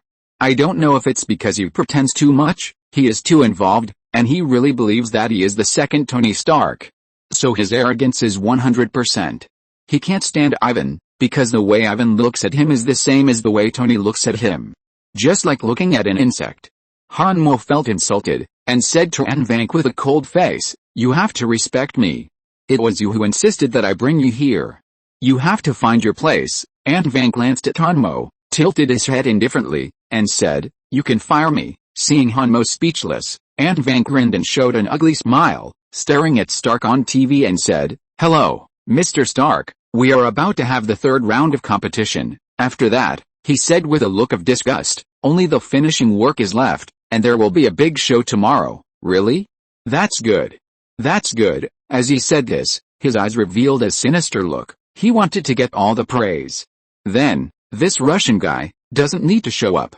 He waved his hand, and several security guards with electric batons walked towards Ivan. And Ivan looked at the security guards who surrounded him in the middle with a calm face. He also smiled with a successful conspiracy. The opening ceremony was very successful, and the 3-hour opening ceremony was full of no boring moments. The popularity of the expo was raised again. At the same time, Hammer Group also took advantage of this popularity to promote its own press conference. Iron Warriors. A targeted mechanical corps specially built for the military. And unlike Tony, who needs to be driven by a person, the Iron Warriors are all unmanned, and the driver only needs to stay in the safe rear to control it. According to the words of the Hammer Group, this is an epoch-making invention. Then there was a series of clips and previews, which whetted everyone's appetite. This made many people full of expectations for the Hammer Group's press conference. The next day, at 7 o'clock in the evening, the Hammer Group's press conference started on time. Kai was also invited, and he didn't want to come. But I don't know what Justin Hammer thought. He found a lot of connections and hoped that Kai would come, and offered Kai a price that he couldn't refuse, 30 million donations. Among them, 10 million was designated for the 15th precinct. 30 million. Kai didn't know that his appearance fee would be so expensive. Later, I asked Natalie and found out that the problem was still with Kai. After all, Kai became famous because of the Iron Patriot. Hammer Group was willing to pay such a high price to invite him. In fact, they also wanted Kai to support the Iron Warriors, so as to suppress the Stark Group. If even the only person in the world who has operated the Iron Man armor besides Tony came out to tell his story. Anyway, don't think others are stupid. 30 million, anyway. Every big company has this kind of donation every year. It doesn't matter who donates to, and it's still profitable to have someone like Kai stand on the stage. Just like that, Kai came. 30 million, even if Kai didn't want to come, all the police officers hoped that he would come. After all, it is related to their welfare. What is this guy doing? Is he addicted to copying? Kai couldn't bear to watch Justin Hammer twisting his awkward and uncoordinated dance steps to go on stage surrounded by a group of beauties. It completely copied Tony's opening yesterday, but it was not as cool as Tony's. It always felt funny. Kai didn't quite understand what Dong Shi Xiao Pin meant before, but now he probably understands it. A vivid performance. He's always like this, Pepper, who was standing next to Kai, said helplessly. She knew the grudge between Hammer and Tony very well. Hammer was really annoying. Even a gentle person like Pepper couldn't stand this guy. Kai turned to Natalie on the other side of him. Aren't you from the legal department? Why don't you sue him? In fact, Tony was helping the exhibition by not making trouble. He always did things according to his own temperament, which would invisibly bring a lot of unnecessary workload and chaos to the exhibition. This time Pepper didn't let him intervene. After all, the lesson of the opening ceremony was still vivid in her mind. For ordinary exhibitions, Pepper would not be present in person, but for the Hammer group, this was related to the interests of the Stark group itself, so she had to come. Natalie curled her lips. This guy is a gangster. The reason why he became famous was because of Tony's fraud. He is not afraid of being sued at all. On the contrary, the more he sued, the happier he is. The Hammer group does not have a glorious history like the Stark group. It was established not long ago. In order to stand out, Justin Hammer tried every possible way, and the simplest way was to hype himself up. He relied on this to make himself a strong rival of Tony. He raised his status immediately. But in fact, Tony always treated him as a clown. This guy is very keen on hyping himself up. Tisk. Kai had a sense of déjà vu of seeing Chinese entertainment and public intellectuals. He was disgusted everywhere. While they were chatting, Hammer had already started to introduce his products. He originally planned to talk more, but unfortunately, no one wanted to see him talking. So he could only get the real stuff. In the first issue of Iron Warriors, there are 3 models, corresponding to land, sea and air respectively.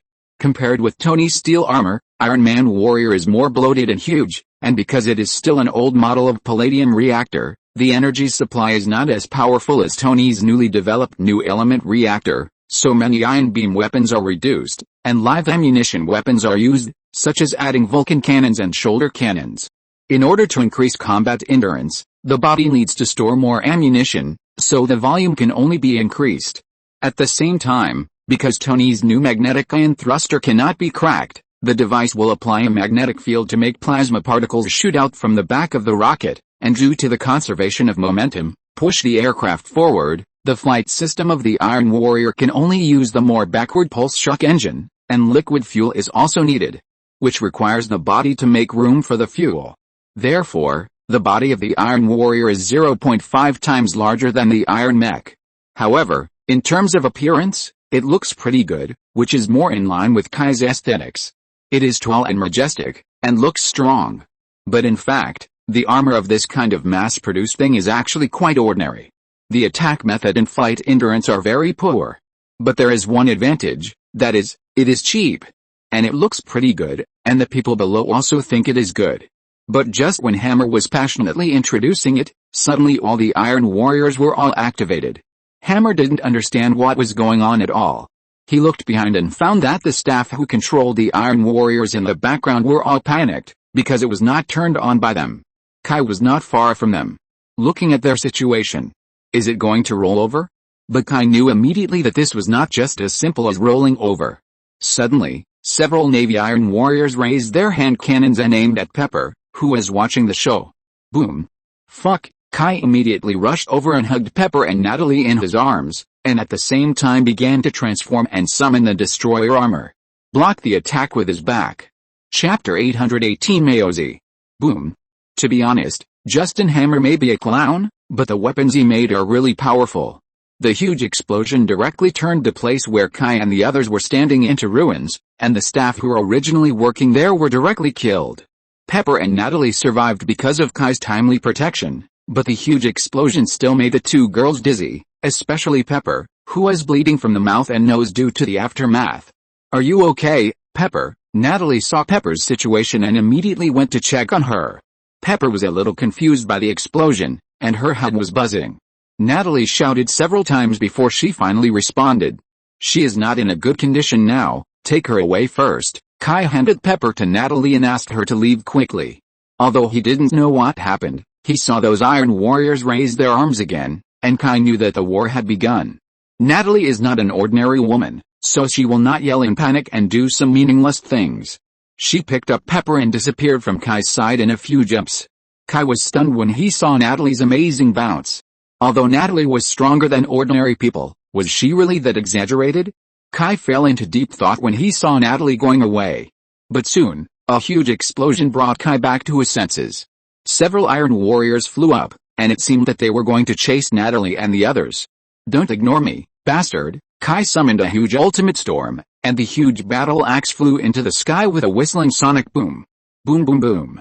The huge battle axe split the iron warriors directly in the air, and then several fireworks exploded directly over the venue. "Don't panic. Leave the venue in an orderly manner. All police officers come out to maintain order." Seeing the screams and chaotic crowds, Kai immediately called all the police to maintain order. Kai's shout was like thunder, shaking the entire venue. Many people even had to cover their ears to feel a little better. But it was also this thunderous roar that calmed the chaotic crowd, which also gave the police some time. The most feared thing about mass incidents is chaos. Once the chaos starts, it will be unstoppable like a torrent. But if the crowd calms down, it will be easier to deal with. Many police immediately broke into the venue and began to organize people to evacuate from the venue. Thanks to the Stark Group's wealth, when the venue was built, it fully considered various situations, so the exits were designed very reasonably. The flow of people was very large, and there were several emergency exits, so stampedes were unlikely to occur. This kind of mass incident has always been the most hated thing for all police, firstly because it is not easy to control, and secondly because of the great impact. The police are often blamed. If it is done well, it is what it should be, but as long as there is a little mistake, then wait to take the blame. Just as Kai was trying his best to maintain order, the Iron Warriors made another move. Several Iron Warriors rushed towards Kai. Just as Kai was about to make a move, the Iron Warriors suddenly stretched out their hands, and then whips covered with lightning shot out from their hands, directly tying Kai up. Kai looked at the whips with disdain. He was the god of thunder. Playing with electricity with him? Before he could make any move, all the whips suddenly felt a suction force. Kai felt that the lightning power on his body was actually sucked away by the whips. As the lightning power on his body was absorbed by the Iron Warriors, the reactors on the chests of the Iron Warriors began to emit strong light. That thing seemed to be overloaded. "Don't move," a voice with a clear Russian accent came from the Iron Warriors. This is a grudge between Tony Stark and me. I don't want to involve other people. If you dare to move, I will directly detonate the reactors on these robots. Are you kidding me? The reactor can still explode. The reactor made by Tony is indeed very reliable in terms of safety, and it is impossible to explode. Otherwise, Tony wouldn't dare to carry that thing around. Haha, Tony's reactor won't explode, but mine can, the voice said with sarcasm. Just when Kai didn't intend to listen to his nonsense and just blew up those robots. Justin Hammer's voice suddenly came to Kai's ears. No. Those things can really explode. Kai looked at Justin Hammer with a question mark on his face. This guy didn't die? What's going on? Kai's questioning made Justin Hammer a little unsure of what to say, not because he didn't know, but embarrassed. Because palladium is not enough, I used other materials. Kai was quite stupid. This thing can also cut corners? What did you use? Uranium. Kai was really convinced. You should be more reliable if you cut corners.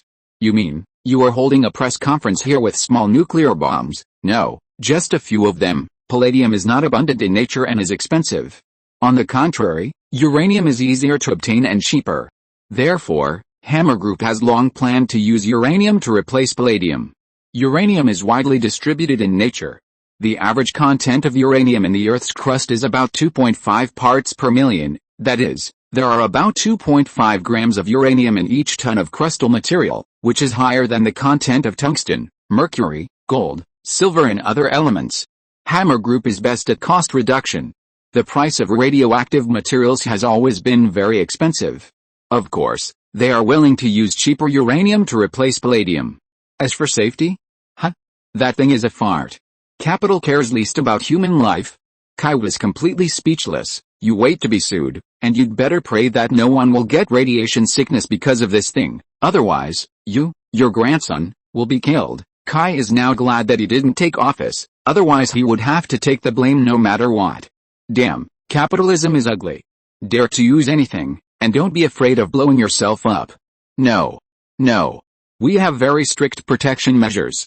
It won't cause radiation pollution. Just as Hammer was trying to excuse himself, Natalie's voice came. Kai, the radiation concentration at the scene is skyrocketing. That thing will really explode. It turned out that when those robots overloaded the reactor, the temperature of the reactor began to rise continuously, which caused the so-called protective measures designed by Hammer Group to fail directly under high temperature. So the radiation concentration at the scene began to surge. Although it is not harmful to the human body at present, if it continues, it's hard to say. Radiation, Hammer was immediately scared to death. He yelled, "Take me away. Quick. Where are the police? You are all dead. Take me away quickly. I can't die. I can't die. If something happens to me, you will all be finished. Take me away. Shut up. If you yell again, I will kill you now. Anyway, someone will take the blame." Kai was laughed at by this idiot. Is he yelling here to cause greater chaos? Fortunately, no one heard this guy when he didn't yell about radiation. Otherwise, the order that had just been restored would definitely be ruined immediately. Haha, I couldn't agree more. This guy is an extreme idiot. That voice actually agreed with Kai's words very much. Kai was surprised when he heard this. Aren't you guys in the same group? Who would be in the same group with an idiot? If I hadn't seen how stupid he is, I wouldn't have cooperated with him. Ivan. You bastard, I saved you. I got you out of jail. It's because of me that you are where you are today. You bastard. Kai felt sad for this guy's IQ when he heard this. Others were clearly going to cause trouble, and you said this. Are you going to prove your relationship with him? Isn't this harming yourself? How did he become a rich man? By selling his IQ? Ivan ignored this idiot and said to Kai, my target is only Tony Stark. I only want him. I don't want to care about others. If you don't move, everyone else will be fine. Otherwise, the temperature of the reactors on the robots' chests rose again. Kai quickly raised his hand. I won't do it. Don't mess around. Although he didn't know how large the radiation range and the explosion power were, Kai still didn't dare to gamble. Besides, the real owner was here, so he didn't need to join in the fun.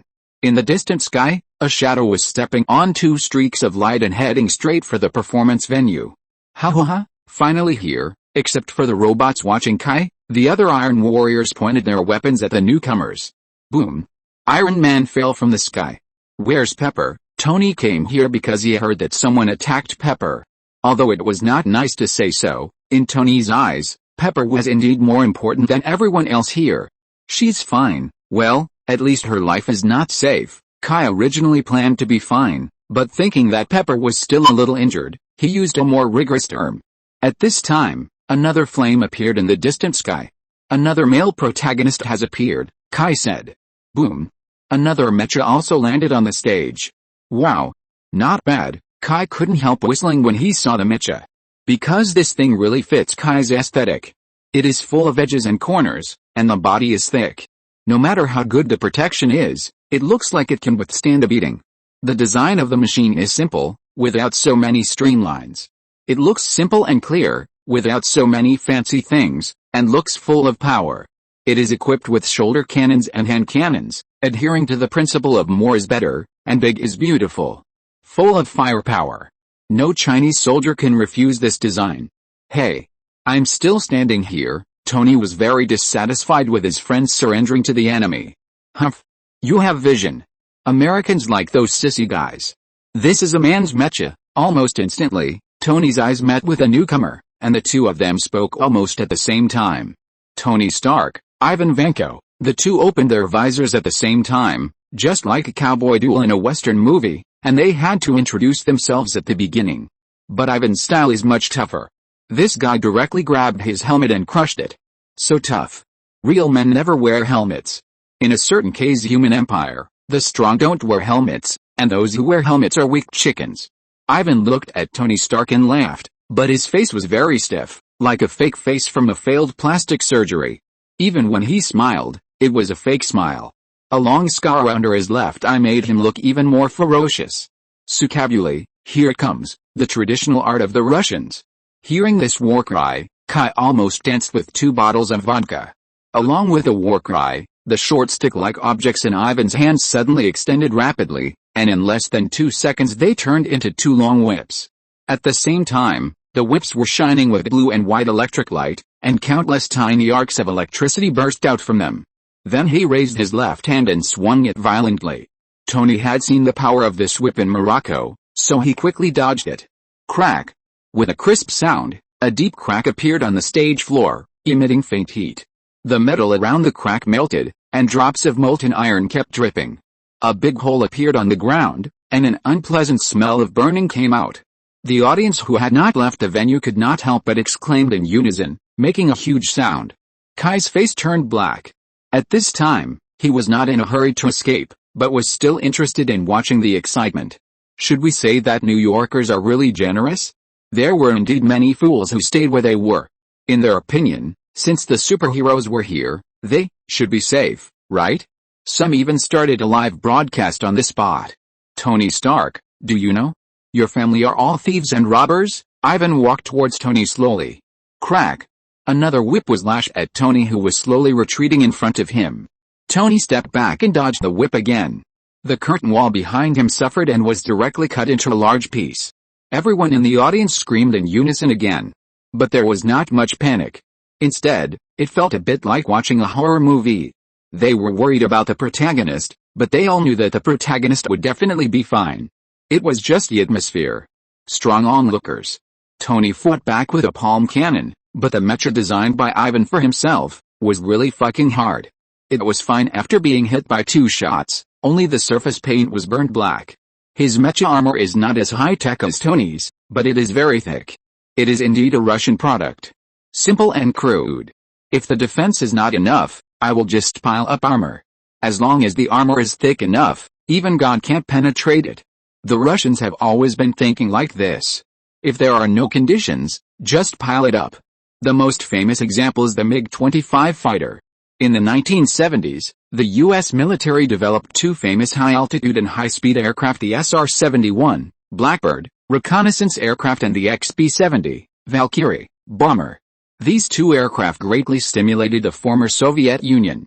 The Soviets also wanted to develop their own high-altitude and high-speed aircraft to fight against the United States, so there was the MiG-25. When the test flight data of the MiG-25 was exposed, the United States almost jumped out of its wits. What kind of magical aircraft is this? The most amazing example is that during the Fourth Middle East War in 1971, an Israeli pilot flying an F-4 Phantom fighter jet fired an air-to-air missile at a MiG-25, and then something jaw-dropping happened. The MiG-25 found the missile coming, but it just ran all the way at full speed, and easily got rid of the missile's tracking, without even maneuvering to avoid it.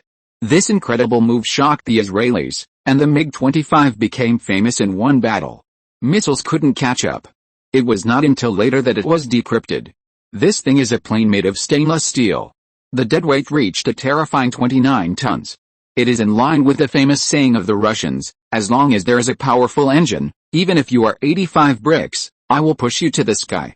Ivan is almost the same idea. I don't have so many resources and technology to make high-tech materials, but I will stack them up until you can't hit me. So a funny scene appeared. Tony didn't dare to take Ivan's attack. If he was hit, the fuselage would be damaged. But what about Ivan? He didn't care about Tony's attack at all. He couldn't hit him. It was a bit like a kindergarten kid fighting with a fat kid in elementary school. I'm not as flexible as you, but you can't hit me either. Chapter 819. I told you not to wear a helmet. Tony soon realized something was wrong. Ivan didn't seem to be in a hurry to kill him. His 2 whips were like those of a circus animal. They crackled, but he never attacked continuously. He just forced him to jump around, and his mouth was full of trash talk mocking his father. This made Tony very angry. He originally planned to hold this expo to commemorate his father sincerely, and even the venue was the same as before, but he didn't expect that this inexplicable Russian would mess it up. That's fine. The key is that this guy has a dirty mouth and spews trash talk like it's free. He simply trampled his father's reputation under his feet, crushed it into the mud, and spit a few times. Fuck, Tony was so angry that he could only curse. Ivan might not be as eloquent and humorous as Tony, but he has one good point, that is, he sticks to his guns and never lets go. He just talks about Tony's father's affairs. No matter what you say, he will just say those few words back. This approach works wonders. Tony usually makes people tremble with anger, relying on his sharp words, seizing other people's pain and making all kinds of sarcasm and ridicule. In short, he is very annoying. At the same time, his identity makes others worry a lot. Even if they are very unhappy with him, they dare not really do anything to him. But all these are useless to Ivan. No matter how Tony Stark ridicules him, he doesn't care. As for Tony's identity, please. He came here to kill him, and he doesn't care about his identity and status. If Tony was as penniless as him, Ivan would be too lazy to bother him. People are not worried about the lack of wealth but the inequality. Ivan and his son are so miserable, and seeing that Stark and his son are living so well, they naturally feel unhappy no matter how they look at it. This is human nature.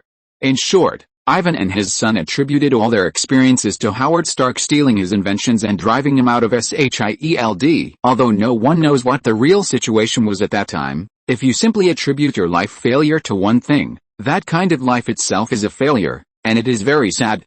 It is precisely because of this obsession that Ivan ignored all the provocations from Tony. Anyway, he just seized on the fact that his father was a thief and mocked him crazily. Tony didn't believe it in his heart, but he couldn't stand Ivan's constant talk. And the matter is indeed very strange. It is an indisputable fact that Ivan can make a reactor by himself. This thing should not be known by anyone except Tony. Then there is only one possibility: Ivan's father does know how to make the arc reactor. Tony also checked and found that Ivan's father was indeed driven away. As for the reason, espionage. This is a bit far-fetched. If this is true, Ivan's father would never be so miserable after returning to the Soviet Union. What's more, if it is really espionage, there is no reason why his father returned to the Soviet Union unscathed when the Monroe Doctrine was prevalent. This is not normal. So in his heart, Tony still has a little doubt. What's more, his father is an inventor and scientist, but he is also a capitalist. Tony himself is a capitalist, so he naturally knows what the conduct of capitalists is like. Here you can refer to how Edison dealt with Tesla, so if it is possible that Ivan's accusation is true. Tony says in his conscience that it is really possible. A super rich man. You can't expect his capital accumulation to be clean, that's impossible. On the contrary, Tony, a rich second generation, may have a slightly better moral character. After all, he doesn't need primitive accumulation. Of course, Tony can't be a good person. This is not about personal morality, but at his point, it is impossible not to commit sins in the capital market. From this point of view, it is not wrong for the proletariat to hang him under the street lamp. From the point of view of a scientist and a father, Tony doesn't think there is anything wrong with his father. But as a capitalist. In short, it is this doubt that has put Tony in his current predicament. Just as he was daydreaming, Tony didn't hesitate at all. He raised one hand, and the circle on the palm lit up, and a palm cannon was about to be fired. The blue-white whip came again, and Tony dodged slightly. The tail of the whip made a small bend and pulled back from the side to his wrist, and the palm cannon's charging process was immediately interrupted. Tony immediately moved his body to the side, and the palm cannon in his other hand was also raised. I have to say that Ivan is really good at whipping. Tony has also played with a whip, but not like this. Bang! The palm cannon was fired, and the blue-white whip was swung almost at the same time. The two collided with each other, making a louder roar, and the strong airflow scattered, blowing the surrounding debris into the air. Ivan was safe and sound, and even had a grim smile on his face, and the whip continued to whip him. The attack of the palm cannon is an external release of energy, which only lasts for a moment, but the physical whip is not.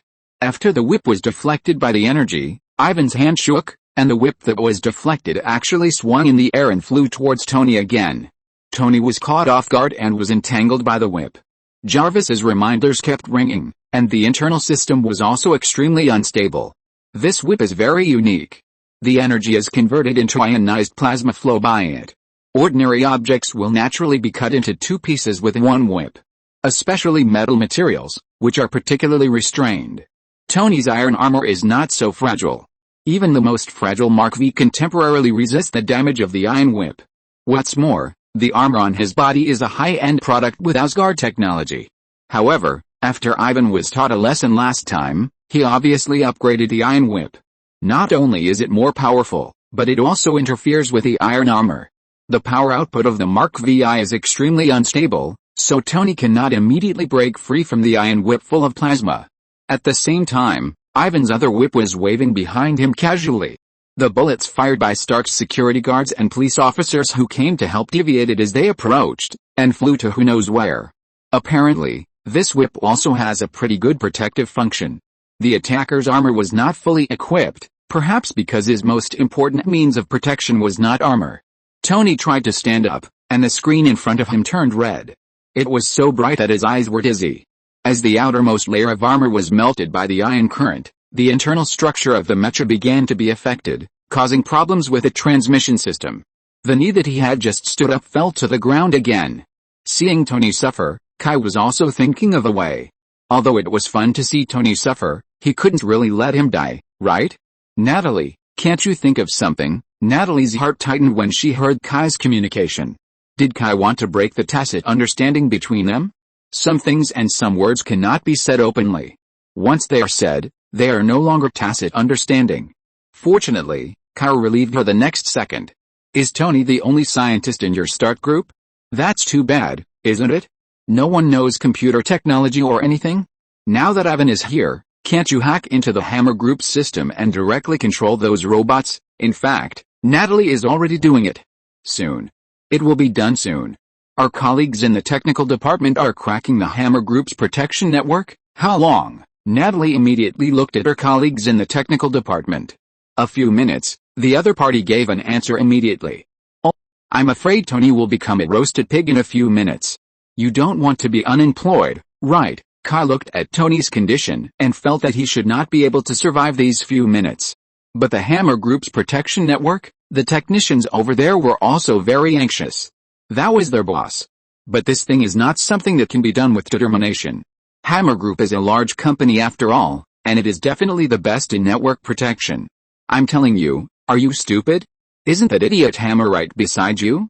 Who else knows his own defense network better than him? Why don't you just ask him directly? Natalie's eyes lit up. The firewall is most afraid of being breached from the inside. As long as Hammer gives the port, with the ability of the Stark Group, it can be cracked in minutes. So Natalie grabbed Hammer, who was taking refuge, and asked him to hand over the port and password. Hammer was of course unwilling. This was to open his company completely to the Stark Group. There were many things in it that were shameful. At this time, Kai's voice came. Hand it over, and you will be tried alive. If you can't hand it over, you will die now. You threaten me. You have caused so many things. How much value do you think you have? Believe it or not, if I kill you now, there will be more people applauding than you can imagine, including the gang behind you. Don't struggle, you are finished since you used uranium instead of palladium to develop the reactor. Hammer was sweating coldly. Thinking of this, the probability of him taking the blame is basically set in stone. Hurry up, Hammer was still struggling. I have the power. I want to complain about you. He still treated Kai as an ordinary policeman. Tisk, Kai sneered. If what happened today is made public, you will basically be expelled from the society. Do you think your power is useful, playing with nuclear bombs in New York? This time, let alone Hammer, even the military bosses behind him, if they don't fall, there will be absolutely no way to explain. The White House and Congress are ready to eat those military people. The White House and Congress are now seriously allergic to the two keywords New York and nuclear bomb. Hammer surrendered. He was not a man of strong will, and he had already thought that the only one who could guarantee that he would be alive for trial was Kai. So, done. In less than 10 seconds, good news came from the other side. When Kai heard this, he tore off the whip on his body and chopped off all the nuclear bombs in front of him with an axe, making them completely scrapped. Anyway, as long as the reactor is not directly chopped, this thing will not explode. Then Kai rushed forward and knocked Ivan, who was ravaging Tony, away. He saved Tony's life. Are you okay? Tony's mecha system had been shut down. It took a lot of effort for Kai to knock Ivan away before the system restarted. It's okay. Kai breathed a sigh of relief, and then went straight to him. Are you really capable? Other mechas look much cheaper than others. They can actually press you to the ground and rub you. Can't you design a mecha that's easier to use? Tony was immediately upset. You can say anything about him, but you can't say he's worse than Ivan, the Russian guy. This is about the family's honor. His father's reputation must not be ruined here. Bullshit. He was sneaking up on me. I wasn't prepared, Tony shouted anxiously. Haha, do you think I'll believe it? Kai said disdainfully. Huh? Tony has a bad temper. Can he accept such contempt? Wait. I'll prove it to you. As he said that, he rushed towards Ivan, who had gotten up. Hey. Stop it. Don't go and deliver the food. Kai hurriedly stopped Tony, who was in a state of panic. Don't stop me. I'm going to kill this bastard. Tony looked really angry. Bah, Ivan was not panicked at all when he saw Kai escape from the trap. Anyway, he didn't care about life and death. Well, in a sense, he was really dying. The reactor made of palladium is indeed relatively safe, but it still has radiation. And the Russians are used to turning on the machine at full power. Ivan always thought that Tony was a weakling, and the reactor he made was also very weak. So the power of his reactor is 10 times that of Tony. Coupled with the crude technology, the radiation of his reactor has already exceeded the limit. He has already suffered from severe radiation sickness. Even if he doesn't die immediately from festering all over his body, he will die from various complications, such as cancer and the like. Anyway, he won't live long, so it doesn't matter to him if he dies earlier or later. If he is killed in battle, he can be more comfortable and avoid torture. Sissy, he sneered. Hey! Don't stop me, I'm going to kill him, Tony shouted with red eyes. Sukabile, don't stop me. I'm going to fight him, Tony completely exploded. Before, he was still a little bit pretentious. After all, with the horsepower of his mecha, Kai had to work hard to hold him, but Kai didn't use any strength before.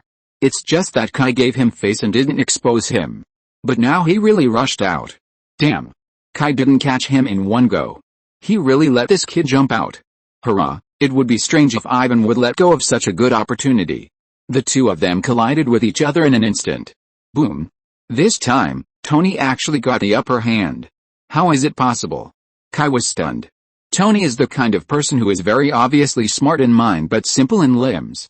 Don't look at his great figure, but that's all from eating high protein in the gym. It looks beautiful, but it's actually useless. Even if he gets Kunlun's martial arts, he is still a weak chicken. But he didn't expect that he would have the upper hand. At the moment of their collision, Tony actually used a trick. At the moment of collision, he used the flying ability of the arm mecha to drift to the extreme, and at the same time, he used the reaction force caused by the arm mecha to hit Ivan hard. It hit Ivan's cheek. Bang! Ivan's teeth flew everywhere. I told you not to wear a helmet.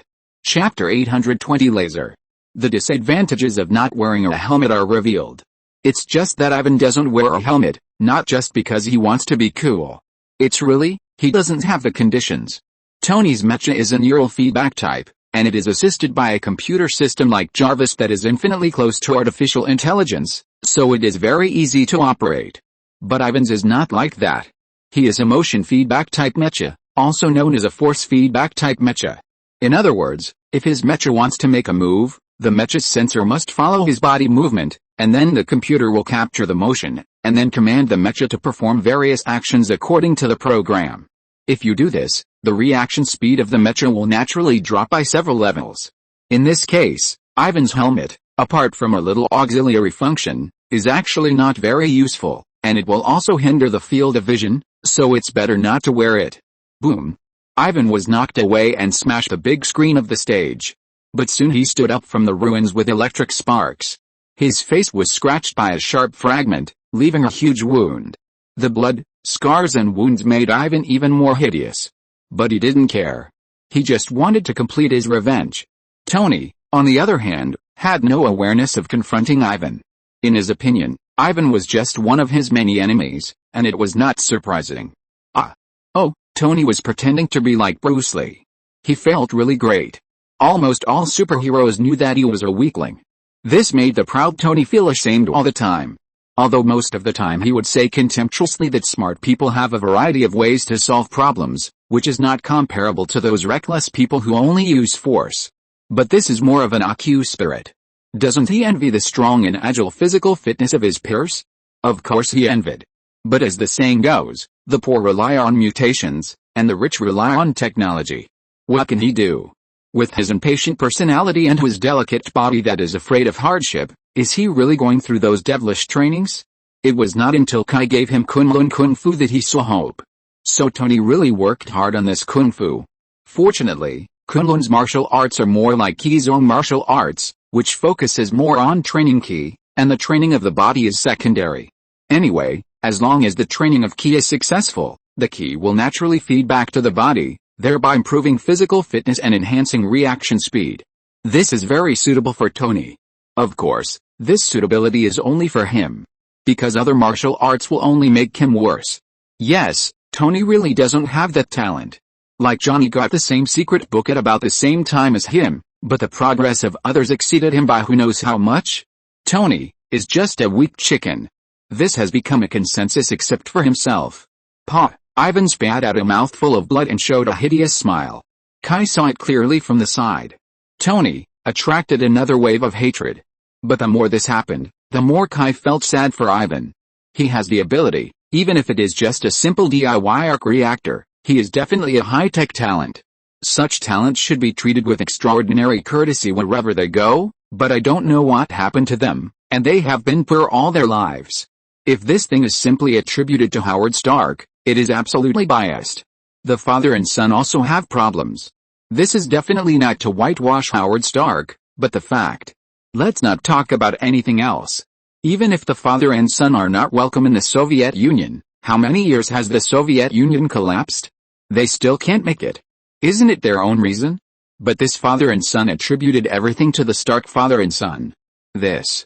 Even if we take a step back and assume that their experience is really related to the Stark father and son. Forget Howard, let's assume that he secretly suppressed Ivan and his son, but the problem is that Howard has been dead for many years, and Tony doesn't even know them. How can he suppress them? Maybe Ivan and his son are too paranoid, so they hate Stark and his son so unilaterally. But it is this kind of paranoia that makes people feel that he is more pathetic. A person devotes his whole life to hating a person and makes his life a mess. This is not tragic. What is called tragic? Ivan didn't care about his condition at all and continued to rush towards Tony. But sometimes willpower can't really transcend everything. If that kind of thing really happens, it's called a miracle. And the reason why miracles are called miracles is because they are low probability events. Obviously, Ivan didn't have such a low probability event.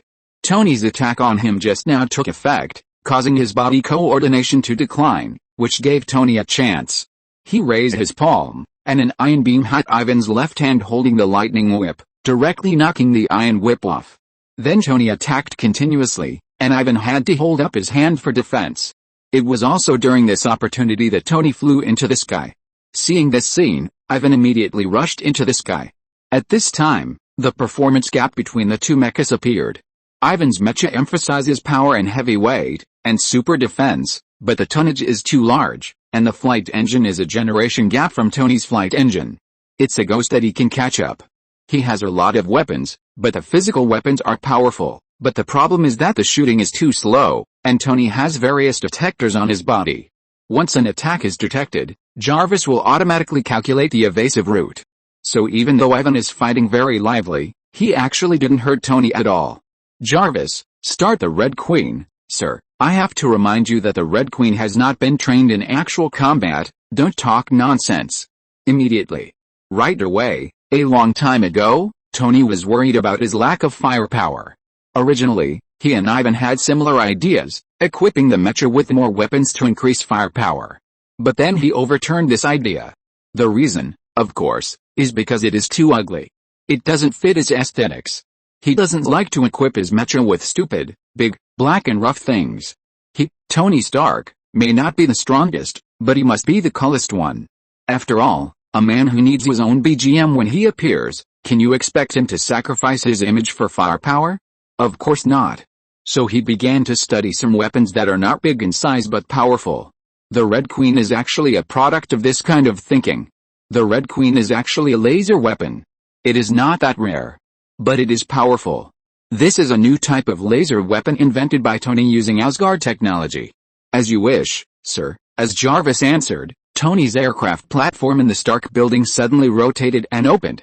And a pair of gloves were sent out of the platform by the mechanical arm. Then the two gloves suddenly took off and flew directly in the direction of Tony. Tony. Face me like a man.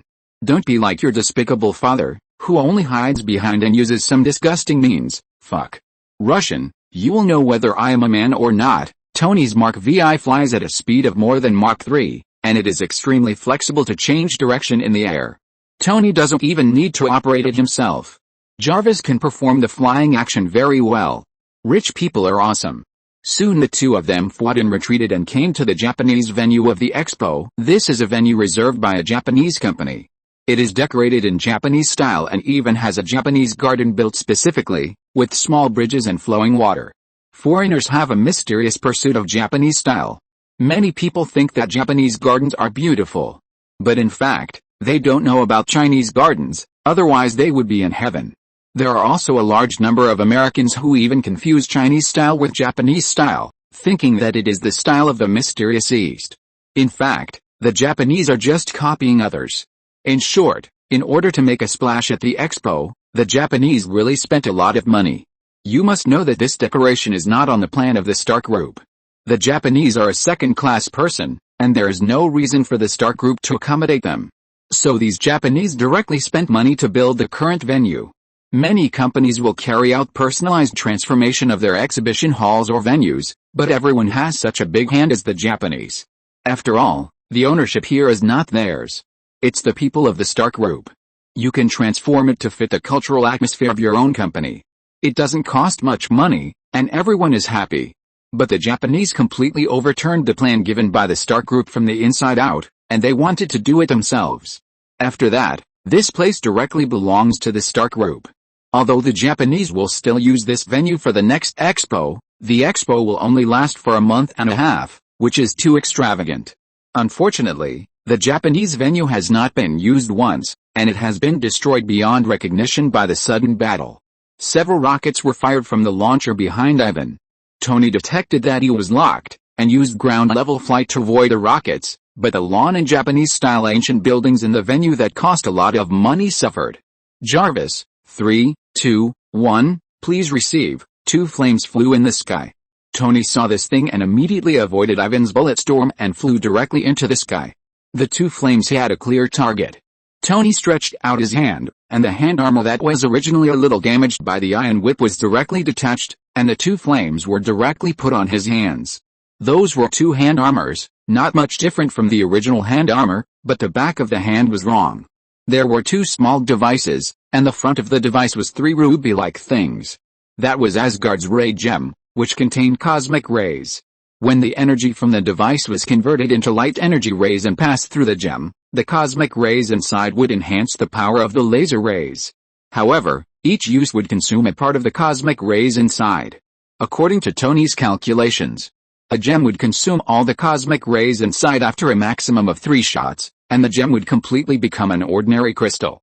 Tony didn't bring back many gems, but Tony already had a little idea and planned to see if he could make a batch himself.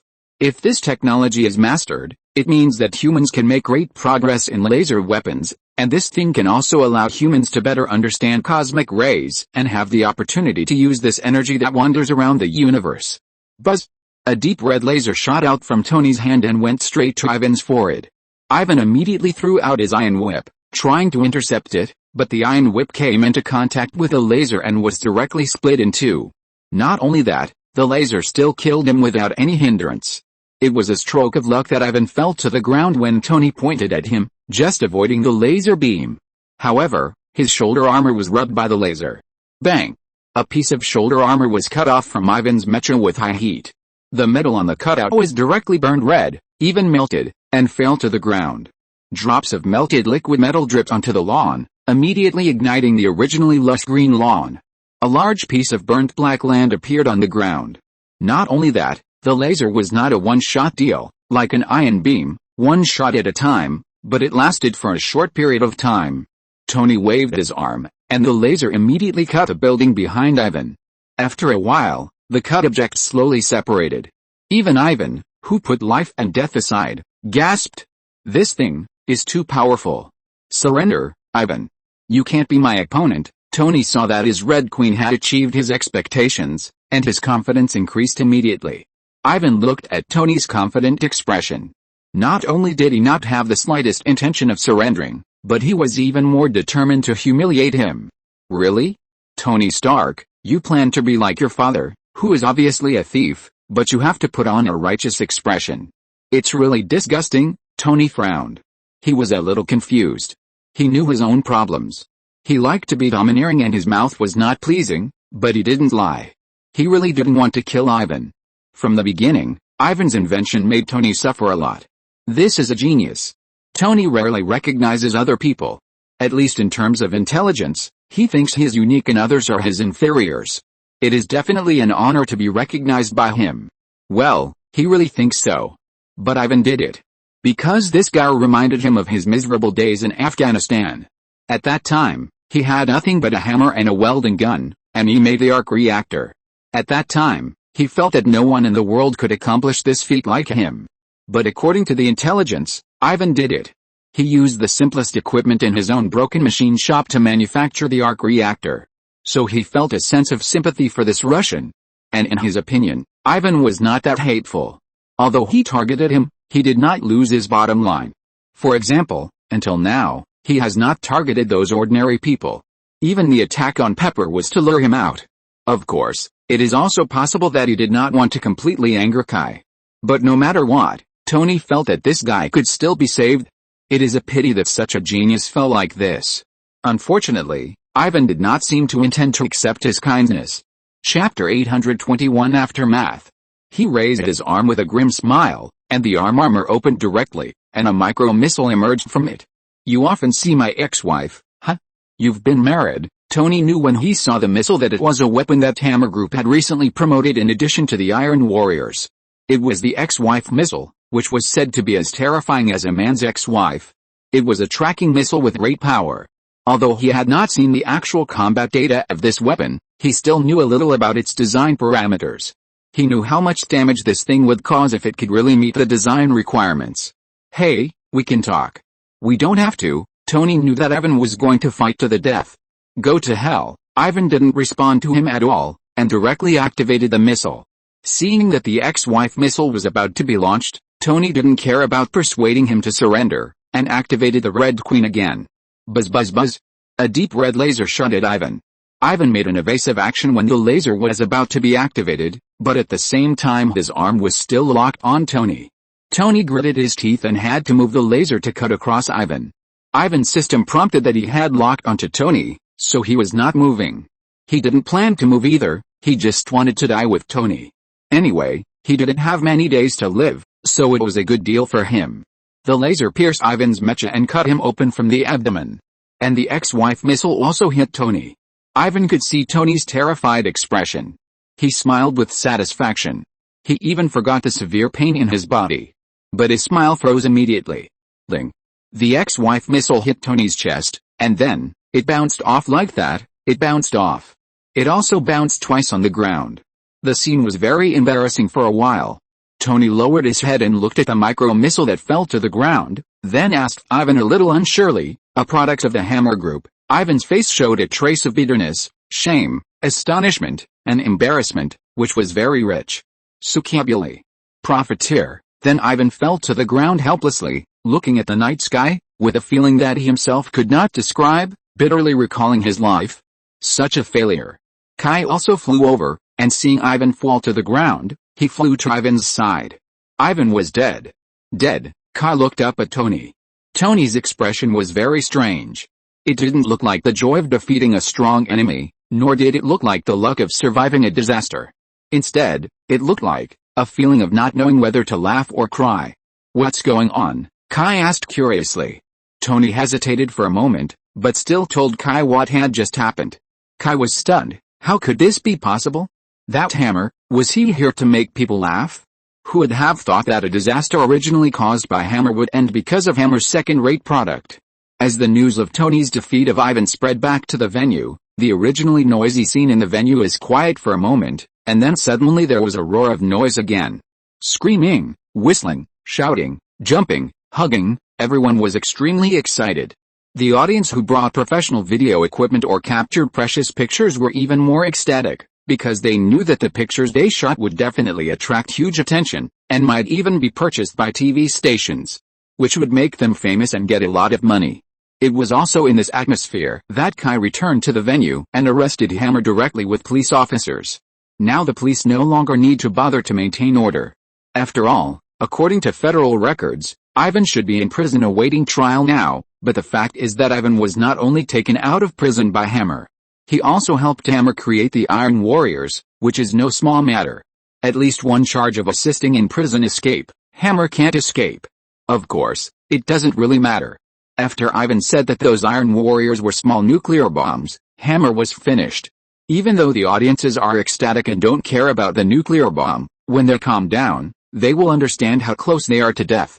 Kai can imagine that the hospitals in New York will be very busy tomorrow. It is estimated that many people will go for physical examinations to see if they are affected by radiation. In short, Kai can arrest Hammer for any crime he wants now, even if he says that Hammer spits everywhere. Hammer himself will not only not resist, but will be very happy. Because he knows that being arrested by Kai is the best result, otherwise he may not see the sun tomorrow. There are too many people who want him dead. Among them, those who want him dead the most are his friends who once thought they were his backers. At the same time, when Stark flew back to the venue, the atmosphere on the scene reached its climax. Tony Stark satisfies all the fantasies of the general public about the human side of superheroes. There is a saying, drunk on the lap of a beauty, sober up and hold the power of the world. Although the poor cultural heritage of the old Americans cannot say such beautiful sentences, the general things are common. Which man doesn't want to be Stark? He's rich. He's surrounded by beautiful women. He's a big capitalist. He can yell at senators at congressional hearings. He can do things unscrupulously, but everyone needs to give in to him, and the key is that he plays mechas. Which man can refuse robots? That's a man's romance. In short, this live broadcast made Tony's fame and support soar. While people are immersed in the entertainment atmosphere, the bigwigs in Washington, D.C. are not so easy.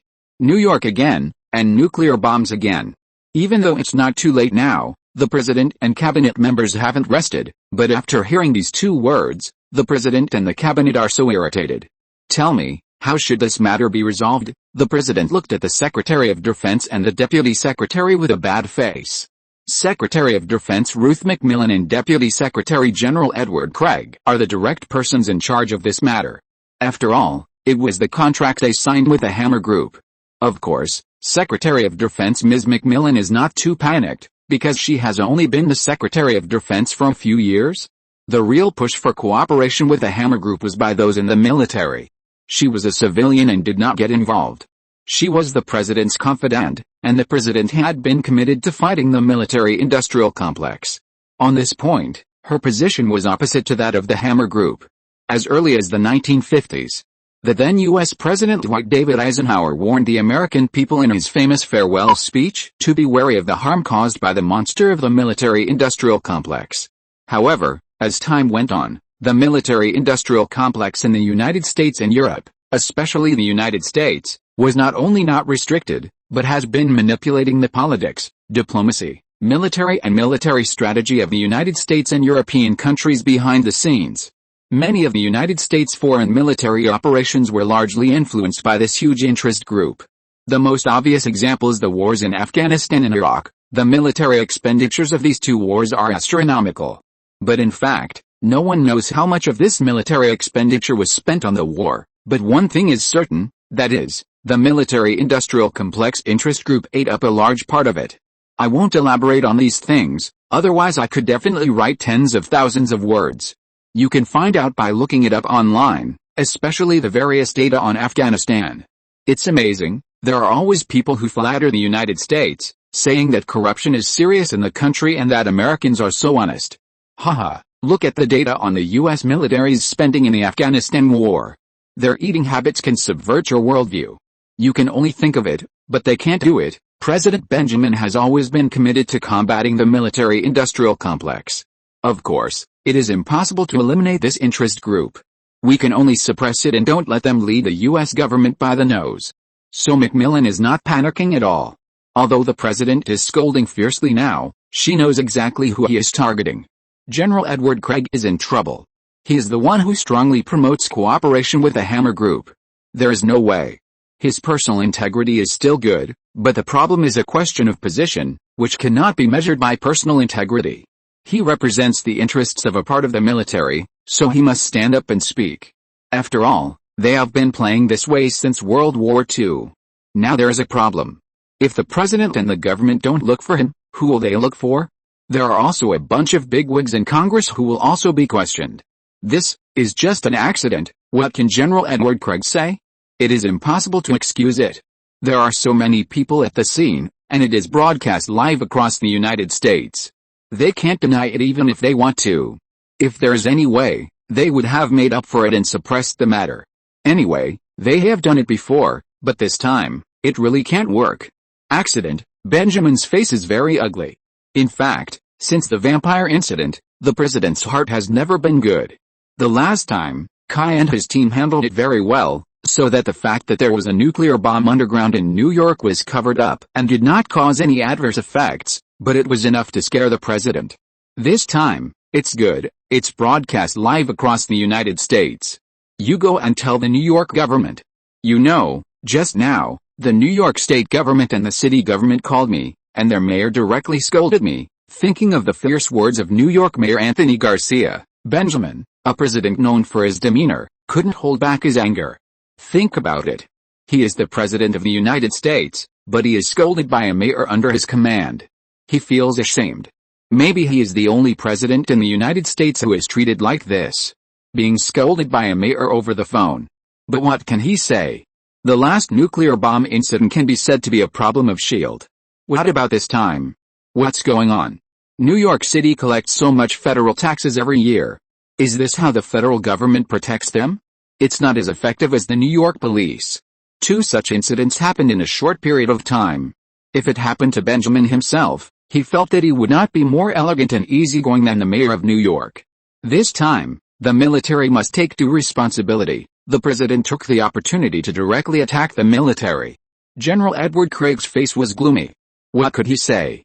Of course, he didn't want to see the president take action against the military, but the problem was that they had no choice. The rules of the game are like this. If some things can be covered up, then they will be fine, and the president can't do anything to them, but now, they can't cover it up. If it was just a small move abroad to make money, it would be fine even if it couldn't be covered up, but that was in New York. Unless the military intends to break away from the existing rules of the game, directly control the government, and establish a military government. But doing so will only destroy the entire United States. That is not on the interests of the military. Without world hegemony, where can the US military make money? So now they have to play by the rules of the game. If you lose, don't blame the president. This is how the political game works. Unless it is the end of the dynasty, the cost of breaking the rules is too high. General Edward Craig nodded. The Pentagon will investigate this matter. Macmillan glanced at his partner and knew that General Edward Craig was ready to swallow the bitter fruit. Hurry. I need a list at the press conference tomorrow morning. Benjamin couldn't give them time to clean up the mess. He needed to take this opportunity to catch them off guard. The military cannot be out of the control of the government, otherwise the United States will be finished sooner or later. Of course, he didn't intend to kill the military with one blow. The reason he gave them one night was to give the military a chance. It's almost like asking the military to give up corresponding political benefits in exchange for the president's tolerance of this incident. One night is definitely not enough for those military leaders to come up with enough scapegoats. After all, no one wants to be sacrificed. This involves very complicated exchanges and struggles of interests. But if they are willing to pay the price, that's another matter. They are all old hands, so they naturally know what the president means. General Edward Craig left the meeting room immediately without delay. After he left, the president said to Macmillan, "This time, the investigation against the military will be led by you. You know what to do, right?" Benjamin has experienced more than 2 years of experience and has matured a lot. He knows how to achieve the greatest benefits. And according to polls, Benjamin's satisfaction with his 2 years in office is very high, and there is no one else who can compete with him. Re-election is basically a sure thing, and there is no lame situation. He has enough prestige and time to implement his own policies. Macmillan is more experienced than the president. In fact, because of the character she showed during the previous terrorist attack on the White House, she has prestige second only to the president. She is likely to directly advance to become Secretary of State after the next election. As long as she accumulates enough political prestige, then by the next election, it is not a dream to become the first female president of the United States. She naturally knows what she should do. Yes, Mr. President, that's good. For politicians, no matter how big the matter is, they can use it as a tool to make money. This is politics. Chapter 822 Scary. The next day, public opinion was really in an uproar. But there are so many nitpickers in the United States, so it was not just the Hammer Group that was scolded, but also Tony and the Expo anyway. If you really want to find reasons, there are a lot of reasons, such as irresponsible security, problems with the organization of the conference. In short, the media in New York is the most difficult group in the world to serve. They are always happy to show their mavericks to others. They call this thing news independence. Stark Group immediately stood up for public relations, and unlike the general shirking of responsibility, they stood up very responsibly and took responsibility for their mistakes, and provide reasonable humanitarian assistance to the individuals who were harmed that day. It can't be compensation, otherwise it would be the Hammer Group taking the blame. But this attitude still makes many people feel the sincerity of the Stark Group. After all, strictly speaking, this matter is the responsibility of the Hammer Group from beginning to end, and the Stark Group itself is also the party whose interests are damaged. The public is not really stupid. When no one leads the rhythm, they can still distinguish between good and bad. As for leading the Stark Group, who has nothing better to do than to lead the group at this time? Not only is there no benefit, but do you really think the Stark Group is a vegetarian? The Stark Group will also be responsible for the repairs at the Expo anyway. As long as there is money, everything will be fine. What's more, the bill for this repair will also be sent to the Hammer Group. What? You said that the Hammer Group is going to be ruined. Who will pay? Don't be silly. Justin Hammer will be ruined, that's for sure, but the Hammer Group is ruined? Impossible. The Hammer Group does not belong to Justin Hammer, he is just one of the shareholders, and not even the major shareholder. There are too many interests involved. How can a company with a market value of tens of billions fall easily? Of course, the price to be paid must be paid. But those stakeholders will never give up the Hammer Group.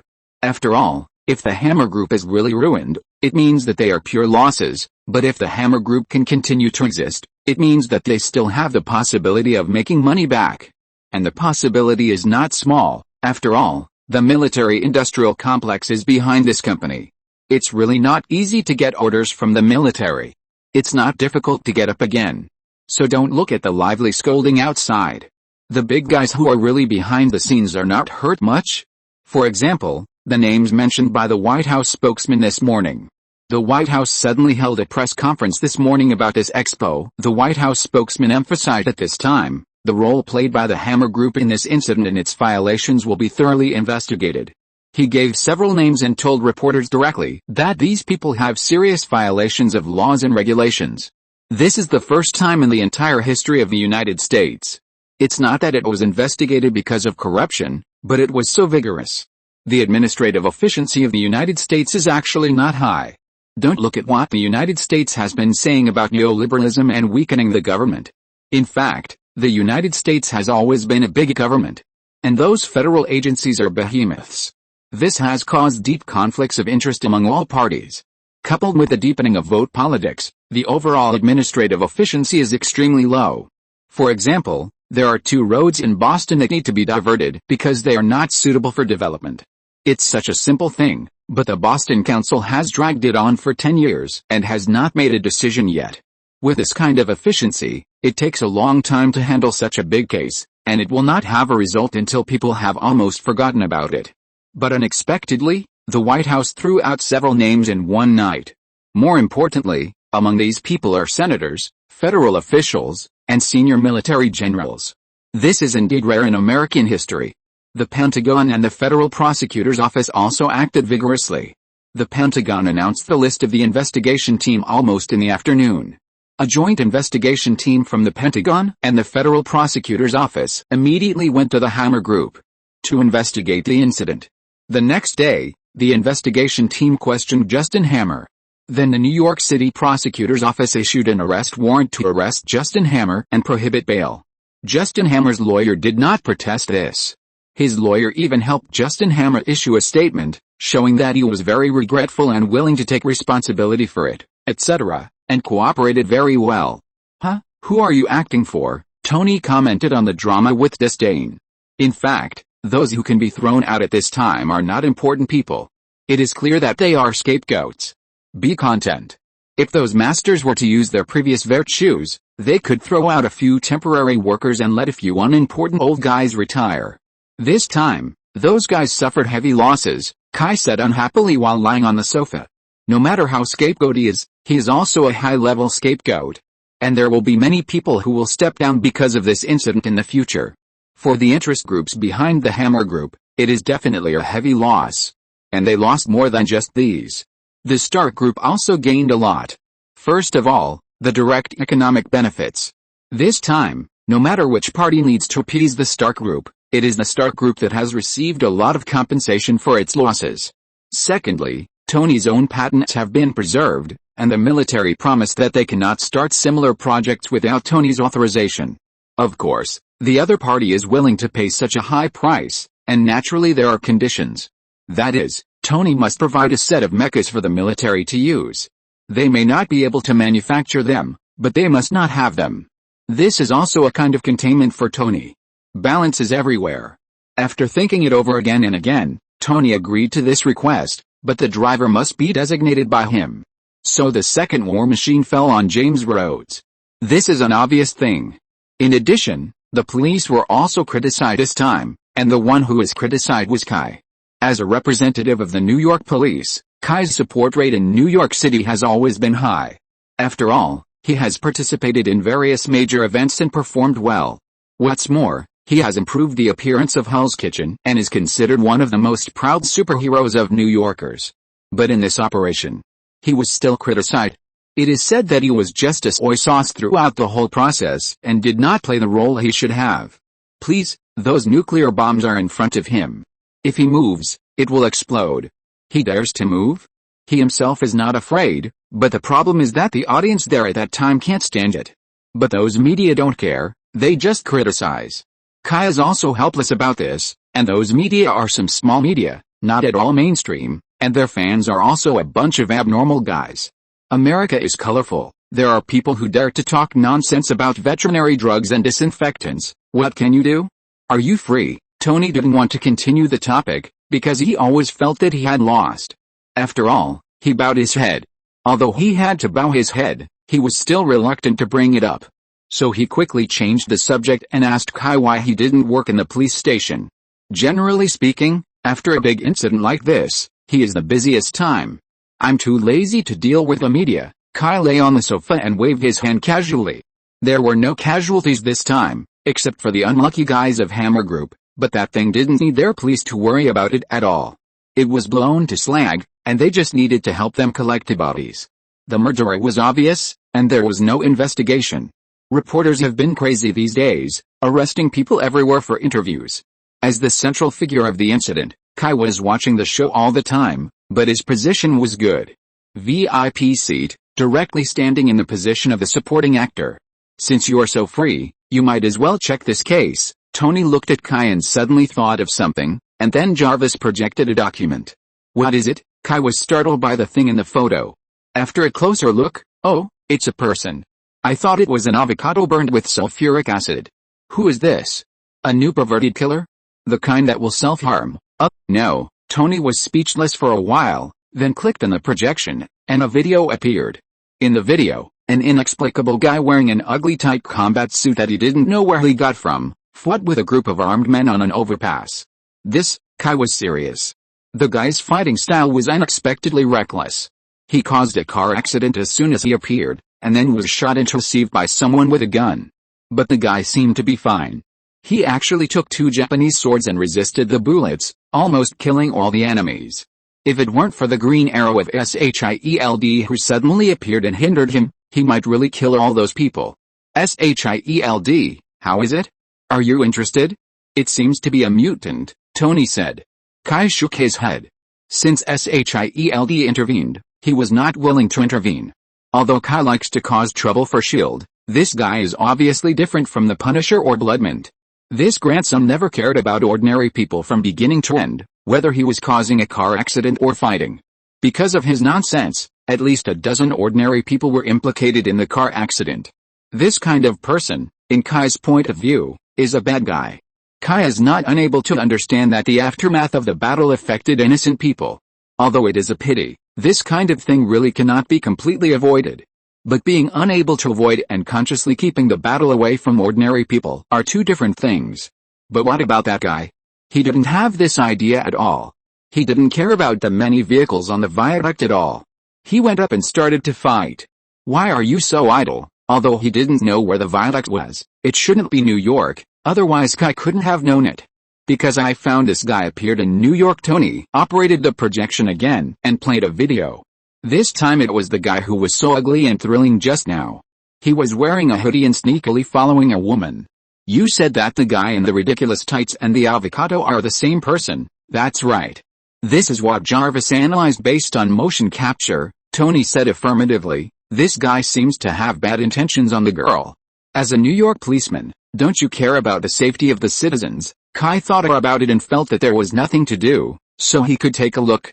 At night, Wade stood in a dark corner, letting the cold raindrops fall on his body, but his eyes were just staring blankly at the balcony on the third floor. His current mood was exactly the same as the current weather, cold wind and rain. He used to be a handsome guy. Although others said he was a chatterbox, he thought that others said that because they were jealous. He always thought that it was his humor, otherwise how could he chase his girlfriend? Wade used to be a soldier and teamed up with a group of mutants. I really miss those days. I didn't have to think about anything, I just did it when I got the order.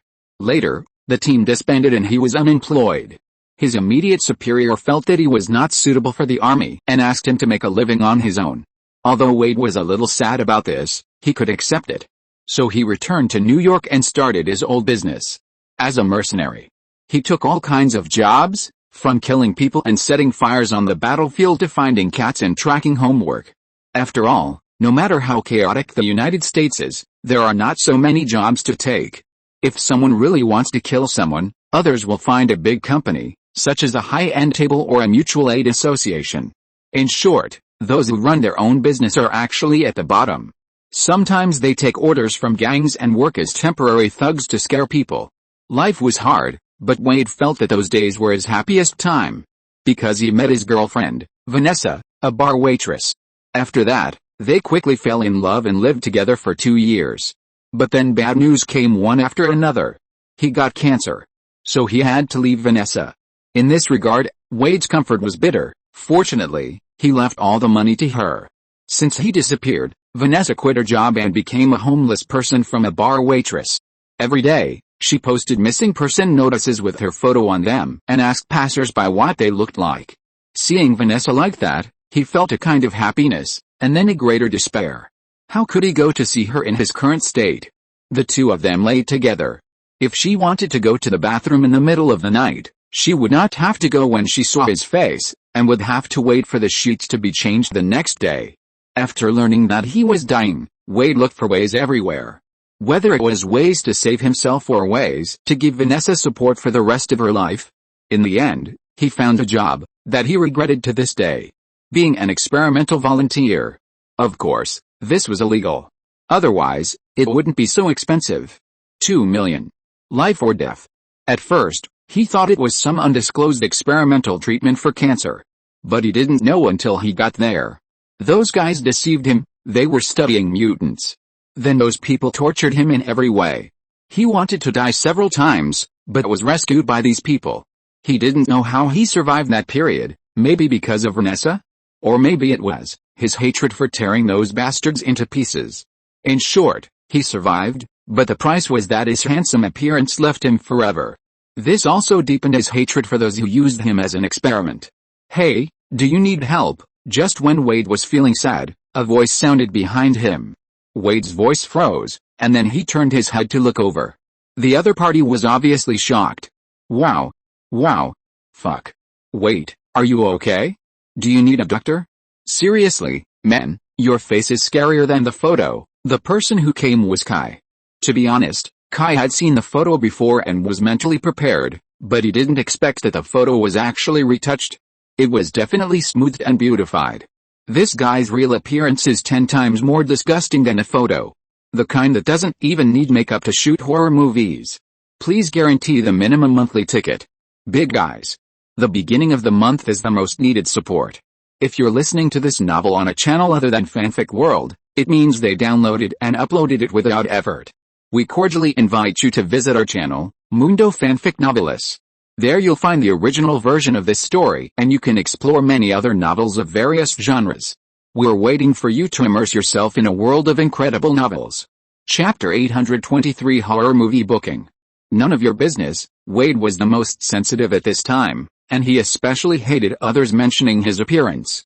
Police. Kai took out his police badge and said, "Someone called the police and said you were stalking a lady." "Someone did call the police." Tony told Kai that Kai was a policeman, so this was calling the police. Huh? Wade never thought that he would be caught by the police for stalking his girlfriend one day. "That's my girlfriend." "Really?" Kai didn't have any expression, as if he was just asking casually, but this attitude choked Wade all of a sudden. Yes, with his current appearance, no one would believe him if he said he had a girlfriend. Okay. I'll just be a pervert at that time. Wade didn't really want his relationship with Vanessa to be known to others. And he became like this. It seemed too much to test a woman's love. "Let's go, Mr. Pervert. Let's talk." Kai didn't like this kind of uncontrollable guy wandering around in his territory. From the information Kai collected, it can be seen that this guy is a troublemaker. Wherever he goes, there will be no peace.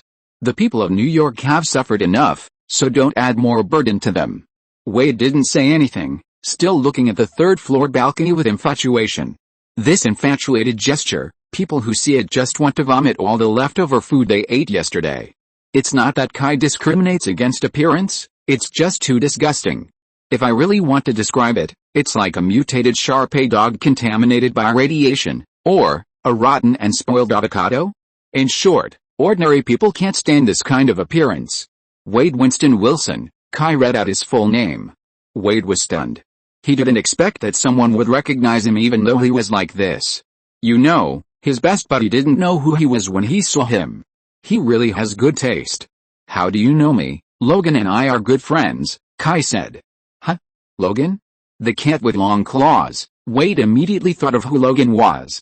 "Maybe you can say this to Logan." Kai narrowed his eyes and looked at Wade. He understood why Logan had such a stomachache tone when he heard Kai asking about Wade. When Kai was investigating Wade, he unexpectedly discovered that this guy was actually Logan's comrade-in-arms. Wade Winston Wilson was a Canadian. His father died when he was young, and his mother became self-destructive, which caused this guy to have some problems since he was a child. When he was a teenager, he ran away from home. He never went back. Later, he joined the army in Canada and joined the Special Forces. When he was in the army, because of his natural super reaction speed and strong combat qualities, he was selected by Stryker to participate in an experiment of the U.S. military at that time, the Weapon X project. This project was also a derivative project of the super soldier serum, and the goal was of course to create a super soldier. As a result, Wade did not become a lucky person, but his body became very resistant to beatings and his reaction speed became far beyond the limit of human beings, but compared with the goal of the Weapon X project, it was still far from it. So he was listed as a failure in the Weapon X plan. Stryker decided to make use of the waste and applied to the higher-ups to include Wade in the Special Operations team. That was when he became teammates with Wolverine Logan. Everyone knows what happened afterwards. Logan left the team in anger because of the massacre of innocent people. After that, Stryker was promoted and no longer needed to do dirty work. He was transferred back to the mainland and began to be responsible for the Weapon X plan independently. It was also from that time that the Weapon X plan began to change and began to target mutants. After losing his job, Wade came to New York and started his freelance career. Until he got cancer.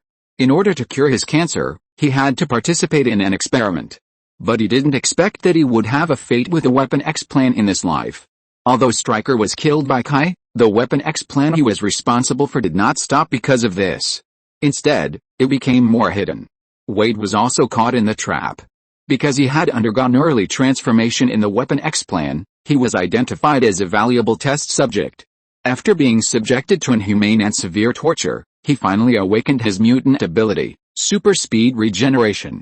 Even if his body was torn into pieces, he could still restore it to its original state. As a result, his brain cells overgrowth, and he became crazy. At the same time, the regeneration ability and cancer cells repelled and interacted with each other, causing the body to become ugly. Originally, according to Kai's style, Dangerous elements like Wade would either be kicked out of New York by himself or killed on the spot by Kai. Maybe his super speed regeneration is very powerful, but Kai is not afraid of such enemies. After all, he has a holy sword that can kill everything. But although Logan disliked Wade's chatterbox very much, he finally chose to plead for him. He said that Wade actually had a good heart. Although he had done something wrong, it was because of orders after all. He was a soldier after all. After leaving the team, he would not kill good people again. He was usually hired to kill gangs, terrorist organizations or other mercenaries. This statement is definitely watery. Kind-hearted?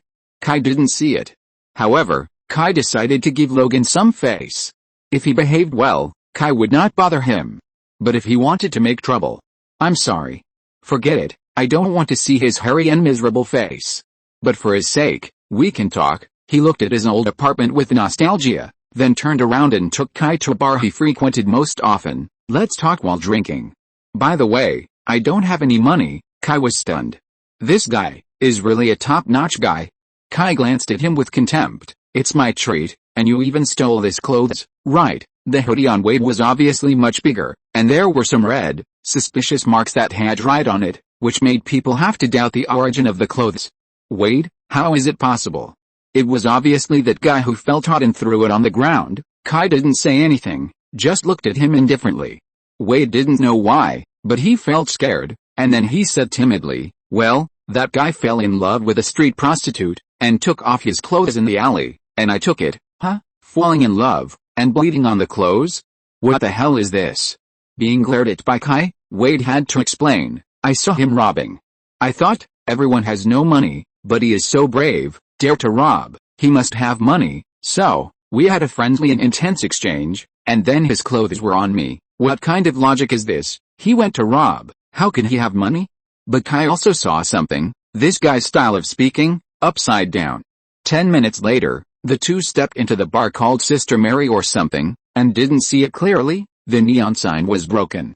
Wade took Kai through the crowd slowly, walked to the bar counter and sat down. Knuckled his knuckles and tapped the table twice. 1 beer, 1 fake whiskey. The bartender, who was sorting the drinks on the wine cabinet with his back to him, turned his head impatiently. I don't sell fake whiskey here. His last word was like a vibrato produced by yodeling, taking a few turns and ending with a wrong tune.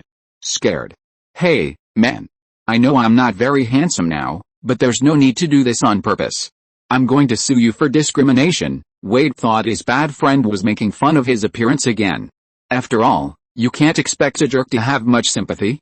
On the contrary, Kai, who sat at the bar counter with Wade, felt something and looked around. The crowd in the bar, which was originally noisy when Kai walked in, gradually became quiet, like a radio that had been stopped. Those people stared at Kai in disbelief, with naked fear in their eyes. Anyone who can make this expression when seeing Kai is not a good person. It seems that you recognize me. Kai tilted his head. If you don't get up and leave after I count to 3, come with me to the police station for tea. As soon as the voice fell, there was a loud bang, and 50 or 60 customers with ferocious faces and fierce expressions stood up almost at the same time and squeezed towards the door of the bar. The next moment, the door of the bar was knocked several meters away, and a large number of people poured out like ants. From time to time, you can hear a few guys who ran out whispering, "Run." It seems that there are evil spirits chasing them from behind. Wade is still immersed in sadness. His emotions span a wide range. It seems that he just complained about his bad friends, but in the next second, he didn't know why he thought of Vanessa. Now he looks like a zombie crawling out of the ground, and his whole body exudes a sense of dejection. At his dignity, he looks even more like a zombie. At the bar, Wisuo tremblingly handed over 2 bottles of beer, and looked at Kai in front of him with a bitter expression. The beer you asked for. If he could, he would also like to run away. Wisuo's bar is not just a simple illegal elite. This guy is actually a broker who specializes in matchmaking for some illegal transactions. This bar is also a mid-level place to introduce business to various freelancers. Well, this place is actually of the same nature as the mainland hotel. The difference is that the level of this bar is a little bit lower. But the nature is the same. When he saw Kai, he was not scared to death. It's all because of his good psychological quality. At this time, Wisuo had already scolded Wade. Although he often sold fake wine to Wade, like to diss him, and liked to secretly give him a little referral fee, but there was no need to be so vicious, right? Unfortunately, he didn't dare to speak now. He just kept praying that Kai would not notice him. For those of them who make a living from intelligence, who doesn't know Kai? He's the most powerful boss in New York now. He has killed more than 2 well-known gangs, and there are countless small gangs that are unknown. Of course, this is not the key point. The key point is that this guy has participated in several major events in New York, and his fighting power is exaggerated. If he is really targeted by this guy, Visuo feels that he should consider where to buy a cemetery. Tell me, what happened? How did you become like this? Kai doesn't like beer, so he took a sniff. It smelled weird, and looking at the smoky environment here, Kai decided not to drink it. God knows what was added in it. Wade also came back to his senses. He picked up a bottle of beer and drank it down in gulps. Wade touched his face nonchalantly. Is it really that bad?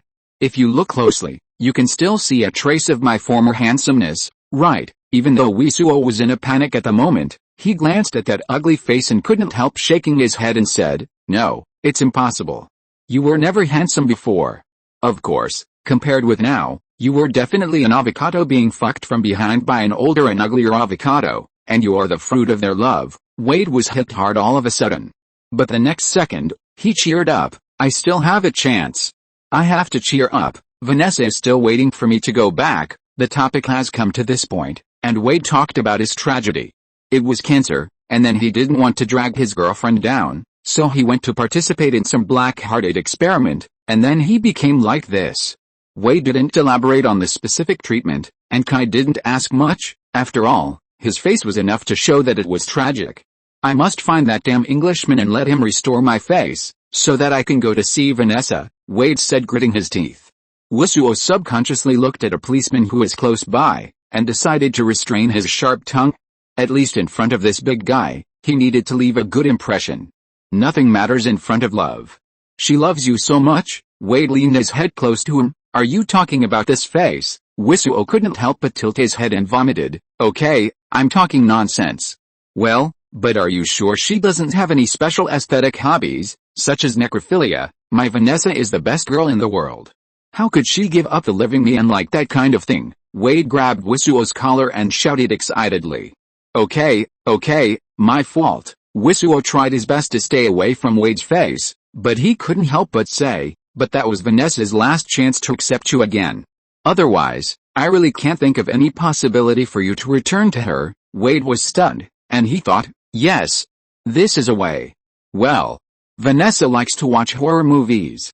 Maybe it's because she has this hobby? So, Wade suddenly fell into an inexplicable fantasy again. So this is why you caused a supercar accident on the viaduct? Wade was pulled back to his senses again, and then he suddenly noticed that there were only 3 of them left in the bar. Huh? Wisuo, your bar closed down? Why is there no one here now? Fuck. How dare you ask me? If you hadn't brought this evil star here, would this place be like this? And many of those bastards didn't pay. Fuck.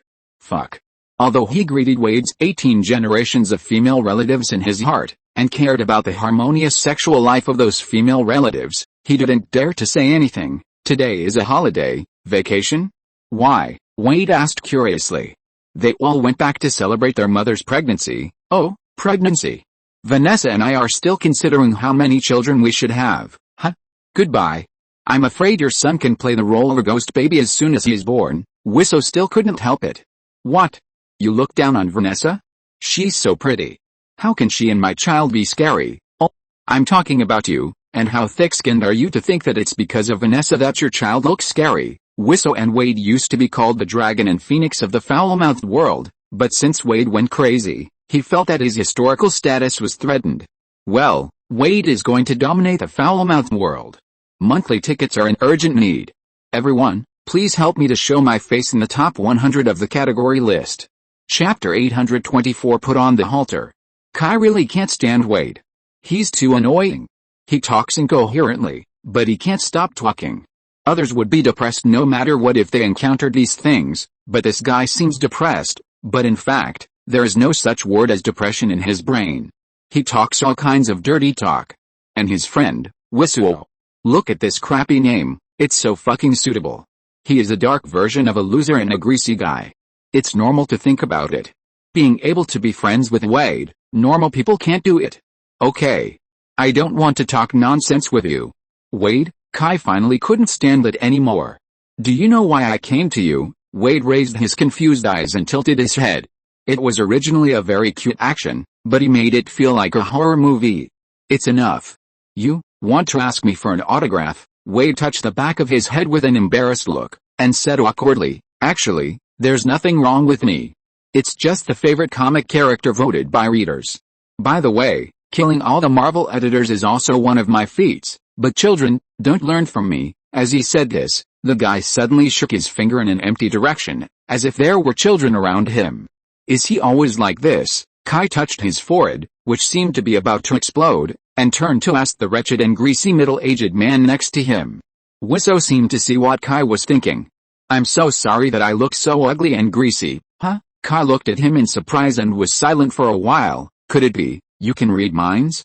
Or did I accidentally tell the truth? Originally, Wisso had been trembling with fear, but now he couldn't help it. He threw the towel in his hand on the bar and yelled, Expression. It's expression. Dare you show your disgust more obviously? Superheroes are great. I can sue you for discrimination. Believe it or not, Kai touched his face. Is his expression so rich? While thinking so, he slapped his police badge on the bar. Bang! Wissuo's original excited expression magically disappeared immediately after the police badge was slapped on the bar. Superheroes may not be great. Superheroes will definitely not bother to pay attention to a small character like him. The outside world is so dangerous and superheroes are also very busy. But the police must be great. He runs a black bar, sells fake alcohol, introduces business to killers and mercenaries, and sells some banned drugs and other things by the way. What is he afraid of if not the police? I'm sorry, my mother shouldn't have given birth to me, it's all my fault. Wisso was not a person who cared about face. What's wrong with admitting his mistakes? For life, it's not shameful. Okay, I don't care if you are really crazy or pretending to be crazy, but you should not be stupid. You should know my rules. Kai was really convinced. Why is there no normal person around this guy? I won't leave. I won't leave even if I die. Wade is certainly not a madman, but his brain activity is a little too active and his attention is not focused, but in fact this guy knows very well why Kai came to him. Vanessa is here. I'm not going anywhere. Don't think about breaking us up, Tisk. Kai hates this kind of person, making himself look like a villain. Obviously he is the positive character, and even if you want to pretend, you should pretend to be more like it. Such exaggerated acting is too contrived. Seeing Kai's impatience, Wade also knew that if there was no guarantee, this big guy would not be so easily fooled. Wade is naturally fearless, but the problem is, Vanessa is still here. He can do whatever he wants, but what about Vanessa? So, no one in this world can really be free and easy. Everyone has something to ask for, something to think about, and something to worry about. Even a psychopath is the same. Okay. As long as you let me stay by Vanessa's side, I'll do anything you want. Wade could only bow his head. Kai was silent. He really didn't expect this chatterbox psychopath to actually bow to him. He was still thinking about expelling him by force. Wade opened his eyes wide and looked at Kai with sparkling eyes, just like a big white rabbit. Well, it was a rabbit that was skinned and braised. Kai really hadn't thought about how to deal with this guy. He originally just planned to give Logan a face and drive him away. So he never thought that he would surrender so easily. It can only be said that extraordinary people do extraordinary things, and you can never guess him. Ahem, sir. I have an idea. Wisso on the side suddenly raised his hand. Kai looked at him. Well, hasn't Wade been a mercenary? How about, you hire him as a bounty hunter? It seems, it's not impossible. Kai has also seen Wade's previous resume. This guy is undoubtedly a criminal, but he is not the kind of criminal that Kai hates. He rarely attacks ordinary people, and most of the time he targets gangsters. In a sense, his work is no different from that of the Punisher. The only difference is that this guy only takes money. Yes, I can do this. As long as you pay, I will even kill God for you to see. Kai didn't doubt this. This guy is bold and daring, and the key is that he has a good moral integrity. He will never regret it if he takes money to do things. He is honest and trustworthy. Kai finally agreed to their request. Because he didn't have any other way, but Wade was too jumpy, and he couldn't do it without a tight ring. So besides Vanessa, this guy has another fatal weakness. That is greed. Kai asked Visuo to write a contract to hire him as a non-staff member of the New York Police Department, but there were also restrictions. That is, once he violated the law and hurt ordinary people, Kai had the right to deduct his money. Wade didn't care about this at all at first, and even laughed at Kai in his heart. You said to deduct money? But he couldn't laugh the next second. By the way, I forgot to tell you that I have checked all your accounts, including the fund you secretly bought for Vanessa. I also found it. This guy really cared about his girlfriend. Not only did he leave a large sum of money for Vanessa, he also spent all his savings to help Vanessa set up a fund, 20 million. This is definitely not a small amount. This fund will give Vanessa a sum of money every year. When Vanessa is 60 years old, the fund will belong to Vanessa completely. I guess this guy doesn't want Vanessa to take his inheritance and go with other men when she is young and beautiful. Don't think that the money is safe. I have many ways to make it disappear. If you don't believe me, just try it, boss. Whatever you say is what it is. I will obey orders absolutely. Wade showed the discipline that he had never had in his life. He stood at attention in front of Kai, and he looked as obedient as he could be. Of course, Kai also has a reward mechanism. For every criminal he catches, Kai will give him a bonus of varying amounts according to the standards. In short, everything is easy with rules. When Wade saw the many zeros on the reward, he immediately became full of energy. Wade is a guy who can't bow down to anyone, even if Kai threatens him with Vanessa. Believe it or not, if Kai really thinks so, this guy will definitely make a big news for Kai. The only thing that can really restrain him is money. Wade is a stubborn donkey, and he must be stroked by the hair. Money is his hair. How much to give can be discussed, but he must not give it. This is the bottom line of this guy. Of course, Kai has money, but others also have money. This guy is not a loyal person. Just look at his resume and you will know that although he will complete the mission after accepting it, he never minds having a double-edged sword. He can work hard for A to deal with B in the previous mission, but after completing the mission, he can immediately work hard for B to deal with A for him. He doesn't care who the employer is. Making money is what he likes most. Of course, Kai's threat can still make him maintain a certain degree of integrity. After all, ordinary gang leaders can't hack into his bank account. Then will I go to work at the police station in the future? No. Don't do it, just kidding. If he goes to work at the police station, the reputation of the New York police will be gone. Wade's mood suddenly fell. This guy is like a psychopath. No one knows what he will do in the next second, let alone whether he is really doing this or pretending. Anyway, you should keep your identity in the future, even if you're a vigilante with a salary. Vigilantes are all voluntary labor. Why are you so clear about it? Aren't you happy with the money? Kai looked at him with a squint. Ah, you're right, he happily accepted it. But he immediately thought of something. What about Francis and his group? He's my enemy, I must find him, but he is also a bad guy. You won't not pay because of my grudge against him, right? Plan X. Kai originally thought that after Stryker died, the plan would be shelved, but he didn't expect that there were still people in the government who didn't give up. And the way is still the same as before, inhumane experiments. Such people don't deserve to die. 50% off, but Kai didn't indulge Wade, and said directly. 50% off. Wade began to mutter again.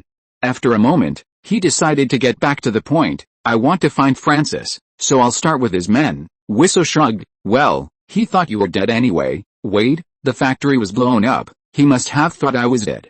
The last time I caught him, I was also wearing a mask. He probably didn't know it was me, and before I had the chance to talk to him, the green-hatted man with a bow and arrow came. If it weren't for him, I would have caught Francis long ago. Wisso, then you need a thicker mask to cover your face so that he won't notice you. In addition, you need a code name. How about Wade the Grim Reaper? Or Wade the Devil? Are you an idiot? How can you use your own name as a code name? Wade waved his hand impatiently and stood up. I have a mask and a code name, Deadpool. It can scare all the villains into peeing their pants. Kai was too lazy to talk to him about this nonsense. He could call him whatever he wanted, even if it was Poop Man. That was fine. As long as you like it, here you go. This communicator is encrypted. No one can contact you with it except me. Let's keep in touch. Never mind. I'll contact you if there's anything. Kai threw a communication bracelet invented by Tony to Wade. He originally planned to keep in touch, but thinking of Wade's chatterbox, in order to ensure that he would not be annoyed to death by him, Kai thought it would be better to contact him unilaterally. After throwing the bracelet away, Kai left directly. When Kai disappeared at the door, Viso took a deep breath and leaned against the wine cabinet. Damn Falco, I'm scared to death. Being with the most hateful policeman in New York, he was really under a lot of pressure. If he hadn't relied on inertia to talk nonsense with Wade, he would have been scared to death. After panting for a long time, Wisuo came back to his senses and slapped his forehead in pain. It's over. He just came in and so many people saw him. He's a mid-level businessman. To do this business, what he needs is a good reputation. Now that he is related to policemen like Kai, who dares to come to him to take tasks? This is also thanks to the fact that he is just a small role and his business is not high-end. There are few murder missions. At most, he will be killed by contacting thugs. Otherwise, he will be killed. But if this goes on, he will definitely starve to death. What are you afraid of? Follow me, huh? Wisuo thought. Yes. I'm going to fight the police. Put Wade's matter aside. After all, he has promised that he will never make big news in New York. As for what Wade said about killing Francis's men and forcing this person out, Kai doesn't care. As long as there is no big news and disrupting the city order, Kai will not care how many bastards die. Wade has also been a soldier, and he should be able to kill some people quietly. There is no need to worry about this. Kai plans to go to the expo today. Well, it's the exhibition area in Clinton District. After the incident of Hammer Group at the main venue in Flushing, Stark Group had to divert the expo and move some exhibitions originally in the main exhibition area of Flushing to Clinton District. Fortunately, the infrastructure in Clinton District has been in place for more than a year, so it can host some exhibitions of not too large scale. In response to Stark Group's arrangement, some technology companies that deceive civilians are also willing to show their people-friendly side and move the exhibition to Clinton District. After all, the flow of people here is also quite large. This is something no one expected before the opening of the expo, and relatively speaking, Clinton District is also safer. It's funny to think about it. The famous Hell's Kitchen is actually safer than a place like Flushing. How embarrassing for those rich areas. For such an arrangement, Clinton District is also a happy trouble. After all, this kind of event has both advantages and disadvantages for Clinton District. Let's not talk about the advantages. More exhibitions held here will naturally attract more people to come here, and the flow of people will naturally boost the economy here. The surrounding residents and businesses will naturally get more benefits. Many shops and restaurants were packed every day during this period, and had to recruit more staff. Even the Wanderer Construction Company was affected. The project, which was originally slowed down due to the exhibition, made many workers take a temporary break. Many of these workers began to have part-time jobs, and this trend even affected those who were working. After all, resting also earned 80% of the salary, plus the money from part-time jobs. It was definitely a considerable income. Who wouldn't want to earn more? For a while, the company was a little uneasy. Matt and his friends also noticed this, but they didn't think there was anything wrong with it. On the contrary, they were quite happy. Their subjective willingness to earn more money means that they have higher aspirations for their future life. Saving these people is not just about giving them jobs, but more importantly, giving them the desire to start a new life. With hope, there will be motivation. With motivation, things will naturally get better and better, instead of just muddling through day by day. So they simply took shifts to give more people more opportunities to earn some extra money. Monthly tickets. It's a bit miserable. Big guys, give me some monthly tickets. Chapter 825, Long Lost Daily Life. The most important exhibition at the Clinton venue today is the exhibition of the famous Osborne Group. Osborne Group, a giant in biotechnology and aircraft, is second only to Boeing in Airbus and aircraft industry. However, unlike Airbus and Boeing, Osborne is more dependent on military orders. They are better at developing combat aircraft and are far behind the two giants in the manufacture of civil aircraft. In addition, in the biotechnology and pharmaceutical industries, Osborne Group is also a giant. Osborne Group always has the most pharmaceutical patents in the world. Although it does not have as much profit as several pharmaceutical giants, It has many patents for highly targeted special medicines, so its profit has always been very good. The main reason is that Osborne Group focuses more on difficult and complicated diseases, and its applicability is not as wide as that of other pharmaceutical giants, so its profit is not as good as theirs. This time, Osborne Group brought a new type of drone to the expo. No, it should not be one, but a series, Goblin Glider. This aircraft has two styles, military and civilian, with more than 13 models. The smallest model is the Goblin Beetle. The drone weighs less than 249 grams, has a mini body, and can be folded and stored. After storage, it is not much bigger than a large-screen mobile phone. It is equipped with a new Harry 2.0 image transmission system, with a transmission distance of 10 kilometers, supports 4K video shooting. The maximum bitrate is increased to 100 megabits per second, supports 4x digital zoom at 1080p, 31 minutes of battery life, a maximum speed of 58 kilometers per hour, level 5 wind resistance, an altitude of 4,000 meters, and an intelligent obstacle avoidance system. It can be said to be an entry-level aerial photography artifact. Compared with other aircraft in the series, this aircraft, once exposed, immediately attracted the attention of many photography enthusiasts. Among the other models of drones, 6 are civilian, and the most popular one is the Goblin flying skateboard. This drone has been exposed and immediately caused countless climaxes. In the last century, there was a science fiction series in Hollywood that had a great influence on later science fiction movies, that is Back to the Future. The hoverboard that appeared in the second part is the childhood memory of many Americans. The Goblin flying skateboard is a civilian aircraft developed based on this concept. The aircraft uses the latest suspension engine developed by Osborne. Such a flying scooter can carry 200 kilograms, has a range of 20 kilometers per hour, and can fly up to 1,000 meters. The endurance is not weak either, with a battery life of 45 minutes. For safety reasons, the speed of civilian flying skateboards is lowered, and the maximum flight altitude is also set at 10 meters. Any higher is not for civilian use. As soon as these two representative aircraft appeared, they immediately ignited the enthusiasm of countless people. On the contrary, other models of aircraft have become less eye-catching. Perhaps because of the atmosphere of the Clinton District exhibition area, Osborne did not plan to release the other 5 military aircraft on site, but only played experimental flight videos. Instead, the 7 civilian aircraft are recommended. In addition, it is said that the Osborne Group will also announce a new action at this press conference, which can be regarded as the finale Easter egg. When Kai came to the Osborne booth, the exhibition had not yet started, and there were only some beautiful women singing and dancing on it. Anyway, they were wearing very little, very white, and very big. Just when Kai was watching intently, there was a sudden gust of wind behind him, and a pleasant female voice shouted, "Be careful." Kai turned around immediately, grabbed the boy with his hand. A short, thin boy with a plastic helmet of Iron Man on his head, a red plastic glove on his left hand, and a white light ring on his palm. When he bumped into Kai, he made a bee-oo sound and played with a girl behind him. As a result, when Kai picked him up, he was still running subconsciously without knowing it. After running for 2 times, he realized that something was wrong. He turned his head in confusion and saw Kai looking at him with a smile. "Mr. Wayne.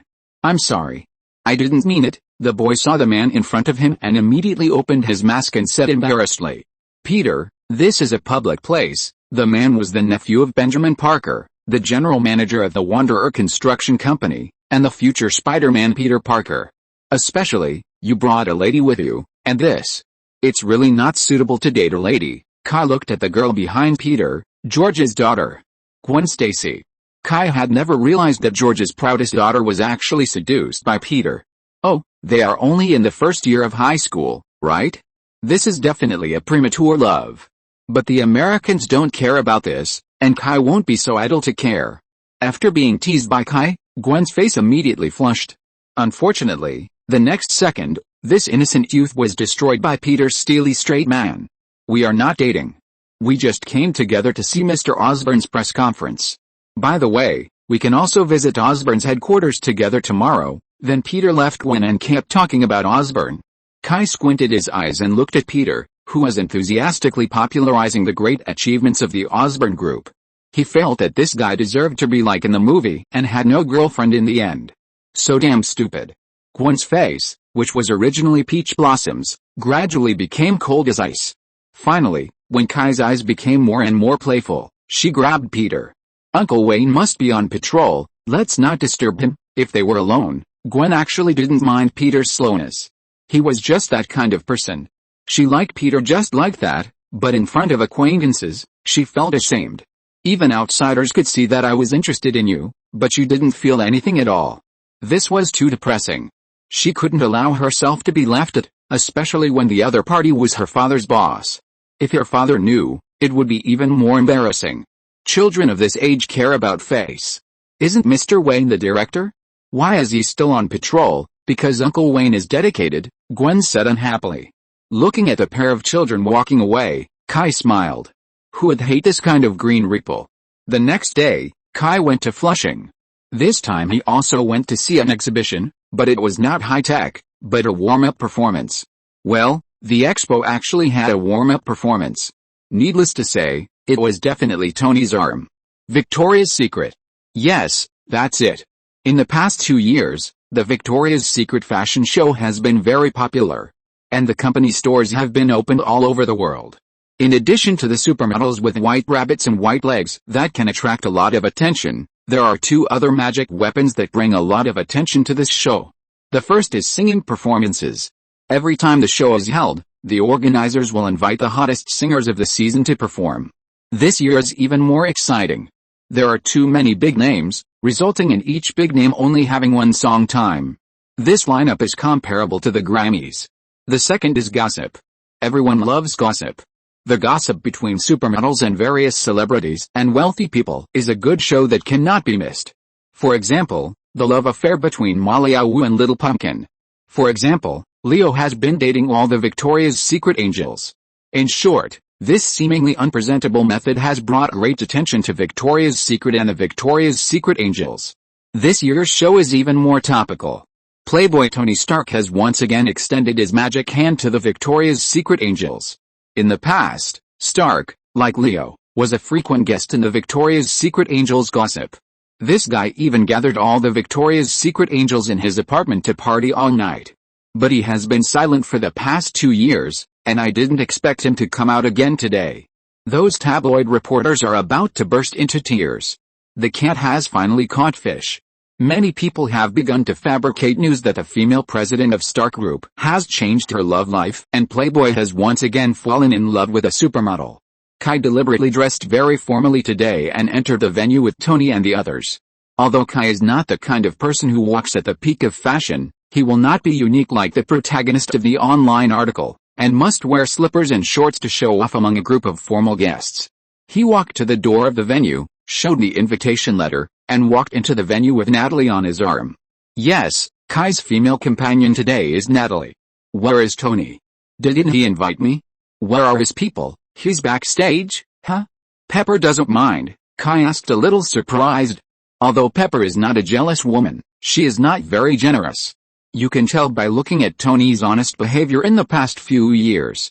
Tony proposed to Pepper, huh? Kai knew Tony well enough that although he was not a bachelor, he was definitely not someone who would get married easily. He actually proposed to Pepper? How was that possible? Natalie shrugged. No one knows what's wrong with him. This was indeed quite sudden. Natalie was also there at the time. Tony proposed to her out of nowhere. Not to mention Pepper, even Natalie was confused. For a time, she wondered if she had missed something. Are they getting married? Kai wondered if she should consider giving him something. No, Pepper refused. Huh? Strange things happen every year, but this year there are especially many. In the relationship between Pepper and Tony, Pepper has always been in a passive role. She is not good at rejecting Tony. And Pepper really likes, no, to be more precise, loves Tony. She refused. Because Pepper thinks Tony is too frivolous. She is afraid that Tony is just acting on impulse. She thinks they need to calm down and let Tony think things through, so Pepper asked Tony to visit Victoria's Secret. Well, Pepper thinks it is necessary to let Tony think things through. She told Tony that once he is really serious, then this kind of activity will be a complete farewell to Tony in the future, a rehearsal for the singles night. Really fun. Kai didn't know whether he was gloating or just finding it funny. Anyway, he just laughed. Natalie glanced at him sideways, her eyes full of resentment. Kai didn't know why, but he always felt chills. Natalie was too complicated. Kai couldn't tell whether this woman was acting, tricking him, or really liked him. Kai felt that Natalie was a little interested in him. But he was not sure. So Kai decided to leave first. I'll go see Tony. The backstage was different from the glamorous outside. If you really want to describe the backstage of Victoria's Secret, it would be just one word: chaos. The fashion show is in progress, and there are staff everywhere. Some are putting makeup on the supermodels who are not on stage, arranging their underwear, and adjusting their status. There are also directors and dispatchers wearing big headphones and constantly yelling at the supermodels who are not on stage to hurry up and get ready, and who is on stage. In short, it is noisy. At this moment, these glamorous supermodels on the stage are much more friendly backstage. Most people are wrapped in thick coats to avoid catching a cold, but in emergencies, many people's legs are bare and they have no time to put on pants. There are even many people who are in the prime and are too lazy to wear underwear. The white, yellow, and black thigh muscles, chest muscles, and back muscles are within reach, but most people don't care about this. Whether it is the staff or the models, they turn a blind eye to these vivid and colorful things. It can be seen at any time, but there is no such thrilling beauty on the stage. Compared with the radiant faces and hormones on the catwalk, the supermodels at this moment are more like plastic models placed in the window. Of course, it may also be that they have simply seen too much. I heard that these supermodels usually have a lot of fun, and they are no longer interested in normal love affairs. Of course, Kai didn't mean to delve into it. They can have fun however they want. After all, the United States is very open about this kind of thing, and it's not illegal. Why should Kai care about it? Soon Kai found Tony among a bunch of models wearing pink silk pajamas. These models are not stupid. They are young. Generally speaking, no matter how good a model's career is, it only lasts a few years. They will try their best to find a way out for themselves. Marrying a rich man is the top priority for most models, because these are the years when they are most competitive. Once they are out of fashion, their attractiveness to the rich will be greatly reduced. Finding an honest man to marry is not an option in the supermodel circle. And super bachelors like Tony have become the most worthy targets. Hey, men. Come on, these girls are so enthusiastic. We must have a good time tonight. Tony saw Kai and immediately raised his hand to greet him. Kai's appearance immediately made the eyes of the supermodels bright. Kai looks good, but to those supermodels, he is just good looking. What they lack the most in this line is handsome men and beautiful women. No matter how handsome he is just so-so. Kai's figure and face can only be said to be average. The key is his temperament. Kai did not dress up in a special way, just an ordinary suit, but this ordinary dress and appearance, he has a temperament that stands out from the crowd, and the dragon does not set up a trap. Standing there and standing out is special. This temperament is not simply masculine or manly, but a very mysterious thing, and this kind of thing is exactly what those supermodels rarely see. Facing the gazes of those supermodels, Kai did not feel anything special. He just walked over and said to those girls, "Girls, lend this bastard to me for a few minutes. I have something to say to him." Kai saw that Tony was a little bit wrong. Those supermodels are still very good at dealing with people. They know that at this time, pestering will not only not stand out, but will make people disgusted, so they just walked away obediently. What's going on? It's just a proposal that was rejected. Is there any need to be so depressed? Tony's originally high spirits suddenly collapsed. For him, he had played all kinds of games. It was just like that. On the contrary, Pepper's sincerity in exchange for true love fascinated him more. Natalie said that. "This woman is so talkative. Are you a child? You ran here to deliberately piss her off after being rejected once? What do you want?" The reason why Tony was so unruly was not because of the relapse of his old illness. It was more like a kind of tantrum, deliberately done for Pepper to see. I am serious, Pepper, so you can't stand being rejected once? Have you really been in love? Of course I have. Tony felt insulted. He was the most playboy in the United States. What had he not seen? Oh, that means you haven't been in love before. Kai felt that Tony might really have never been in love before. When I say love, I don't mean the kind where you get close to someone just because you have money. I mean the kind where both parties have real feelings for each other. Tony was speechless. He always felt that it was a stupid thing to separate him from his wealth. After all, wealth itself was also a part of him. Why separate them? But he had to admit that Pepper really didn't want him because of his wealth. You know, when he was pursuing Pepper, Pepper wanted to renew her relationship with Kai. Be patient. Don't give up because of a few rejections. On the contrary, the more she refuses, the more determined you should be. Kai poured Tony all the chicken soup he had read in magazines like Zion in his previous life. As for whether it would work, Kai was actually not sure at all. If he was really that powerful, he wouldn't have been a single dog when he traveled through time in his previous life. Tony didn't know if it was because of love that his IQ had dropped. He actually listened to Kai's nonsense seriously. But at this moment, Kai's watch rang. "Boss, that? I didn't mean it, this voice. Wade, that bastard." End of this chapter. Thank you very much for reaching the end. Don't forget to like. Looking for more exclusive content and immediate access?